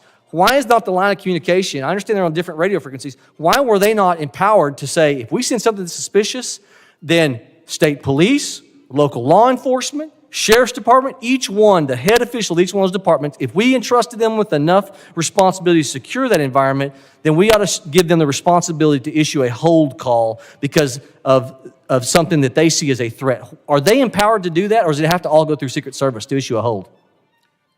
I can only say what I know about the state police operations plan, and I do not know the answer to your question, sir. So I do not know the answer. I don't know what the protocol would be to issue the hold order. And just as a point of clarification that I tried to clean up with the congressman from New Jersey before, when the two municipal officers one was hoisted. Can I jump on that 2 to 3 minutes, because I got limited time here. Just to make sure, that was seconds before. That was seconds before Crooks started firing. Okay, you had said earlier today it was 2 to 3 minutes, but you're saying I seconds cleaned that up before. for the second time. Yes, sir. Okay. But even if they're hoisting, your testimony today, if I understood you correctly, it was two different officers that were hoisting to get a look at him, not the ones who were manned in this view. That is my understanding, yes, sir. Okay, so had they remained in there, they immediately would have seen the incident taking place if they were on the same line of communication, and they could have taken the asset out. I'm remiss to say that because I don't know what their general rules of engagement and assignment were from the Secret Service. Just looks to me like a major breakdown of communication. This procedure looks to me like it is lapsed with the ability of someone who, if they entrust them with the ability to secure these perimeter, they ought to be empowered enough to be able to give the authority on their comms to issue a hold. I don't understand that. With that, I yield, Mr. Chairman. Gentleman yields. And I'm going to say this because I have thoroughly enjoyed both of your testimony today. And there are a lot of guys up here on both sides of the aisle that are charged about this, that their emotion is not intended to communicate a lack of trust in the Pennsylvania State Police, or, I mean, you're being incredibly helpful today. Some of the things that we've discovered from your testimony have brought some frustration to our folks, and I hope you'll understand it in that context, that it's the energy is not directed at you. The failure to set up appropriate communication systems and to make decisions when they become aware of someone pointing a rangefinder is what's got people upset. And that's on Secret Service. So I just wanted to make sure y'all heard that from me. Yeah, And Mr. Chairman, if I was amped up a little bit, I concur. So greatly respect what you're doing. I now recognize Ms. Lee for 5 minutes of testimony. Thank you, Mr. Chairman, for having this hearing and for organizing this committee's trip to Butler, Pennsylvania. For us, being on the ground in Butler, Pennsylvania yesterday made clear the severity of the security failures on Saturday, July 13th. Those failures that almost allowed former President Donald Trump to be assassinated. Unfortunately, what has followed that failed assassination attempt is an erosion of public trust related to those responsible for keeping the president and the attendees of the rally safe. We've heard that because of a sloped roof, law enforcement was not able to safely secure the area that day. We've heard reports that certain officers abandoned their posts due to weather conditions. We've heard the Secret Service attempt to shift blame to state and local law enforcement, asserting that they failed to secure certain areas in the perimeter. Secret Service Chief Cheatle's resignation this morning is the first of many steps that need to be taken, and today's hearing is just the beginning of our process to get clear, accurate information about this issue, about the failures associated with that day, and ensure that not only Congress, but that the American public get the answers that they deserve about these events. Mr. Yoes, I'd like to start with you. The Secret Service is always the lead in providing security for these types of events that involve one of their protectees, but they clearly rely on their partnerships with state and local law enforcement as they move to different locations around the country. Are you concerned that former Director Cheatle's comments to ABC News, which many people heard as blame shifting to local law enforcement, could undermine the level of trust between state and local authorities and Secret Service when they come to communities around America? Yes, I absolutely do, and our organization actually issued a press release stating just that. Our relationship, it's impossible for a federal agency to do their function without including local law enforcement. That's a given. And that relationship is built on trust. And when comments were made, like what made on ABC, then we felt the need to call her out on it.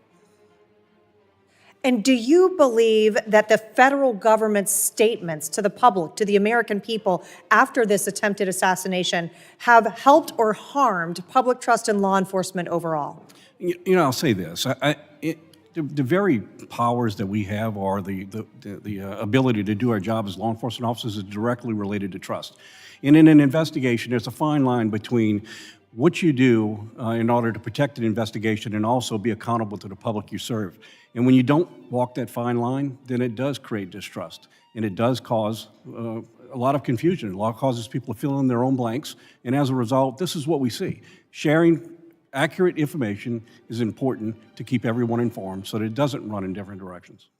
And as the American people wait for an after-action report, what can or should law enforcement agencies at any level be doing to address concerns about transparency and protect that public trust? Well, I'll start right here. I mean, you have the Pennsylvania State Police. It filled in a lot of gaps that should have been filled in a long time ago. This is information that should be known to everyone. It is, essential facts. It doesn't change. It is what it is, and sharing this information lets everyone know exactly what occurred and gives us some insight of things that we need to correct. And you've been here now throughout this day, throughout questioning from a number of members of this committee. As this committee continues to investigate the failures that resulted in this shooting, what are some of the key questions that you believe should be asked about the assassination attempt, as well as the management and organization of Secret Service more broadly? Well, again, I have to be upfront in the fact that I have no direct knowledge to this incident or things that unfold. I'll just speak in just general terms. The first question that I think we all need to ask is, with so many elevated positions available, what steps were taken to protect those assets? I don't know the answer to that, but there were a lot of places. I mean, we learned a lot of lessons going back to President Kennedy. Higher locations create unique problems. And as a result, they should have been part of any action plan. I'm not saying they weren't. I'm just saying that we see the end result of what happened here, so obviously we have a failure there. Thank you, Mr. Chairman. I yield back. The gentlelady yields back and now recognize the gentleman in whose district this tragedy occurred, fine representative from Pennsylvania, Mr. Kelly. Thank you, Mr. Bishop. I appreciate Chairman Green's allowing me to be here, and then also to be in Butler yesterday, which is my hometown. I'm 4 miles from this location. My concern actually started on July the 5th when I was told that former President Trump was coming to Butler, and I said, that's great. And they said, yeah, and he's going to be at the Butler Farm Show. I said, you must mean the big Butler Fair. They said, no, the Butler Farm Show. I said, who did a site visit? The answer is, we've already made our determination. My question was, so then what you just told me is nobody's been to that site. I will just tell you right now that what you are planning there is not proper for the crowd that's going to show up. At that point, the person on the phone said, Mr. Kelly, there'll be 6,000 or 7,000 people there. I said, well, that tells me even more about the fact that you have no idea where you're going. And historically, what has happened whenever the President Trump had come to Butler, we got 55,000 people at that rally. And he said that was before, when he was president. He's no longer president. So being there, not only just myself, but also my wife, 3 of my grandchildren, and 1 of my sons, and so many friends that were there that day, I think it all comes down to the same question that we always ask when we get to these situations. What did we know and when did we know it? And I think forever now, people are going to look at what happened and say, we knew there was something wrong. We could see it.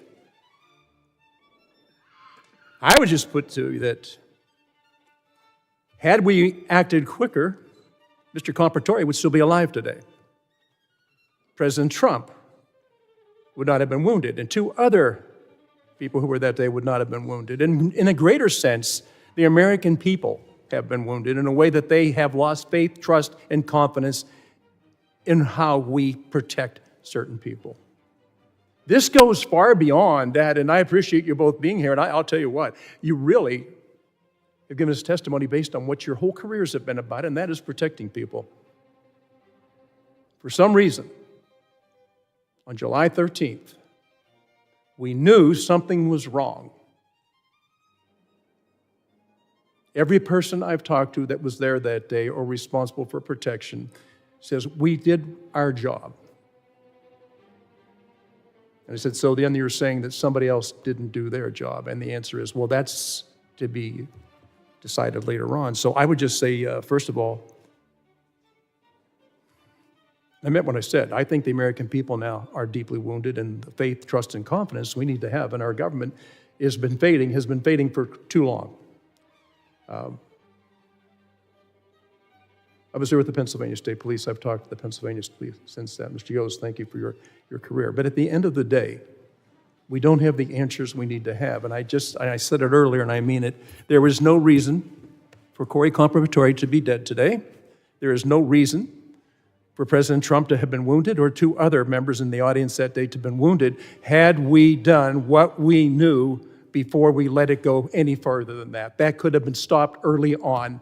Nobody can convince me that when people see somebody on the roof of a house, of a building, and pointing to him and yelling, there's somebody up there, it needs to be taken care of, and other people who were there that eyewitnesses said they watched him go onto those grounds, and every time they said there's something wrong, somebody is going in the wrong direction and shouldn't be there, and the answer comes down, you don't know what you're talking about. There's nobody there. So as we continue looking at this, and I think that we have a lot of testimony today, and again, I thank you for being there, but I just submit to you that the victims of that day, innocent people, none of it had to happen. We knew beforehand, and we could have prevented it, but we failed to act when we should have acted. So I appreciate your careers and everything you've done. And Chairman, I appreciate the fact that I've been able to be here today and that you came to our town yesterday, in a town that I have lived. This spot is a place I've been at many, many, many times. I just cannot understand why we didn't act when we knew there was something wrong. At the very least, they could have taken President Trump off the podium, and some of the other activity after that never would have taken place. So thank you for having me here, and thank you both. Colonel, Mr. Yoes, thank you so much for being here. I appreciate it, but there is far, far more we have to learn. Thank you, sir. Thank you. We're going to do another round of questioning, and I don't know, Mr. Gray, if you're going to want to ask any other questions. Or, I'll have a couple, okay, sir. Sounds good. So you'll follow me, and then we'll go around. I just want to get back to this text message that was sent at about 20 to 25 minutes prior. That text message was a picture of Crooks. Was it a picture of him pointing the rangefinder or of him just looking suspicious? Chairman, I have not seen the picture that was sent, so I don't know. But my understanding is, to the best of my briefings, it was the pictures that were initially taken by Butler ESU. Okay, so that was the 62-minute prior. Okay. At 20, 25 minutes prior, though, someone saw him pointing a rangefinder and taking range estimation or range readings, right? I don't want to speculate as to what he actually was doing with the rangefinder, but the rangefinder, my understanding is, was the heightened suspicion. Yes, sir. And he was pointing it. Because a rangefinder, I guess you can have it digital and do it like this, but there are also rangefinders you look through and you have a reading. Do you know description of the rangefinder? It was not briefed to me. I can't okay. describe it to you, sir. But there was concern, and that was relayed to the command post, and that was a PSP guy in the Secret Service command post via a text message 20-something minutes before, and you think it included the fact that the guy had a rangefinder? My understanding is, yes. Okay. Okay. Then you mentioned that the two ESU guys that were in the second story, in truth, to me, it appears to be a second building behind it that got joined by all these different, the breakup of that whole complex and the intricacies of, places to hide and move around, all the little alleyways, is because they built tunnelways, or not tunnels, but hallways that were covered between each of these different buildings. So it's actually a separate building with a amended. Connector. Yep. So there are two guys in that building. They leave to go look for the guy, the suspicious person. My understanding is, yes, according to interviews. So they were not manning, they did not have oversight on that rooftop because they were out looking for the guy. Correct. My understanding is it was the grounds around there, to see it photographed now or on your tour yesterday, without scores of people traversing from different parking areas to make ingress into the secure perimeter, that there was a concerted effort to try and identify and make contact with him. Sure. In conjunction with other, I was briefed that there were two other suspicious individuals that simultaneous to this, not terribly too far away distance-wise. I don't have the specifics, but those, this is all occurring contemporaneously. But one of them, Crooks, had a rangefinder, and so they leave and they go, look, he's suspicious. That leaves that building with two sets of eyes that could have observed it, granted, by exposing themselves. And by the way, I would think they could stay in the building as opposed to being on top of it for their own sort of defilade position. I get that as a sniper works, but you got to be able to see it. So anyway, they leave. Did they know? Was Secret Service notified that they were leaving to go look for this guy, and thus those eyes on top of the building not? I do not know, and the other thing that I do not know is where else Butler ESU sent that information. I have not been briefed on that. Who told them? Who told them to go look? Do you know if they were told to go look? I do not know, sir. We just know that they did go look. Yes, sir. And I said a very concerted effort with all of those alcoves and all of those buildings was made. There were two additional officers who, I don't know the specifics of the timeline. I don't know the specifics of the logistics of how that information was relayed, but I'm briefed that they came and they made a very concerted effort to try and locate Crooks. But it seems to me that was leaving that extra set of eyes on top of the building.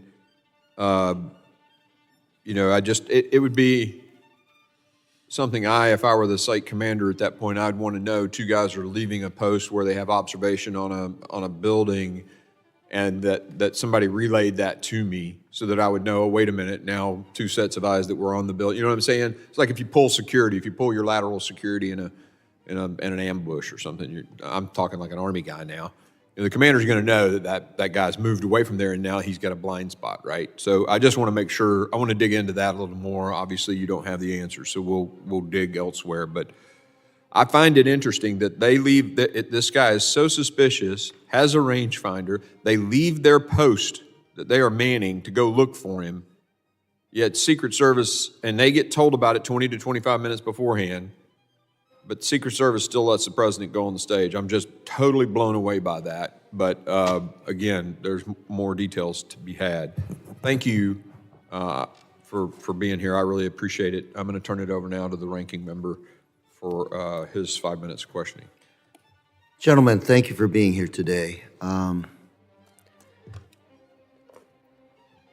Commissioner Paris, Mr. Yoes, we're looking at a rearview mirror of what happened. A lot of good questions from both sides of the aisle. Commissioner Paris, you don't have the luxury of time. You're protecting governor, and you'll be protecting high-profile candidates in your battleground state, like right about now. I'm trying to figure out how we help you do your job a whole lot better.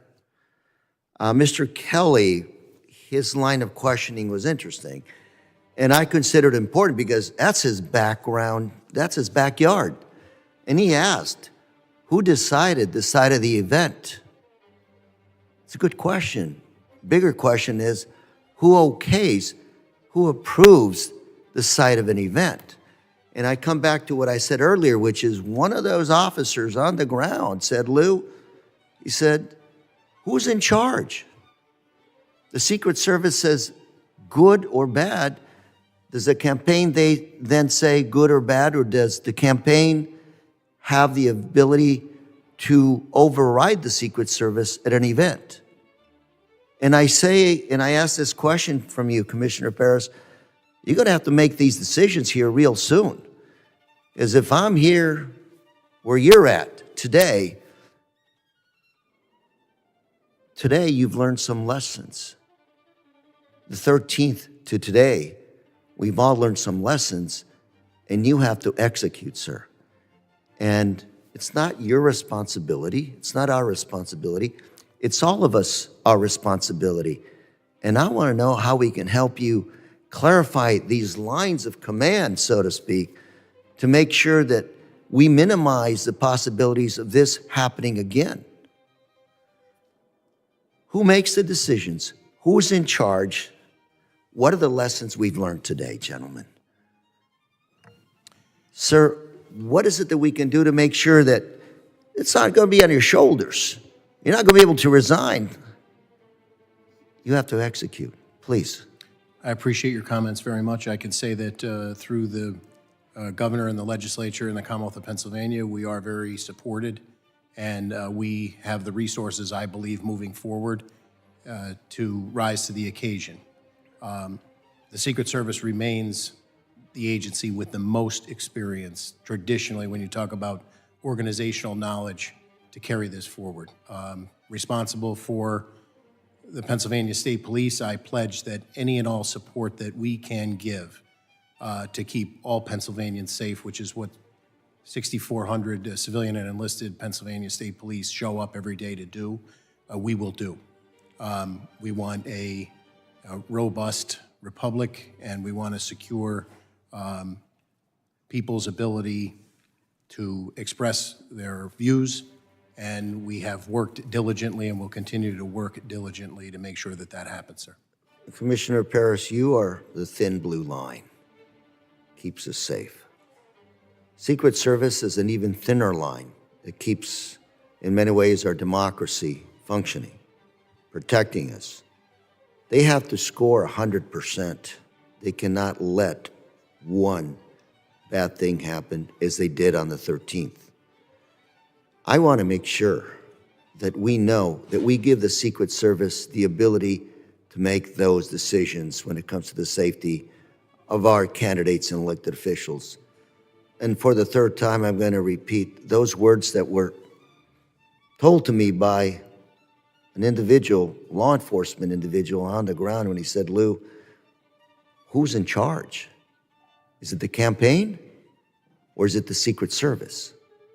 And I'd like to get to the bottom of that and make sure it's the Secret Service that's in charge. I don't know who is in charge, and I hope to God that we do find out. And I hope it's a Secret Service, and if it is a Secret Service, that reaffirm that they are in charge, because the buck stops somewhere, and it's got to be here. This committee, the government, with us in Congress. Gentlemen, thank you very much, and Mr. Chairman, I yield. Gentleman yields back. I now recognize myself for 5 minutes of questioning. Colonel Paris and Mr. Yoes, I appreciate your patience in being and continuing through this questioning. And I would submit that I think your candor, Colonel Paris, has been very refreshing, and it paints a clear contrast from the what was the testimony of the director of the Secret Service yesterday, who's now resigned. But her resignation doesn't resolve a thing. And in fact, the criminal investigation that your department is undertaking, that presumably Butler authorities may be involved in, FBI is undertaking, those don't really resolve anything. They affix criminal liability of someone who's presumably, if they acted alone, is dead. What is the most important issue is we have a national security crisis. We have right now, the only person who's been inactivated, as I understand it, is the sharpshooter who took the perp out. The people who made what appear to be unbelievably horrendous decisions. You can't even imagine. It boggles the mind, the decisions that were made. They're still in place. And we have multiple protectees moving around the country every day. And those same people, I don't even know if they've changed anything about what they're doing. Presumably you would think so, but we don't know that. So I think we need to learn as much as possible from you. I will say as a note of departure, I don't think, from what I've heard, you've made pretty clear the Pennsylvania State Police didn't do anything wrong. I don't know whether Butler County ESU might have done something wrong, so let me bear into that. Okay, all right. But it's clear to me as a bell that Secret Service, and that's everyone's characterized it as a colossal failure because it's obvious to everyone concerned that that's the case. The two who were, I'm going to get one thing I understand transpired while I was absent from the hearing for a bit. Do I understand that the two Butler ESU officers who one hoisted the other to the roof line where the crooks turned and leveled the rifle at him, those were two different ESU officers than the ones that originally spotted crooks from the second floor? Is that correct? So just to be clear, my understanding is the two officers that responded and one hoisted up the second one were not part of Butler ESU. They were two separate municipal officers who were tasked with a different responsibility. I would speculate as an example to say a traffic post or a... Understood. And they responded. I don't know, again, the specifics as to how they were alerted, but just to be clear, they were two separate. Yes, sir. Okay. The ESU, the Butler ESU officers who spotted crooks, do I understand correctly they spotted him from the second floor of the AGR building? That is my understanding, yes, sir. Okay. Were they posted there in order to maintain overwatch on the roof, or were they generally assigned roving responsibility to be in the vicinity of that building? I can't answer that, and I would defer to the Secret Service as to what the communication was and the assignment given. Yeah, put that picture of the building up. I see that because I asked for it. I don't even know if I'll fit it in at this point. So that's, yeah, you see, so the Crooks was on the building directly facing the camera here, and you see the window open to the left. That's the second story of the AGR building where those ESU officers spotted Crooks, correct? That's my understanding. Okay. Did they advise their senior, their command that they were departing that location to look for Crooks? Do you know that? I do not know, sir. Why did they stay away from that position for so long? If I understand correctly, the picture of Crooks was texted about 20, 25 minutes ahead of the shooting. Is that correct, first of all? Could you ask me that one more time, sir? I just want to make sure, because was the picture of Crooks that they took, did they take that picture and send it to up into their command about 20, 25 minutes before the shooting? What I want to be specific about is when the PSP member in the command post received it, and I believe that's in the vicinity of 20 to 25 minutes, with the caveat prior put on the record about a series of events, not a timeline minute by minute. So you don't know whether they... I don't specifically know. I believe the pictures of Crooks were taken at some point before that, when he was identified as being suspicious based on my prior testimony from the briefings that I had, because he was. Okay, I get it. At least we've got a fairly long numbers of minutes, 10, 15, 20 minutes. Why did they not return to that post? Do you know that? I do not know, sir. My understanding is that there was a very concerted effort at that point to actively search and locate him and dispel that suspicion. You mentioned that you have asked for, not received, I don't know if you call it the site plan, but from the Secret Service has not been given to you. Has there been anything else that you've asked for in the course of your investigation that's been denied or made inaccessible to you other than the site plan? Again, I want to be clear. No, I'm not aware of anything else that we've asked for, and we have not been denied. I just believe we haven't received it yet, so I want to make sure I'm not mischaracterizing that. We asked for it, and we have yet to receive it. Yeah, we never get denied stuff. We just never get it. My time having expired, I recognize the gentleman from New York, Mr. Lilota. Thank you, Chairman. Colonel, I want to reiterate the appreciation this committee has for your energy, your stamina, your focus, your candor. It's regrettable that some of our federal colleagues are not at the table with you today. We would have liked to extract for them some of the facts from 10 days ago. My colleagues from both sides of the aisle, I think, asked good, fair questions of you, and you gave good, fair, accurate responses to them that helps us understand July 13th a little more. It was only 10 days ago. We're probably only in the infancy of that investigation of our oversight responsibilities, but you've provided us a lot. I want to use the remainder of my time to look forward.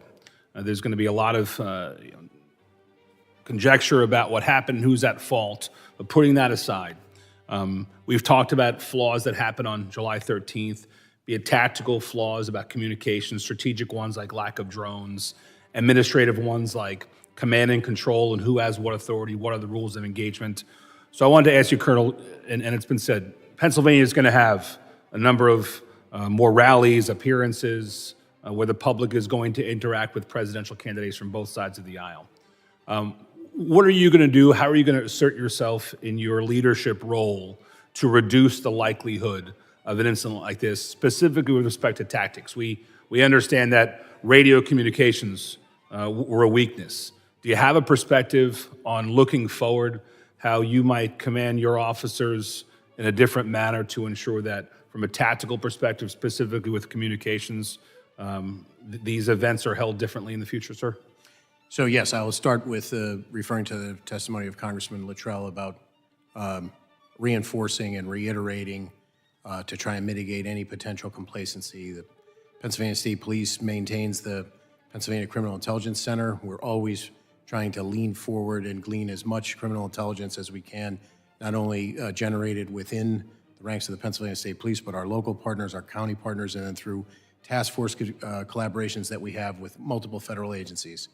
I can tell you that we will not back away from the Secret Service. We will lean forward to support them, and all of the resources of the Pennsylvania State Police will be brought to bear to keep Pennsylvanians and those visiting the Commonwealth safe. Have you considered communications specifically? Different radios, training on those radios, other communications devices, be it digital or voice or whatever. Have you considered prospectively either acquiring new technology, implementing new training, or otherwise developing tactics that allow not only state and local to communicate better with each other, but also that communication to be shared more effectively with your federal partners? I would say in the short term, coming up to the election, there's an extreme temporal component there that would make that difficult. Maintaining critical communications during any operation, be it an investigation of a traffic crash or a major investigation, a Cavalcante manhunt, an Eric Freen manhunt, a 95 bridge disaster, a derailment of a train on the border with Pennsylvania, a 6-hour running gun battle in Juniata County. We're always looking to get better, and communications that we maintain are a critical part of that. So I can commit that we will try to get better. If there is something that these future endeavors, which we've committed at the top of the testimony to be a part of, proves that we can be better, we're always looking every day to get better. I know that members are allowed to, through the appropriations process, advocate for more resources to come to their state and local their state and local law enforcement partners for things like communications devices. I know that I've been able to lean into that process here, and I would sure that Mr. Kelly and others from the Pennsylvania delegation would endeavor to use federal funds to help augment your ability to increase your ability to communicate among each other and also with federal partners. I want to move to strategy, thinking a little more outside the bubble. in the days and weeks leading up to an event. Colonel, do you have a sense on prospectively technology that you use, like drones, other decisions you might make, like stationing somebody on a nearby high vantage point like a water tower? You've heard some feedback from some informed members here today. Are those things helpful for you to plan moving forward to seize opportunities, both technological and physical, for events moving forward? Short answer is yes. Our undercover assets and the surveillance and intelligence gathering is something we rely on heavily. We do have some drone capabilities that we're always looking to augment, but they're a phenomenal tool, and certainly their use will only expand into the future, probably long after my career and somebody who comes well after. But we're always looking to lean forward and do the job better, sir. And I think what I heard, Colonel, from the totality of the interactions today was administrative issues. Issues related to command and control, rules of engagement, who thought they had what authority, who thought they had to call somebody to do something. Colonel, do we have your commitment that you'll lean as far forward as possible and essentially command my negation, that you'll do everything that was within your power until you're told to stop to ensure the safety of presidential candidates? Yes, sir. Thank you, Chairman. I yield. Gentleman yields back, and Chairman Green's going to return momentarily, so I want to keep the hearing going pending his return. And I've got a few more questions, and so I will call a third round of questioning. And let me then recognize myself for 5 minutes. Colonel Paris,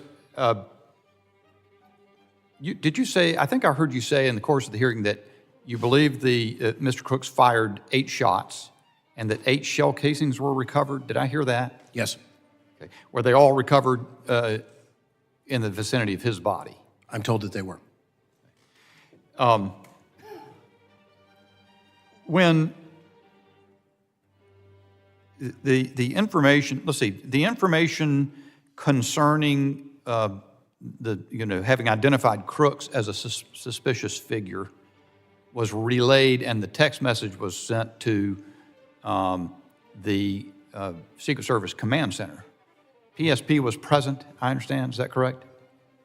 The PSP member who received those from Butler ESU? That's what I want to clarify first. Was it a PSP member who received that text? So I can comment that it was a PSP member who received that from Butler ESU. And passed it and then advised Secret Service? Immediately advised Secret Service and then passed it at their direction to a telephone number, texted the information to a telephone number. That's what I was briefed. That was given by the Secret Service representative.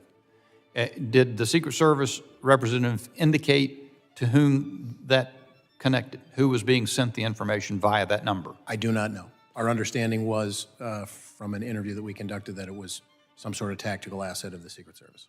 Was there any comment or discussion in the command center about the advisability of keeping the president off the stage until the matter was resolved, either at that moment or later? I do not know, and I would only underscore what I said before, the distinction between suspicion versus a threat. At that point, I think concerning, but it was still, the perspective at the time was suspicious and not yet a threat. How did... So the information was relayed from ESU officers to a PSP officer. Do I understand that correct? Yes. Did ESU have command officers in the command center? That was asked earlier, and like I said, I received a briefing that my understanding was that there were Butler County representatives in the command post, but I cannot definitively tell you from any briefings that I've had who and when they were there.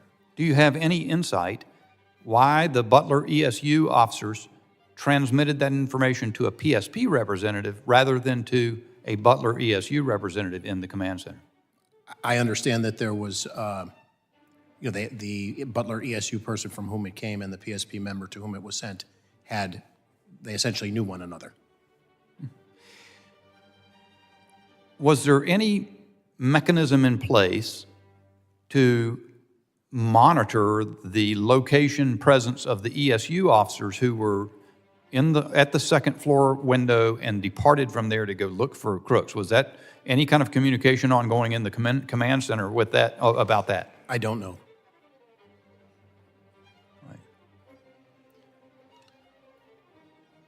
is that a regular practice in PSP operations to have someone monitoring the location, presence, posting, absence from posts of members of your force? I would say in general, you need to know where your assets are deployed, but I would also say, depending on what the prior rules of engagement are, there may be a situation that could realistically, outside of the example we're discussing today, that we would expect our people to make a decision in the immediate moment to address another issue.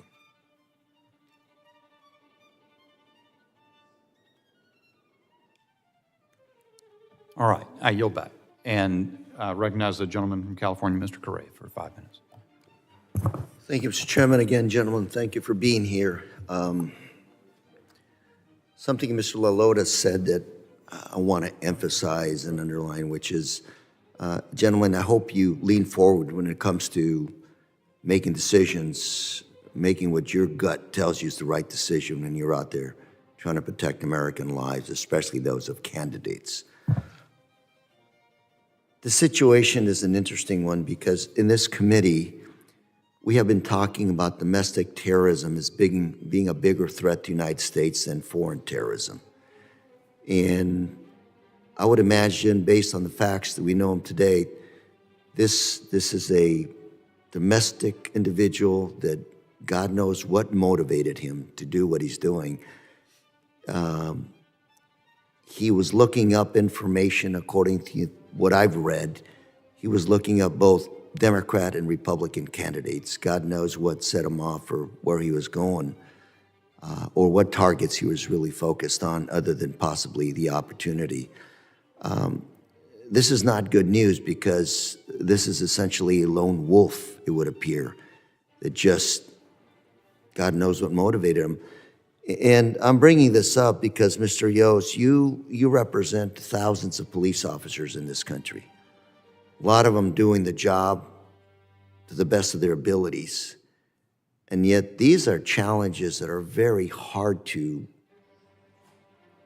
take on. How do you, based on what your officers say out there, what is it that we can do to make your job better? What is it that we can do to begin to get a grip on these lone wolf attacks that are domestically motivated and grown? Well, sir, I'm not too sure I have an easy answer for you on that one. I will tell you that we live in extraordinary times right now where we've gone from talking to people to talking at people. And I think what you see over a period of time, this is eroded to a part where I think through social media or whatever events, we built a community around our own belief systems. And I think that in some ways is what empowers some people who act out on things. We may never understand why some people take the actions they do. I think we're just in some extraordinary times with so much hate in our country. And that's across the board. As a law enforcement officer, we went through that period of time of the dehumanization of law enforcement. It certainly took a toll on us as a profession. I'll give you some examples of how dangerous it is to be a police officer right now. Last year, there were 378 officers that were shot in the line of duty. 60 died. And the number of ambush attacks on law enforcement officers were over 100. That's last year. This year, already, the first 6 months, we're at 200 officers have been shot in the line of duty. Last year? Last year was 376. And this year we're at? This year we're at 200 just in the first 6 months. So we're on par, or it will exceed what last year's been. There's just so much hatred in our country right now, and I think that I agree with the statements made by pretty much everyone in this room. We need to turn the rhetoric down. I think it's not serving to anyone. The hatred that we have across this country is permeating into everything we have, and that's everybody owns a little bit of responsibility with it. We need to focus on finding solutions to problems rather than blaming others for what the problems are. I know that that's not your question, but I think it. Well, actually, you are answering my question, sir. I'm sorry, what? You are answering my question. Yeah. So what can be done, sir? We really need to turn the rhetoric down. We need to recognize that in reality, this is the reality when it comes to law enforcement. The majority of violent crime in this country is committed by a small percentage of people. And when we're able to separate them from the people that they prey on, we impact crime. We struggle in this country because law enforcement officers are doing their job to try and separate that. But I think our system has just so many layers in it that shows that it's fractured. And we really need to get back to the real business of protecting the people we serve. That's the end of the day, that's what's most important. And so we live in some extraordinary times. I look at what happened here on the political stage. It doesn't surprise me because this has been happening across our country, across a number of individuals. Commissioner Harris, any thoughts? I would just say that we endeavor to try and be the most professional that we can to earn that respect every day. I think every encounter of the millions of calls of service that troopers answer across 45,000 square miles of the Commonwealth is an opportunity to establish that relationship and be professional and do the right thing. And that's what I think, sometimes the more complex the problem, the more simple the solution in terms of keeping our focus on being professionals, doing the right thing at the right time, and showing up every day and earning it. If I conclude by saying that thank you for your service to our country and to our communities, keeping us safe, and consider us, I think I can speak for everybody up here, consider us partners of yours. Work with us, talk to us, not at us, but with us, so we can figure out how to solve some of these issues. Thank you very much, Mr. Chairman. My time is up. Gentleman yields back, and all time having expired in the second round of questioning, I would yield to the ranking member for a closing statement if you have one, sir. Thank you, Mr. Chairman, and I do. And again, to repeat myself, thanks our witnesses for being here today, and I want to thank our chairman for calling this most important hearing. July 13th was a tragedy. Can't let it happen again. And that's why we're here today, oversight to get the facts. And I believe that we have started getting some facts. A whole lot more work to be done, but we're going in that direction. We do have a lot of questions for the Secret Service, for local law enforcement. And as Mr. Ivey said, the locals didn't get a lot of notice when it came to this campaign event for a presidential candidate. We need to do better. The American public is relying on us to get some answers. Do you want to make sure that, that we're doing the best we can to guard our democracy by guarding our candidates to office? And as we get closer to the November election, like you both have said, we got to watch the rhetoric. We got to tone it down. And I've heard those words in this committee. Right after January 6th, we echoed those same words from both sides. Tone it down, folks. And we're still there. We can do better. We can do better for this country, for our democracy.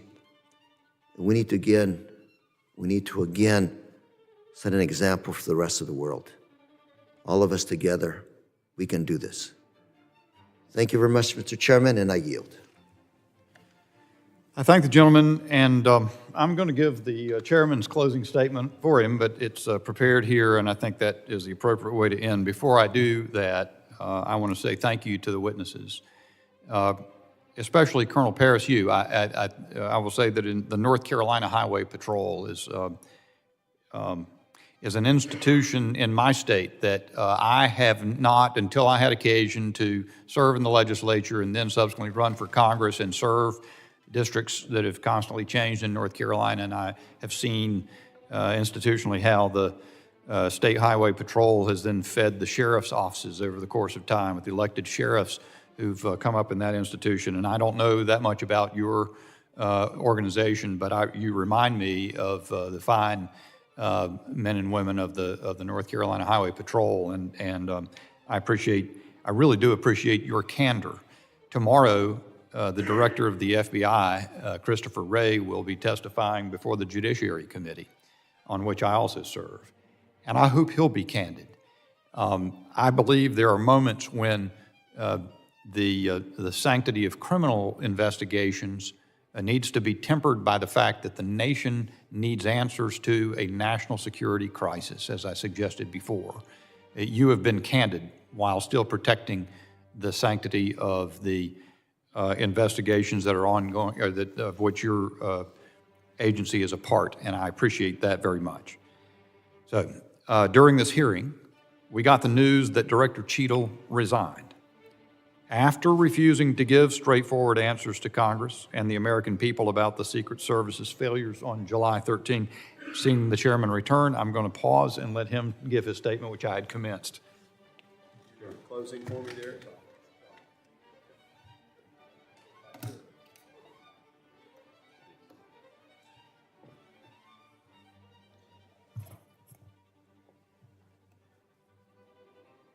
However necessary as it was, Director Cheatle's indisputably overdue resignation is only the first step on the path to accountability and reform. Today's hearing was a vital step in obtaining more information about what happened in Butler, Pennsylvania, but Congress has a lot of work ahead of us. I think today, as we've questioned these professionals who've served their communities and their states for their lifetime, we've discovered a lot of facts, particularly about the operation. Yesterday when we were on the site, we learned about the planning failures. Today we've learned about conducts of the operation failures, communications and things like that, people moving and maybe not notifying, those kinds of things. Secret Service making a decision to not stop the president when a guy's using a rangefinder just boggles the mind. We're going to continue to investigate the failures of the Secret Service. Our mission is very clear. We've got to get to the bottom of it. This can't ever happen again. I want to thank both of you for serving and for a very long testimony today. Thanks for sticking around and letting us. We're going to have lots of other people come in here, and we're going to get granular on all of this stuff. But this is the closest that anyone's come to taking the life of a president or a presidential candidate in over 4 decades. It can never happen again. It just simply cannot. So we're going to continue our fact-finding to figure out exactly how it happened, much like a after-action review would. Identify all those areas and ensure that Secret Service, whomever steps up to take that leadership role now, does so and addresses these things. Again, thank you, gentlemen, for being here. And if there are members, what often happens in our committee hearing, they'll have questions that come to them. They have a few days to generate written questions. Would you be open to us sending those to you and you just send a letter back with the answers in writing? Okay, thank you. I appreciate the affirmative nods. Again, thanks for being here. And I think both sides of the aisle did an amazing job. And you made some closing comments, Mr. Gray. Did you get a chance to? Okay, I'm sorry I missed them. I'm sure they were. Second shot, I can repeat myself. I'll go watch the tape. The committee stands adjourned. All right. I mean, there was some new facts today. I'm going to have to rewatch to really remember. I didn't write it down like I told myself I was going to today. The best information I feel like came from the right, specifically the servicemen. The guys who were trained. I forget. Is Morgan Luttrell also a SEAL? Marcus was a SEAL. I don't remember. But Eli was a SEAL, and he seems to be pretty convinced that, I don't know. He was trying to. Have you heard that this is a conspiracy? That people think that this was not just a lone gunman, but this was planned incompetence. As Matt, it's hard to nail it sometimes like that. But planned incompetence is the best way I can. And Bob Menendez is your chat's saying, Matt's saying that he's resigning August 20th. That's good. Another seat in the Senate. How does that work? Who fills that? It's so complicated. I don't know. Sometimes it's the governor. Sometimes it's a special election. So the governor of, would that be Jersey, maybe? Or is that a special election? I don't know. But we do have that hearing tomorrow. This should be good. This should be, well, when I say good, I don't know how much new information we're going to get tomorrow versus what we got today. I feel like the biggest piece of new information is just slipping my mind. I don't know. There was some more timeline that we nailed down. We didn't get any answers on the, ladder. We did get some on the water tower, in that Eli Crane said that he, as a sniper, would have wanted to be up there. Yeah. I don't want to say too much. I know. I'm working on it. Live streaming isn't the same as court. And, I get to practice. There's an old saying that, a lawyer thinks of his best argument on his way back from the courthouse. Same thing. When I press end stream, I'm going to think of all the points that I wanted to make. But yeah, come by tomorrow. I'm not a big proponent of hitting the bell. I don't turn my notifications on hardly ever. I mean, they're almost always off. But these are pretty good hearings. Who was expecting it? Nobody. But I'm in it. I'm all in. I'm all in for these hearings. So thank you for joining us. Thank you for coming in, everybody. I'm going to go ahead and call it here. 2:39. Woo! 4.5 hours. That was a good one. I appreciate everybody coming in. I'll see you next time. Be well. Take care. Remember, knowledge is power. Subscribe for more. See you soon. Thank you. Thank you, everybody. Thank you.